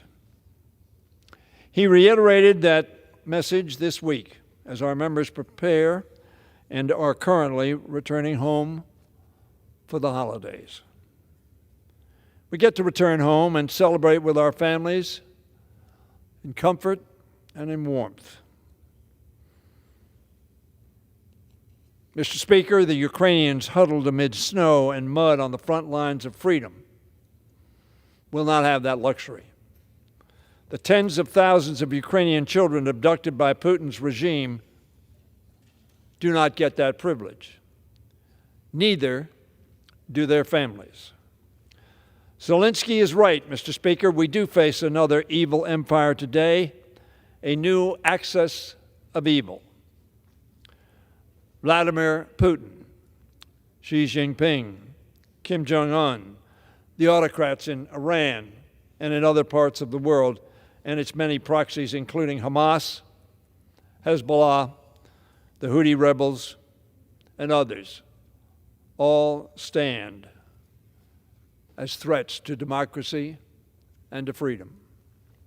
As these dictators and despots continue their assault on democracy, freedom, and international law, they watch whether the free world, of which we should be, and for all intents and purposes are, the leader of, waiting for that free world to stand together to oppose them. We will not have that opportunity until 25 days from now. These past few months, Congress has an opportunity to send them that message of unity and strength. We have not done that. Over 300 members of the House, Mr. Speaker, voted to provide Ukraine additional aid all 7 times it came to this floor. So we are not united on this issue. We simply have not brought it to the floor to express that unity and message to all the world. An overwhelming majority of members also wanted to provide aid to Israel, including myself. Mr. Speaker, Speaker Johnson acknowledged the need to aid our allies, saying in Florida the other day, and I quote, "Ukraine is another priority. Of course, we cannot allow Putin to march through Europe, and we understand the necessity of assisting there." Mr. Speaker, we've all gone home without undertaking that responsibility. Sadly, we apparently don't understand the urgency of that assistance. Instead of giving us a clean vote to act that counts consensus, Speaker Johnson needlessly complicated the issue by tying it to his conference's partisan proposal to overhaul our border policy. That decision, Mr. Speaker, was inconsistent with his co-sponsorship of H.R. 395 back in 2017, which said, and I quote, the purpose of that bill was to, quote, end the practice of including more than one subject in a single bill enacted by Congress. Mr. Speaker, the reason we have not acted on Israel, the reason we have not acted on Ukraine, the reason we have not come to the defense of democracy and freedom in Ukraine and to oppose terrorism in Israel, the reason, contrary to that one-purpose bill which Speaker Johnson was the sponsor of, he wants to put multiple issues in that, including border security, which we've been working on for 15 years and haven't been able to come to consensus. But we should, and we are, in consensus on Ukraine. But we did not act. Evidently, they think that ethical principles only applies when it's politically convenient. I agree. We need to fix the broken immigration system and address the situation at the border. But this is not the way to do it. Not at the expense of the defense of freedom and democracy. House Republican leadership spent the last week advancing a sham impeachment inquiry, a bill about whole milk, and legislation about duck stamps, while Ukraine twisted in the wind. Our House should have only had one priority this week: ensuring democracy's survival. By failing to provide this aid, our Congress signaled to our friends and foes alike that America chooses reluctance over resolve, doubt over determination, and division over decisiveness. That posture of uncertainty puts our national security at risk. The America First contingent of the Republican Party sends an even more damaging message. Time and time again, leaders of the American far right praise Putin, demonize Ukraine, and spread misinformation about the war. Tucker Carlson, once one of the most watched people on American TV, has become one of the most watched people on Russian state television, where propagandists often play clips of his segments. President Trump continues to play into Putin's hands as well. Trump recently said that if reelected in 2024, he would end the war in Ukraine within 24 hours. Only one way to do that: give up, retreat, turn tail on the defense of democracy and Putin. In response, Putin said, and this is instructive, Putin said, "We cannot help but feel happy about it," meaning Trump's claim that he would end the war in 24 hours. Giving up is the only way to do that. Mr. Speaker, we've seen this kowtowing just recently on Capitol Hill. This weekend, Congresswoman Marjorie Taylor Greene tweeted, quote, "Zelensky is here in D.C. today begging for your money, our money. And warmongering Washington wants to give him limitless American dollars." That, of course, is not true, but it warms the heart of Vladimir Putin. She went on to say, "How much money will Washington spend to slaughter an entire generation of young Ukrainian men as Washington fights its proxy war with Russia?" I can remember, because I've been here a long time, when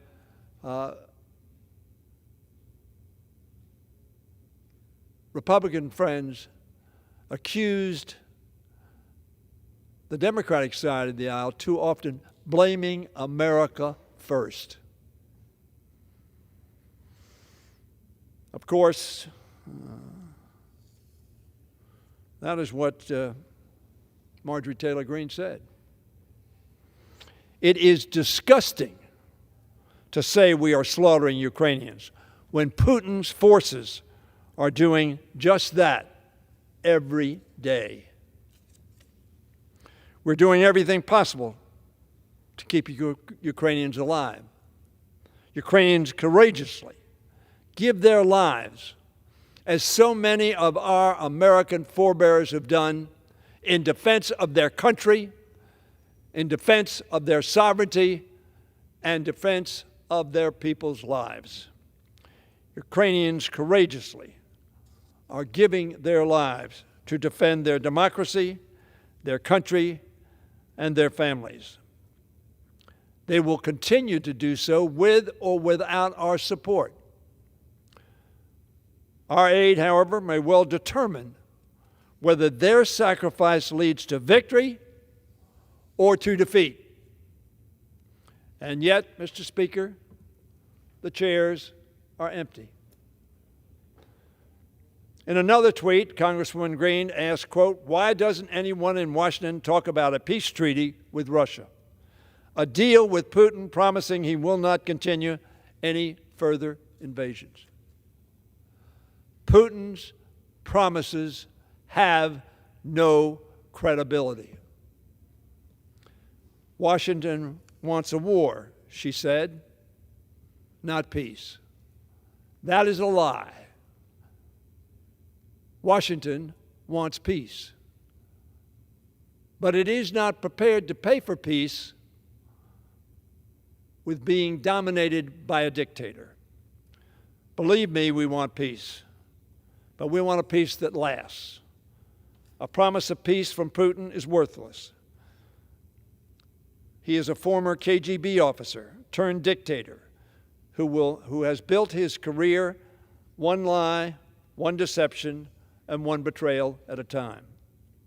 He already broke one peace agreement, the 1994 Budapest Memorandum, in which Putin, on behalf of Russia, agreed to respect Ukraine's sovereignty and borders in exchange for Ukraine's nuclear arsenal.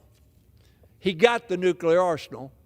Ukraine was either the third or fourth largest holder of nuclear weapons in the world, and they gave them up in return for Putin's promise that their borders would be secure and unviolated. And then he went into Crimea. And the West's response was weak. And he's in Crimea today, notwithstanding the fact that that is under Ukrainian sovereignty. Putin went back on that pledge when he took Crimea. He didn't stop with Crimea, however. He went into eastern Ukraine, and there's no reason to expect that he will not stop or that he will stop with Ukraine. Winston Churchill once said, "An appeaser is one who hopes that if he feeds the crocodile enough, the crocodile will eat him last. But surely the crocodile will eat them." John F. Kennedy shared the same wisdom in his book, Why England Slept. He wrote, "Any person will awaken when the house is burning down. What we need is an armed guard that will wake up when the fire first starts, or better yet, one that will not permit a fire to start at all." The seats in this House are empty today, while the fire threatens democracy and freedom in Ukraine, which is the front line of democracy and freedom today. Mr. Speaker, the fire rages. Our inaction only stokes the flames. If you don't believe me, listen to what Russian state TV is saying. Allow me to quote from the transcript of a broadcast earlier this week. "What's happening in the U.S. is beneficial for us." That is a quote from Russian TV, controlled by Putin. The seats are empty. And the Russians, not the Russians, Putin is happy. They went on to say Ukraine is losing, Russia is winning. This is it. Their funding and weapons came to an end. They were relying on the United States of America, that shining city on the hill that stands for freedom, individual rights, democracy, religious freedom. That beacon on the hill is less bright today because these seats are empty. Putin said, as of now, well done, Republicans. His word, not mine. Well done, Republicans, for standing firm. That's good for us. Us is Russia. Us is the dictator. Us is the aggressor.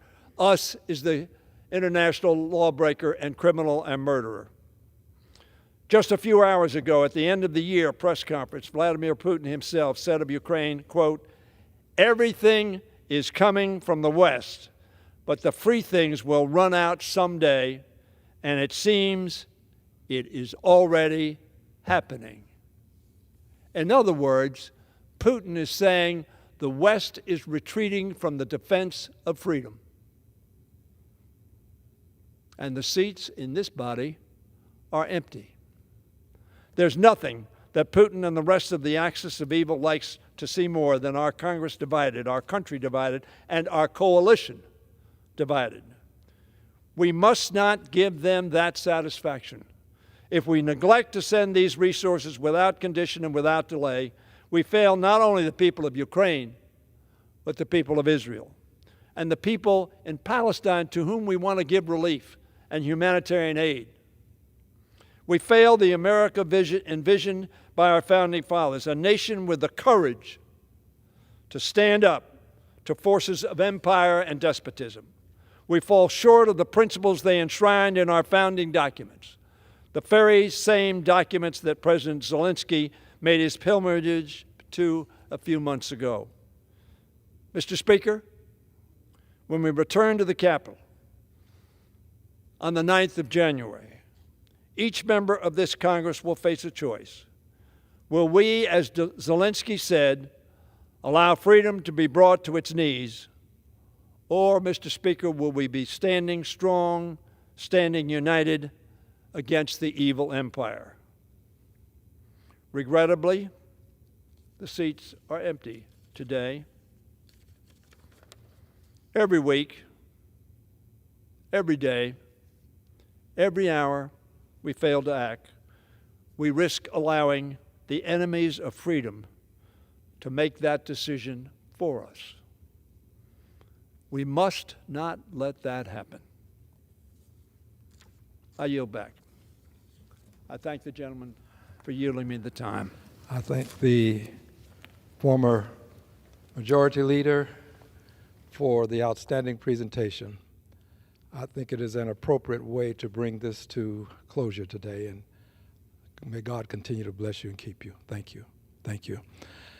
And Mr. Speaker, as I shake Mr. Hoyer's hand as he passes me by, thank you, sir, I am blessed to know that sometimes fortuitous circumstance can benefit you. Having Mr. Hoyer speak allowed me to remember that I have one additional person who works on my team that I neglected to mention. So I will quickly mention Eric. Eric does an outstanding job for us in Houston. He's new to the team. Eric, that's no excuse. I should not have neglected to mention you. All of this was from memory, so charge it to being 25 3 times and now working on my 25th birthday. But Eric helps me in the office, but also he is the principal person who gets me from point A to B. He does an outstanding job of it, makes sure that things are arranged when I arrive at various venues. I'm proud to have him on the team as well.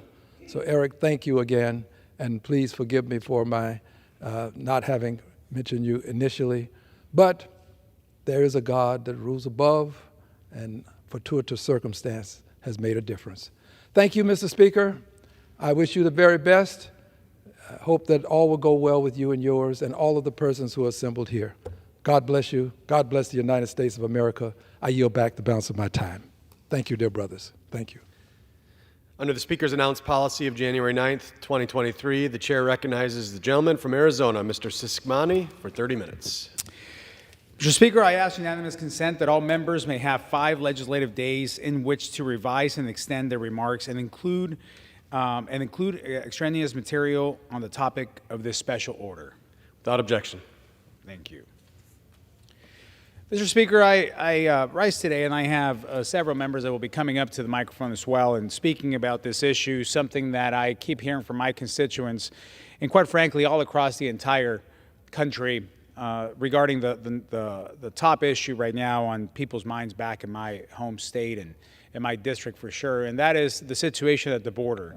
In whatever angle you look at this is something that is considered a crisis, whether you're looking at the national security implications, whether you're looking at the lack of order at the actual border, whether you're looking at what our agents and our officers are going through, whether you look at the disrespect for the rule of law and the abuse in the asylum system, whether you look also at the humanitarian crisis and what people are going through as they're getting trafficked, women, children. As we all know, the reports of missing children within the care of the state, over 85,000. There is no upside to this crisis. There is no, and there doesn't seem to be a turnaround of this situation either.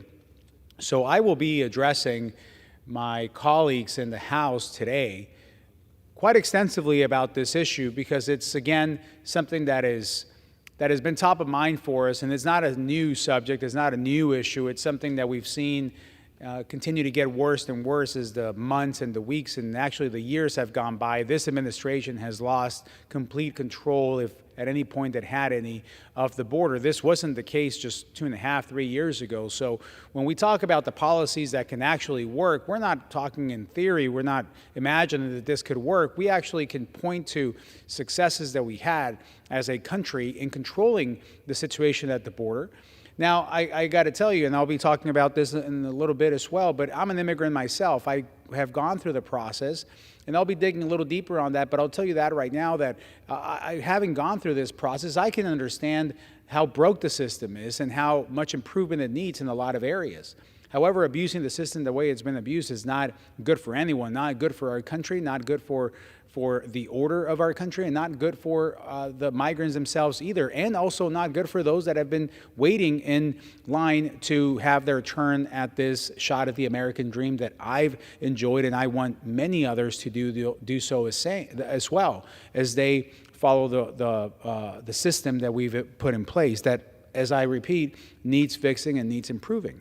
However, what we're seeing at the border and the numbers that we're seeing, the data, the crime, the crossings are unprecedented. Actually, the chief of the Tucson sector, which is now the busiest sector in terms of encounters in the entire country, called it not too long ago. He said, before I called it unprecedented, now I don't have an adjective to describe what the situation is now. Just about 10 days ago when the week closed, it was reported that 17,500 encounters had happened in the Tucson sector alone. Before, 1,000 or a couple thousand a week was an alarming number, and even borderline crisis. Now we're looking at 3,000 or so a day in some days. These are unsustainable numbers, and it's not trending in the right direction. So I want to give the floor over to some of my colleagues that will address this issue as well, and I'll be interjecting in between. The first one is I would like to yield 3 minutes to my colleague from Florida, someone that has experience in law enforcement, experience battling crime and fighting for law and order, and that is Mr. Rutherford from Florida. Sir, you have 3 minutes, sir.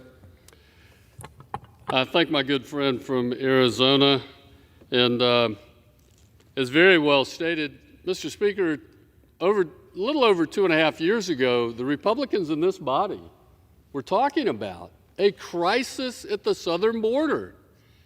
The illegal immigrants that were pouring into this country had created a crisis. Finally, now, 3 years later almost, the Democrats across the aisle finally want to admit that there's a crisis, but they blame it on funding. We need more funding. Well, Mr. Speaker, I'm here to tell you it's not a funding issue, it's a policy issue. We need to change our policy. And in May, the House Republicans passed H.R. 2, the Secure the Border Act in 2023. We passed that bill. This robust border bill will require the Biden administration to complete the Trump-era border wall, increase the number of Border Patrol agents, reinstate the Remain in Mexico policy, and remove all the incentives that are encouraging people to cross our border illegally. Senator Schumer must bring H.R. 2 to the Senate floor for a vote.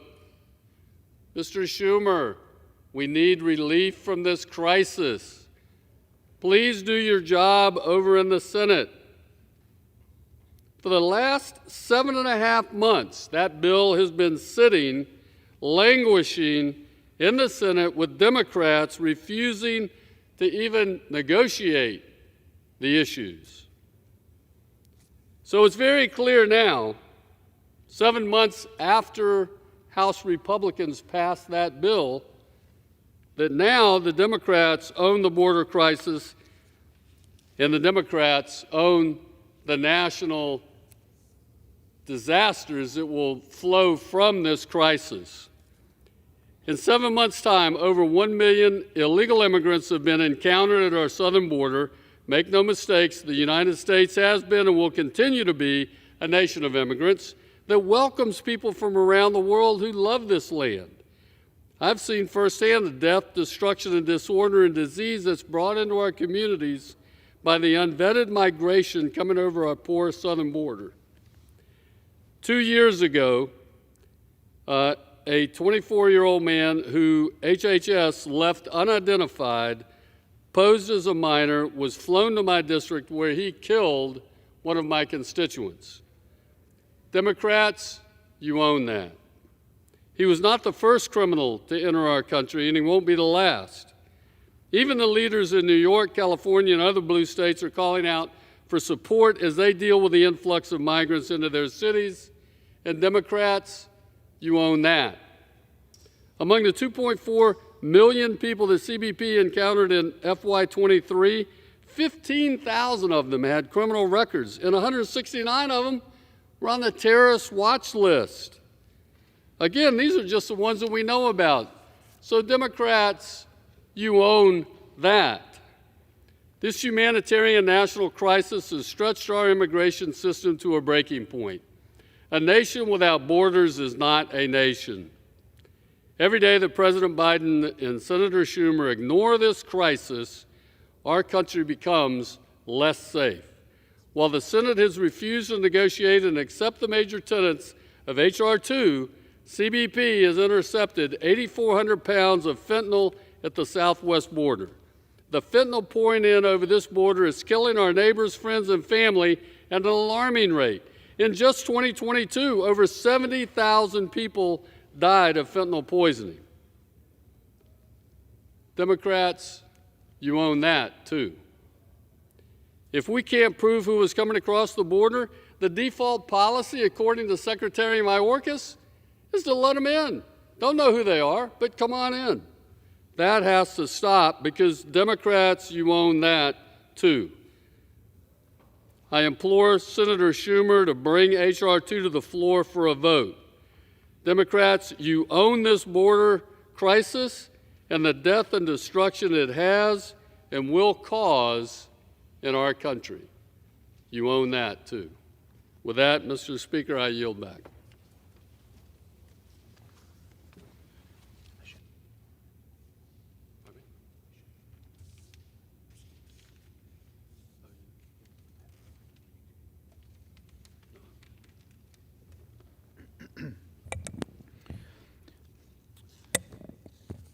Thank you, my friend. I appreciate you being here and speaking so passionately, and also from experience on this, both personal and professional, that we just heard.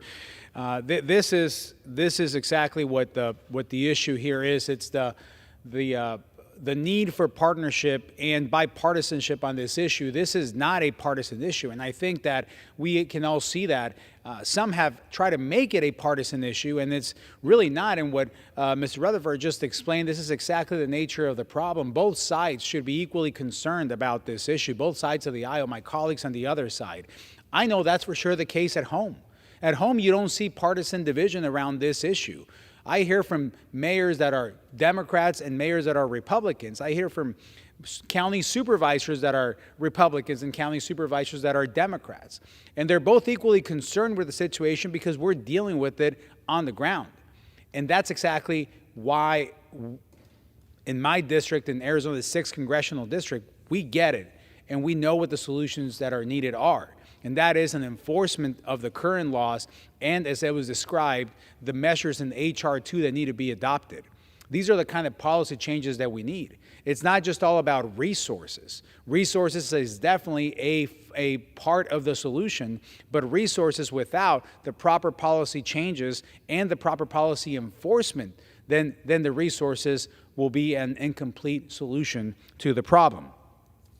I would now like to yield additional time here to my friend from California. I would yield 2 minutes to my colleague from California, Mr. Valadao.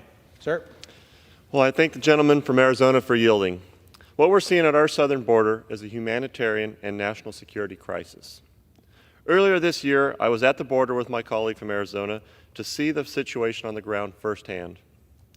Our Border Patrol agents are overwhelmed by the surge of migrants from around the world, and we need to give them more support. Unfortunately, the Biden administration has sent a clear message that our southern border is open for business to drug smuggling and human trafficking.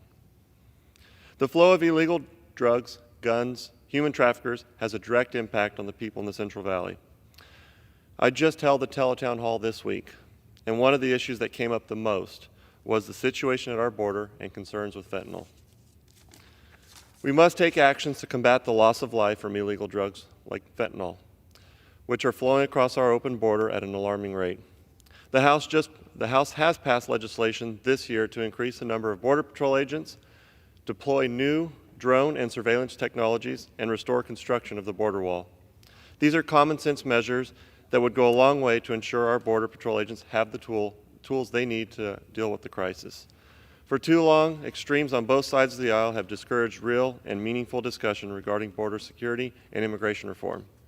We need to secure the border and make reforms to our broken immigration system. We won't be able to make these reforms or find compromise with the current humanitarian and national security crisis we have at the border today. I will continue working with my colleagues to find common ground for reforming our broken immigration system and to secure our border. Thank you, and I yield back. Thank you, Representative Valadao, for that. As you can see, this is obviously California being a border state as well, but we heard from Florida, obviously from Arizona. This is a top issue. As I was mentioning at the beginning of my remarks, this is the #1 issue of our constituents, and it should be. This is something that is impacting every day, and it's something that has been getting worse and worse. It's not just in my district. My district, the 6th Congressional District, is a border district, and we know that that's actually obviously impacted. There are other border areas, even outside of my district, where migrants are being released on a daily basis, up in the hundreds. And this makes the community there, obviously, it's something that alarms them and that needs to be fixed. And let's understand something. Arizona, like Texas and California, we have clearly experienced living and breathing and existing and collaborating and prospering with our neighbors to the south. This is something that is part of our culture, part of who we are.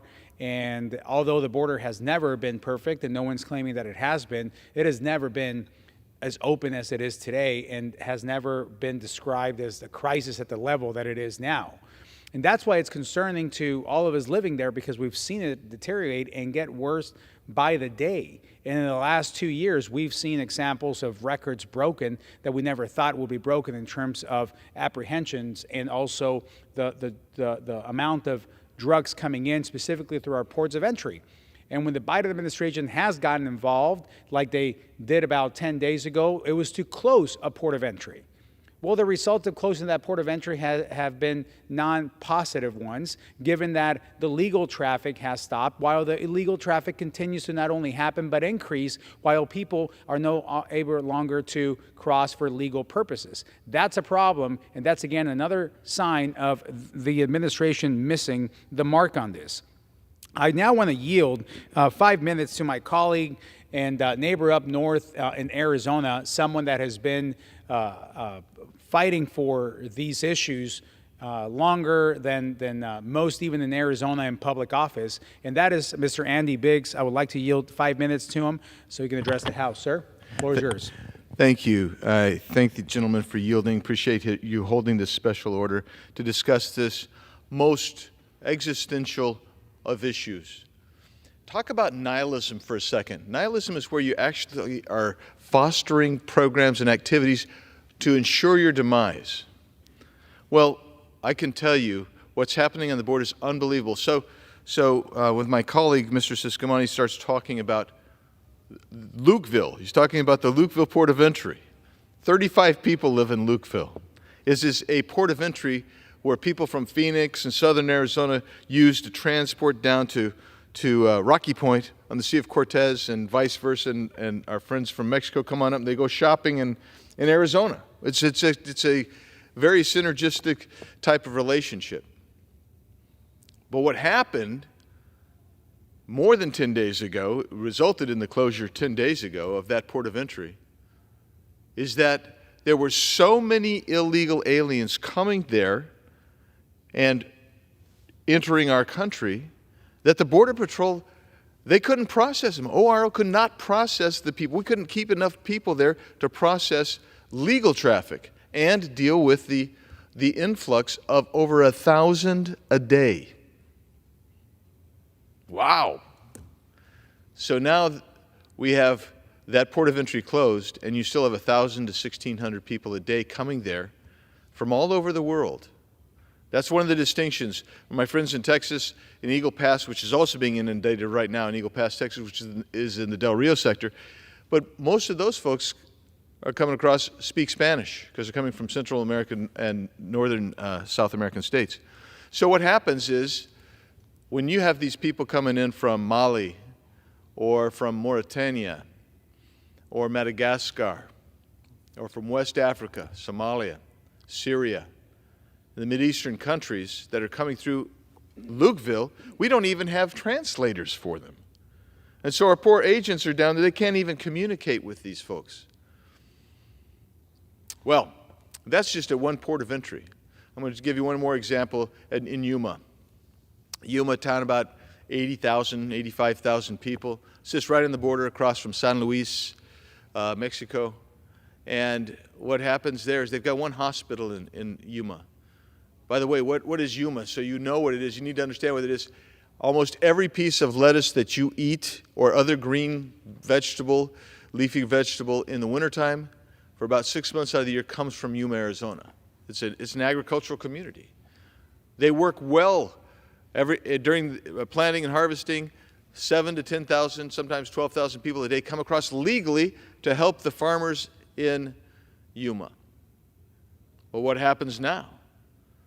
What happens now is if you're a lady and you're going to give birth to a baby, many times you can't even get into the maternity ward in Yuma, at the Yuma Regional Hospital. Why is that? Because the influx is from people from across the border who are in the country illegally, and the women are going to have babies right there at Yuma Regional. Every maternity bed is taken up, someone who doesn't live in this country. So where do they go? They drive 3.5 hours up to Phoenix, or 3.5 hours over to San Diego. We've known people who've had heart attacks and other really serious emergencies who could not even get into the emergency room in Yuma. They had to be transported by helicopter air evac up to Phoenix. Why is that? Because we're inundated at the southern border. This is a crisis of our own making, not ours, but this administration's making. People say to me, why do they do this? It's inexplicable. It's not incompetence. Surely if you were incompetent at some point you would say, hey, you know what, almost 10 million illegal aliens into the country in 3 years, we got a problem, we probably ought to change our policies. They don't want to change their policies. They do not want to enforce the law. There are laws on the books that would help slow this down immediately if they would enforce them. You know what the first one would be is that you actually take the 1.5 million people who are in this country illegally, who have received due process and have removal orders to leave the country, but who refuse to leave the country. You would say, we're going to actually find those people and remove them. You know what happens when you're removing people? Then folks say, hey, it's probably not worth spending every dime that I have, every dime my family has, getting in debt to the cartels and going across all of that hardship to get into the country. That's what they would say. How do we know that works? Because when President Trump said we're going to start removing people by their orders, it slowed it down. By the way, let's go back to Yuma for a sec. So Yuma, Arizona, where I was telling you about the hospital, under President Trump's last year, the entire year, 8,600 people illegally apprehended, not illegally apprehended, who were illegally entering the country were apprehended in the Yuma sector. That's like 120 miles long. They do that in a week now. It's about a week. That's about a week's worth of illegal aliens crossing. Trump had that for an entire year. You couldn't do that by accident or incompetence. It almost has to be by design. So we look at it and we say, how do you stop it? You start enforcing the law. How do you get this administration to enforce the law? You tell them, we're going to fund only certain aspects of the government, like the military, like Border Patrol, like ICE, like air traffic controllers, like TSA. Let's make sure the country's safe, but we're not going to give you, Mr. Biden, any more money than that for all of the bureaucracy and the crazy programs that you have out there. By the way, they churn out 40,000 pages of laws on a regular basis from those bureaucracies. We're just going to slow that down until you do something with measurable metrics that show us that you actually are bringing down the number of illegal border crossings and you bring it under control. That's how you settle this. We have got to settle this. It's going to change this country. And we could talk more about fentanyl.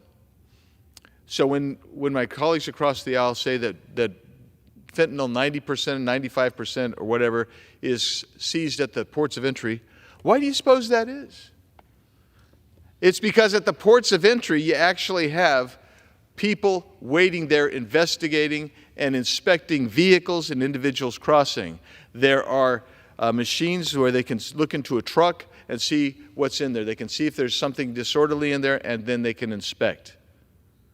Between the ports of entry, that's where we know that 1.75 million people have come across during the Biden administration. They're wearing camo and carpet shoes so they won't be detected. But our Buckeye cameras, our field cameras pick them up. We just can't get to them. Where Mr. Siscomani lives in the Tucson sector, and I live in the Tucson sector, in that area the terrain is so rough and rugged that you might see somebody there, but it'll take you 2.5, 3 hours to get your vehicle there and get out of your vehicle and hike to where they are. And then they'll pop on up south of Phoenix. They'll go through the Tohono O'odham Reservation. They'll pop up through Pinal County, and they come out and they're 40 miles as the crow flies from Phoenix, which is a major hub of transporting illegal drugs and human trafficking. That's what's going on between the ports of entry. And every hearing that we've held in the last 3 years where this has been brought up, the Democrats have said, oh, but we interdict 95% of that at the ports of entry. 95% of the overall interdiction at the ports of entry. But you don't know what you're not interdicting. And what we do know is 1.75 million people carrying backpacks have come into our country. And what was in those backpacks? Used to be bales, big old bales of marijuana. It isn't big old bales of marijuana now. It's small backpacks to bring in fentanyl pills. That's what's going on. I beg this administration to wake up. I beg my colleagues to join us, and let's entice this administration. Let's entice them to do what's right and enforce our border laws. I thank the gentleman for having this special order today, and let's join hands and let's defeat this wide open border that is forever going to adjust our country. With that, Mr. Chairman and my good friend, I yield back. Thank you. Thank you, Mr. Biggs. Thank you so much for your words and your work on this. As we close today's session on this, I want to reemphasize something that I said at the beginning, that this crisis, as much as we talk about this, and it absolutely is true on the national security side, on the risk and all the issues that I mentioned, I absolutely believe that the Biden administration has utterly failed at this, and we square up the responsibility of this on the president and his team on failing at the border, for sure. This is also something that is a humanitarian crisis. We have children that are being trafficked, and in a lot of cases, as described, recycled through when they cross, and then they get sent back, and then they keep getting recycled through as they are abusing the laws of that protect adults and treat them differently when they are carrying with them children, minors, specifically tender age children, which would be 12 and under. These issues are real, and even the New York Times published a story where they reported that there were over 85,000 minors missing in the country, in our country, that had been smuggled into the United States, and there was no way to track them, that the federal government had lost track of them. I'm a dad of 6. I'm an immigrant myself. When I look at that, it angers me. As a father, it angers me as an immigrant. There is no reason that our government should have lost track of these children. So this crisis affects kids and women and everyone being trafficked as well.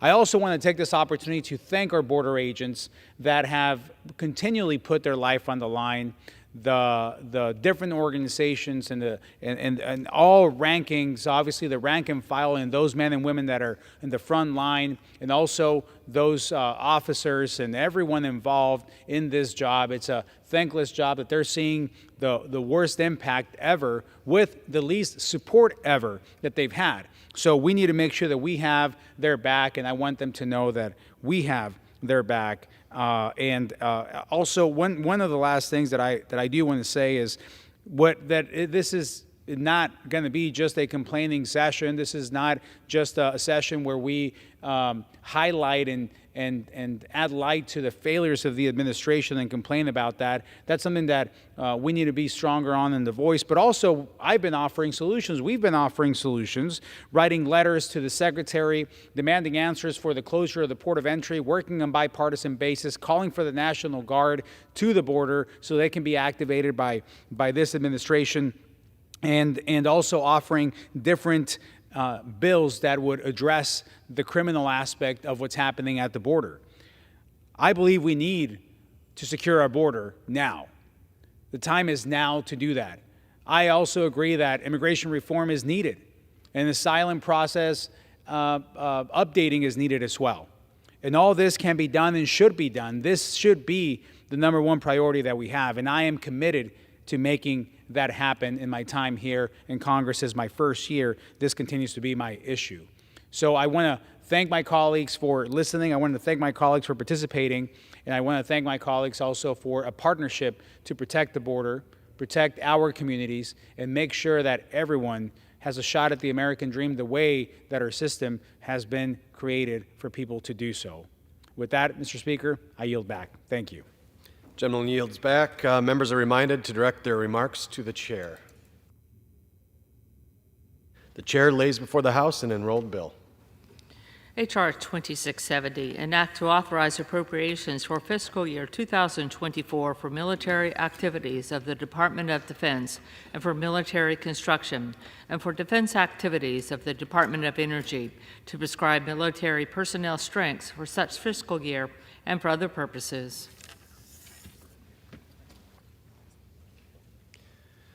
Under the Speaker's announced policy of January 9th, 2023, the chair recognizes the gentleman from Wisconsin, Mr. Grothman, for 30 minutes. Thank you.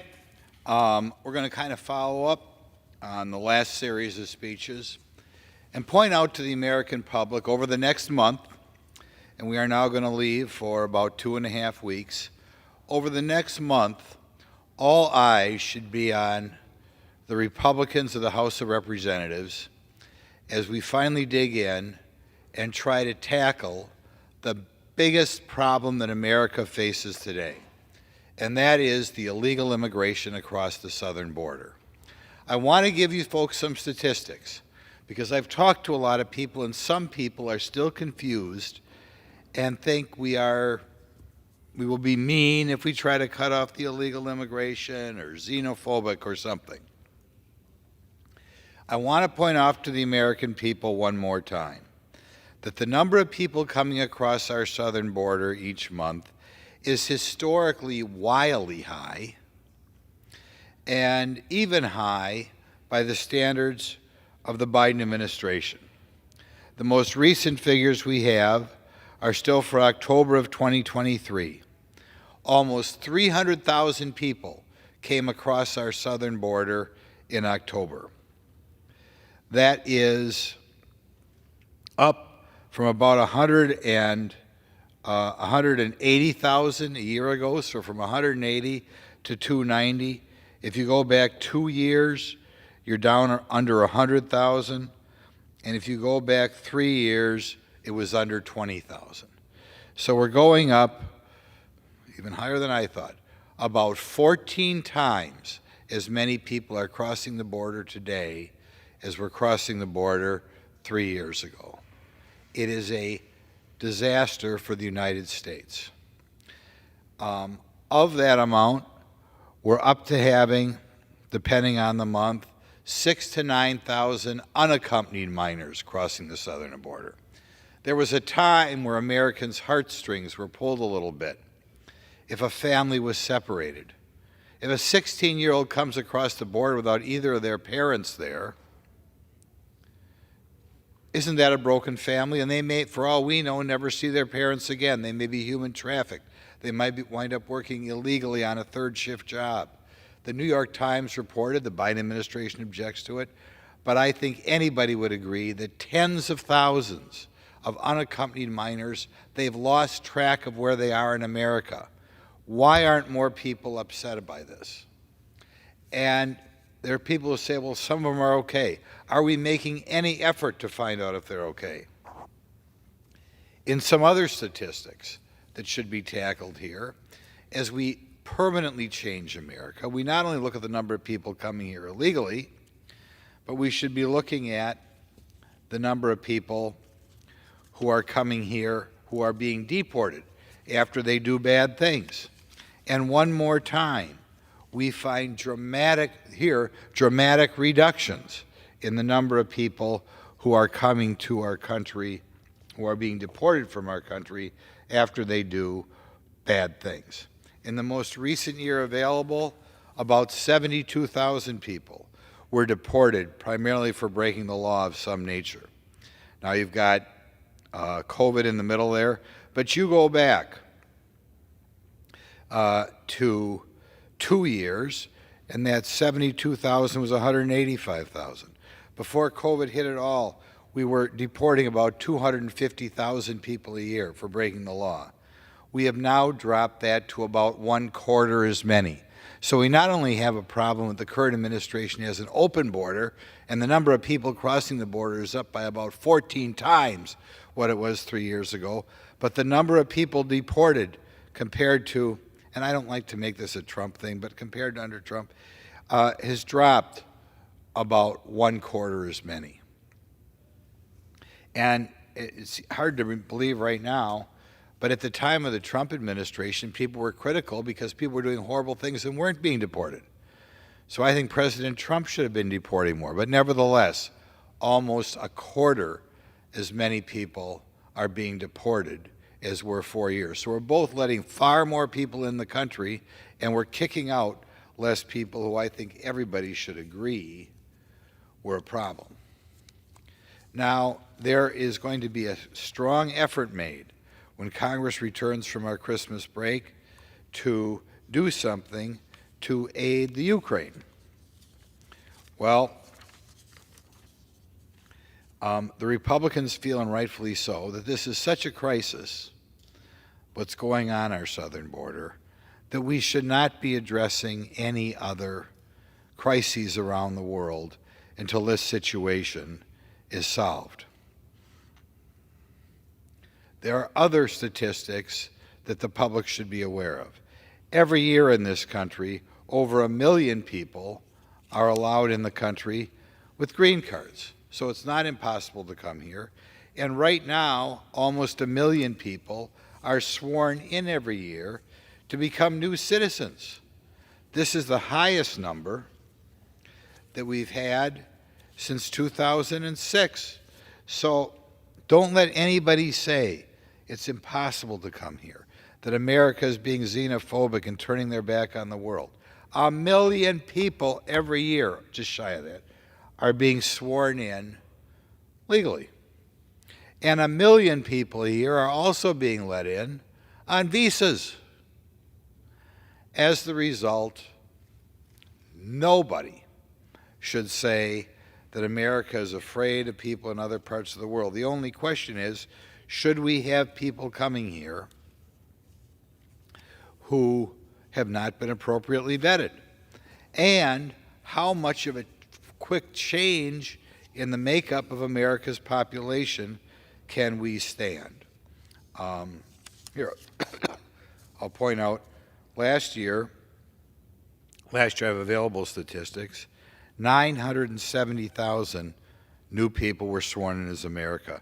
I was at a ceremony in Milwaukee, and by itself that day, in Milwaukee County, about 270 people were sworn in 1 month in Milwaukee County by itself. Last year we had, despite this huge illegal immigration, we had just short of 1 million people naturalized, the most since 2008.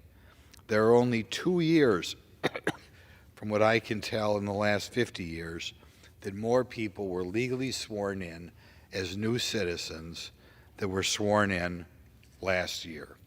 And I am led to believe, at least by my local officials, that that number is going to go up again when we collect the final numbers from 2023. I strongly encourage my Republican colleagues to hold the line. We have passed legislation out of the House, and we don't even really need legislation, but we've passed legislation out of the House to change the immigration laws to the degree to which we will go back to where we were a couple years ago, and only a small number of people will come here that are not legal, and we will stop the current trend of having such a wholesale change in the makeup of our immigrants coming to America.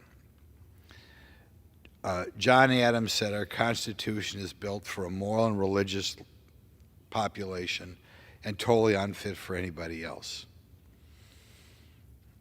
We therefore have to make sure that just as we do a good job of raising our children who are expected to live in a country under our wonderful Constitution, which anticipates a limited government, which is necessary for a free people, we have to make sure that the people who come here are a moral group of people who are prepared to live in a country based upon less government and leaving people alone.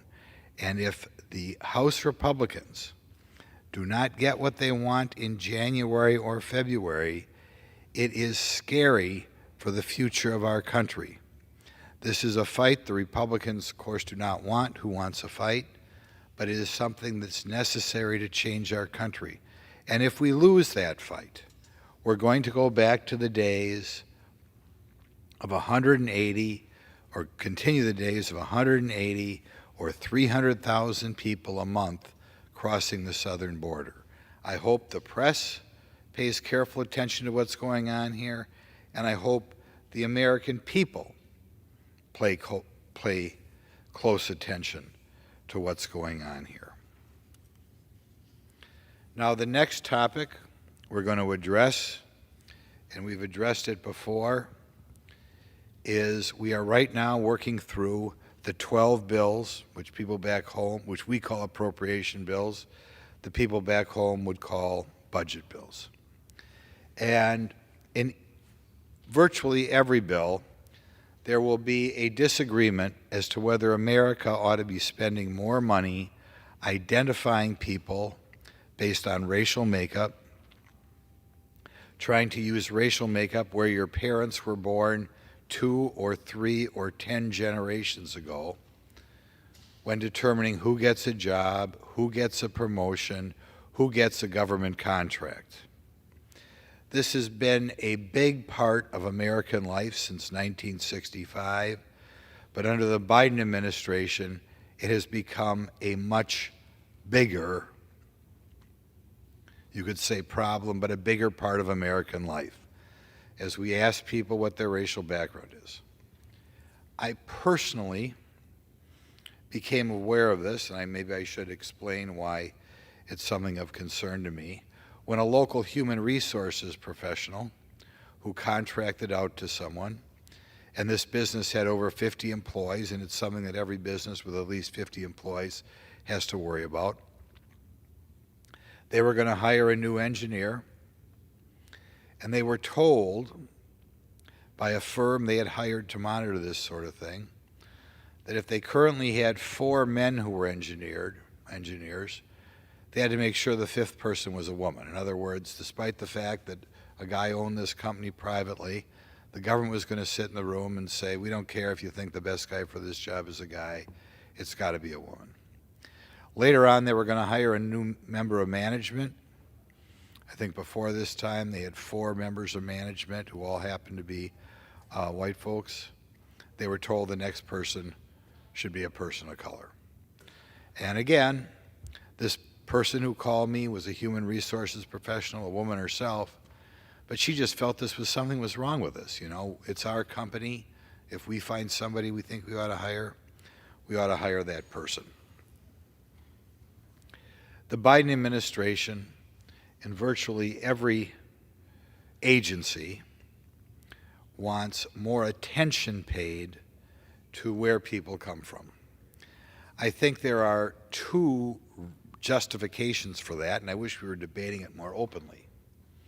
The first justification is diversity. But I question whether that's really the motivation or just to divide Americans. The reason I say that is when you identify people by their ethnic background, it has nothing to do with their life experiences or their opinions on any individual issues. Some of the rules make no sense whatsoever. When identifying somebody, a person self-identifies. You could be 1/4 a protected class or 1/8 a protected class, and the government will say, because you are, say, 1/8 Peruvian, that therefore you bring a diverse viewpoint, and it's important we bring you into a company. That makes no sense, but that is the current justification. Or a justification may be that we have to make up for past sins. Again, people getting preferences are ever increasing. People who were not even in this country 20 years ago. Why would we have to put our thumb on the scale or order a company to hire somebody who, I was reading about a woman last night. She came here. She had, I think, 1 parent was from Jamaica and 1 parent was, I think, from the Bahamas. But in any event, this person, their ancestors did not suffer in any way in the United States. As a matter of fact, they thought the United States was so wonderful they would immigrate here. But nevertheless, they used the excuse that to make up for past injustice, we have to give you preferences. which makes no sense. The diversity argument is also strange. We can have somebody who came here from Vietnam 3 generations ago. Maybe they're right now 1/4 Vietnamese. Maybe they don't know how to talk Vietnamese and have never set foot in Vietnam. But according to the diversity bureaucracy, it's important they give preferences because they will bring a diverse viewpoint to the workplace. Does it make any sense to say you're going to bring a diverse viewpoint if you know nothing at all about the country or culture which you supposedly represent? In any event, there are programs along this line being pushed throughout the federal government. I think largely the Republican Party will try to decrease them and just say we're going to view people as individuals, while the Democrat Party wants to forever label people by where their grandfather or great-grandfather or great-great-grandfather lived. I think that is a recipe for divisiveness, and I hope the Republicans prevail, and I hope the American public objects to this increasingly divisive program.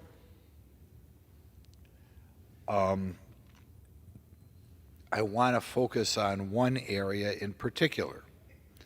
Recently, the Biden administration has decided to add to the groups of people who I think will be given preferences in a government contract. By the way, I recently toured a company owned by and run by a guy from Asia. His parents had founded the company and were very, very successful.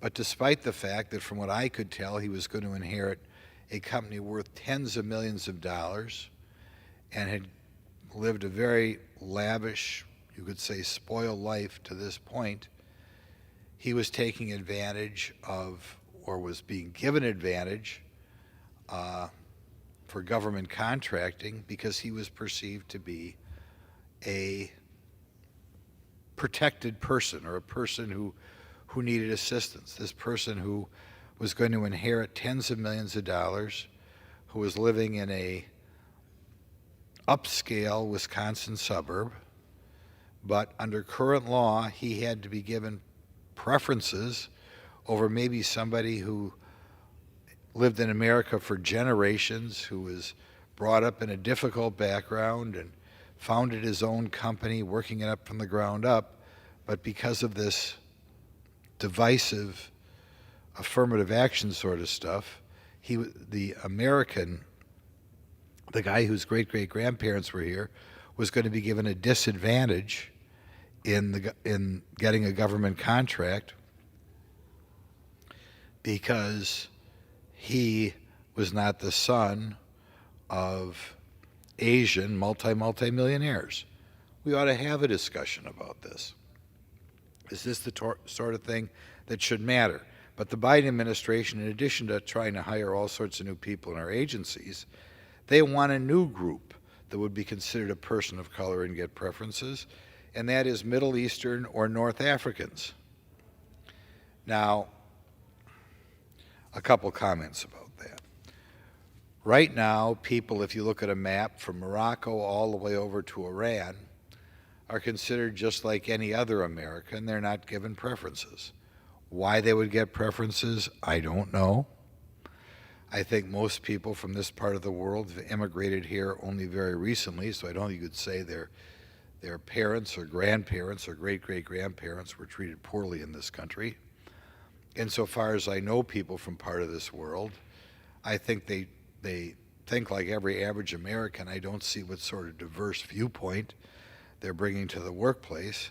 Nevertheless, and I should point out, right now, people from Middle Eastern or North African background is making, if money can be described as a success, considerably more than the average American citizen, including the average American white citizen. Nevertheless, the Biden administration wants to put this group from Morocco, from Lebanon, from Syria, from Iran, they want to say that if you found a company here, you get preferences if you're dealing with the federal government. Now, too many people, I haven't yet to find one person back home who knows this, the Biden administration is trying to do this, but it's something that ought to be more publicized in the mainstream media and ought to be subject to debate. And one of the topics that should be brought up, is this a way to destroy America and divide America, or when people vote, create a situation in which, what are you going to give me because I'm from Peru? What are you going to give me because I'm from Vietnam? What are you going to give me because I'm from Iraq? What are you going to give me because I'm from Angola? I think that's the way we're headed, and the time is now to nip it in the bud. And by the way, I mentioned that people from North Africa make more than the average American. That's also true from the wealthiest immigrant group in this country, people from India. People from China make more than the average American. People from Philippines make more than the average American. People from Cuba make more than the average American. From what I can say, it might take 1 or 2 generations, but then people from Africa or Southeast Asia make more than the average American. So we should not be afraid to put an end to this. We have a labor shortage. These DEI specialists should be swept aside, and we should go back to the days in which companies could hire and promote people based on who is the best for the job. I hope this is discussed over the next 3 weeks back home, so when Congress reconvenes and works on our appropriation bills, we try what we do to get rid of these DEI specialists. The final topic of the day is with regard to 2 different groups who are being treated very differently, and it's time we got rid of the differences. Beginning in the 1960s, America began to institute, the federal government began to institute, widespread use of income-based benefits. Some of them were low-income housing benefits. Some of them were, at time, what we called AFDC benefits. Some of them were food benefits. Some of them were health care benefits. But they all gave more benefits to people who were considered to be in poverty. Frequently, that in poverty meant that you couldn't get married, because if you have a couple together and one of them has a job, they usually are not considered to be in poverty, so they don't get free housing, free food, free check. There's a flawed program called Earned Income Tax Credit, in which people also get more money. All these programs have 2 things in common. They largely penalize people who get married to someone with an income, and they all largely discourage people from working. And in my experience, talking to people on the lower level of the income scale, they all know when they should stop working to get the maximum benefits. There's a sweet spot if you're a single parent, around $16,000 to $18,000, and you get your Earned Income Tax Credit, you get your rent-free apartment or almost rent-free apartment, you get your food share, you get your medical care, you may be getting some separate individual checks. And as the result, we are discouraging 2 things. We are discouraging marriage, particularly marrying to somebody who's got an income, and we discourage work. There's a bill working our way through Congress right now, which is adding a new class of Pell Grants. Pell Grants are what amount to college scholarships for people who are perceived to be low income. And what happens with Pell Grants, and the same thing would be said about food stamps, the same thing should be said about low-income housing. If one couple gets married and raises a child on their own, under most cases, they're not eligible for free government scholarship. If they decide not to get married and maybe you have one parent with a small income, their children get what amounts to a college scholarship. I had a woman approach me saying that her and her husband got married and their daughter was $35,000 in debt when she graduated from college, and she thought that was unfair because her sister didn't get married and her daughter was getting what amounted to tuition or almost free tuition for 4 years because of the marital status of her parents.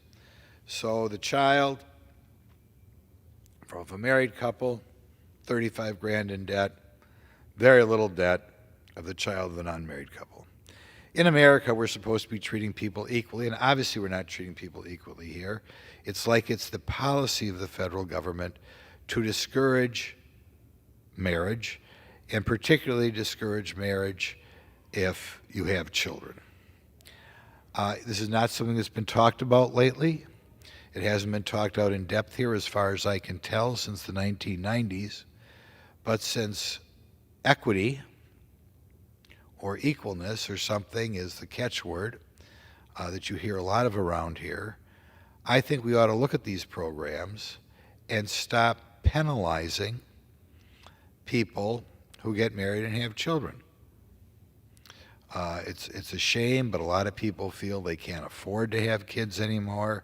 Maybe they have no kids, maybe one child, and you hear it's because they don't have enough money. But meanwhile, we have no problem taxing them to make sure people with a different lifestyle have a variety of things. And I hope, it's not going to change in January or February, but I hope the people in this institution begin to think about that. Was it right to set up programs, and the only way you can get them is if you don't get married? So I hope when you have children. So I'll recount a little anecdote with regard to the Pell Grants. I used to speak on this back in Wisconsin before I was a congressman, and I would go through all the different programs which you lose if you get married and have a job. And I talked to a young gal who was in the room at the time, because sometimes I think I got to know more how young people think. And when talking about the grants that went out to people of supposedly low income, and of course this also encourages working off the books, all these things do, the gal told me and my husband got married before we had a child. But none of my friends are getting married, they get free college. And I think people in this institution have to stop and think, is that right? Should we be teaching the young people that you get free college if you don't get married when you have a kid? Well, that's what we're teaching right now. That's what we taught that young gal in Green Bay, if she's listening. So I have heard what she said, and I hope it's something that's talked about a little bit more in this institution. So those are 3 topics for the American public to chew on over the next 3 weeks. The record number of people coming across our border and permanently changing America and bankrupting America. The obsession over identifying people where their great-great-grandparents came from, as if their view of the world is the same of somebody who was born in Mexico or China or somewhere else in the 1890s, and our rather strange policy of trying to discourage people from getting married before they have children. Hope the American people chew on that, and now I will yield to Mr. LaMaffa. My colleague here, I know you've been covering a lot of very important subjects here, and I know you frequently are in the area of immigration and really the invasion of our border here. So I appreciate Mr. Grossman's strong efforts on highlighting that so the American people understand. And it really boils down to, when we're looking at the border invasion, that we have quite a battle, and I do not understand why the Biden White House is simply sitting by watching it happen, even having personnel propping the gates open to allow this to happen. We do not understand fully who's coming in, It's not just people from Mexico or even Central America. There's a lot of very dangerous people coming across the border. They apprehend many people on the known terrorist or mayhem list at the very least. And it's like, whose side are they on? Whose side is the administration on when they allow this to happen? Whether it's the drugs coming across, the fentanyl, the people who are setting up and going to be the potential terrorist cells that are going to hit this country at some point when we see all this protest going on over Palestine. They're just waiting for the green light on this. It's completely irresponsible, antithetical to the constitutional vows we take, what's going on with the Biden administration and their non-enforcement of the border. Much work needs to be done. I yield back to my friend. Time for the gentleman from Wisconsin has expired.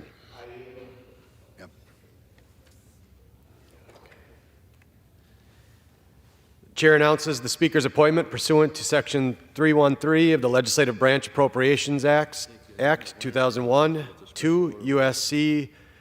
1151, as amended by Section 1601 of Public Law 111-68.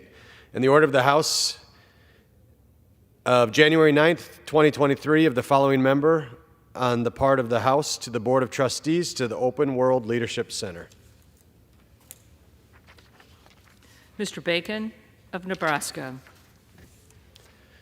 The chair announces the Speaker's appointment pursuant to Section 2406B, Part 3 of Public Law 116-9, in the order of the House of January 9th, 2023, of the following members on the part of the House to the Adams Memorial Commission. Mr. Griffith of Virginia, Mr. Molinar of Michigan, Mr. Lynch of Massachusetts, and Mr. Connolly of Virginia. The chair announces the Speaker's appointment pursuant to 20 U.S.C. 4303 in the order of the House of January 9th, 2023, of the following member on the part of the House to the Board of Trustees of Gallaudet University. Mr. Bouchon of Indiana and Ms. McCollum of Minnesota. The chair announces the Speaker's appointment pursuant to 22 U.S.C. 1928A and the order of the House of January 9th, 2023, of the following member on the part of the House to the United States Group of the NATO Parliamentary Assembly. Mr. Norcross of New Jersey. The chair announces the Speaker's appointment pursuant to 20 U.S.C. 4412 and the order of the House of January 9th, 2023, of the following members on the part of the House to the Board of Trustees of the Institute of American Indian and Alaska Native Culture and Arts Development. Mr. Cole of Oklahoma and Ms. Ledger Fernandez of New Mexico. Pursuant to Section 3Z of House Resolution 5, the House stands adjourned until 10 a.m. tomorrow.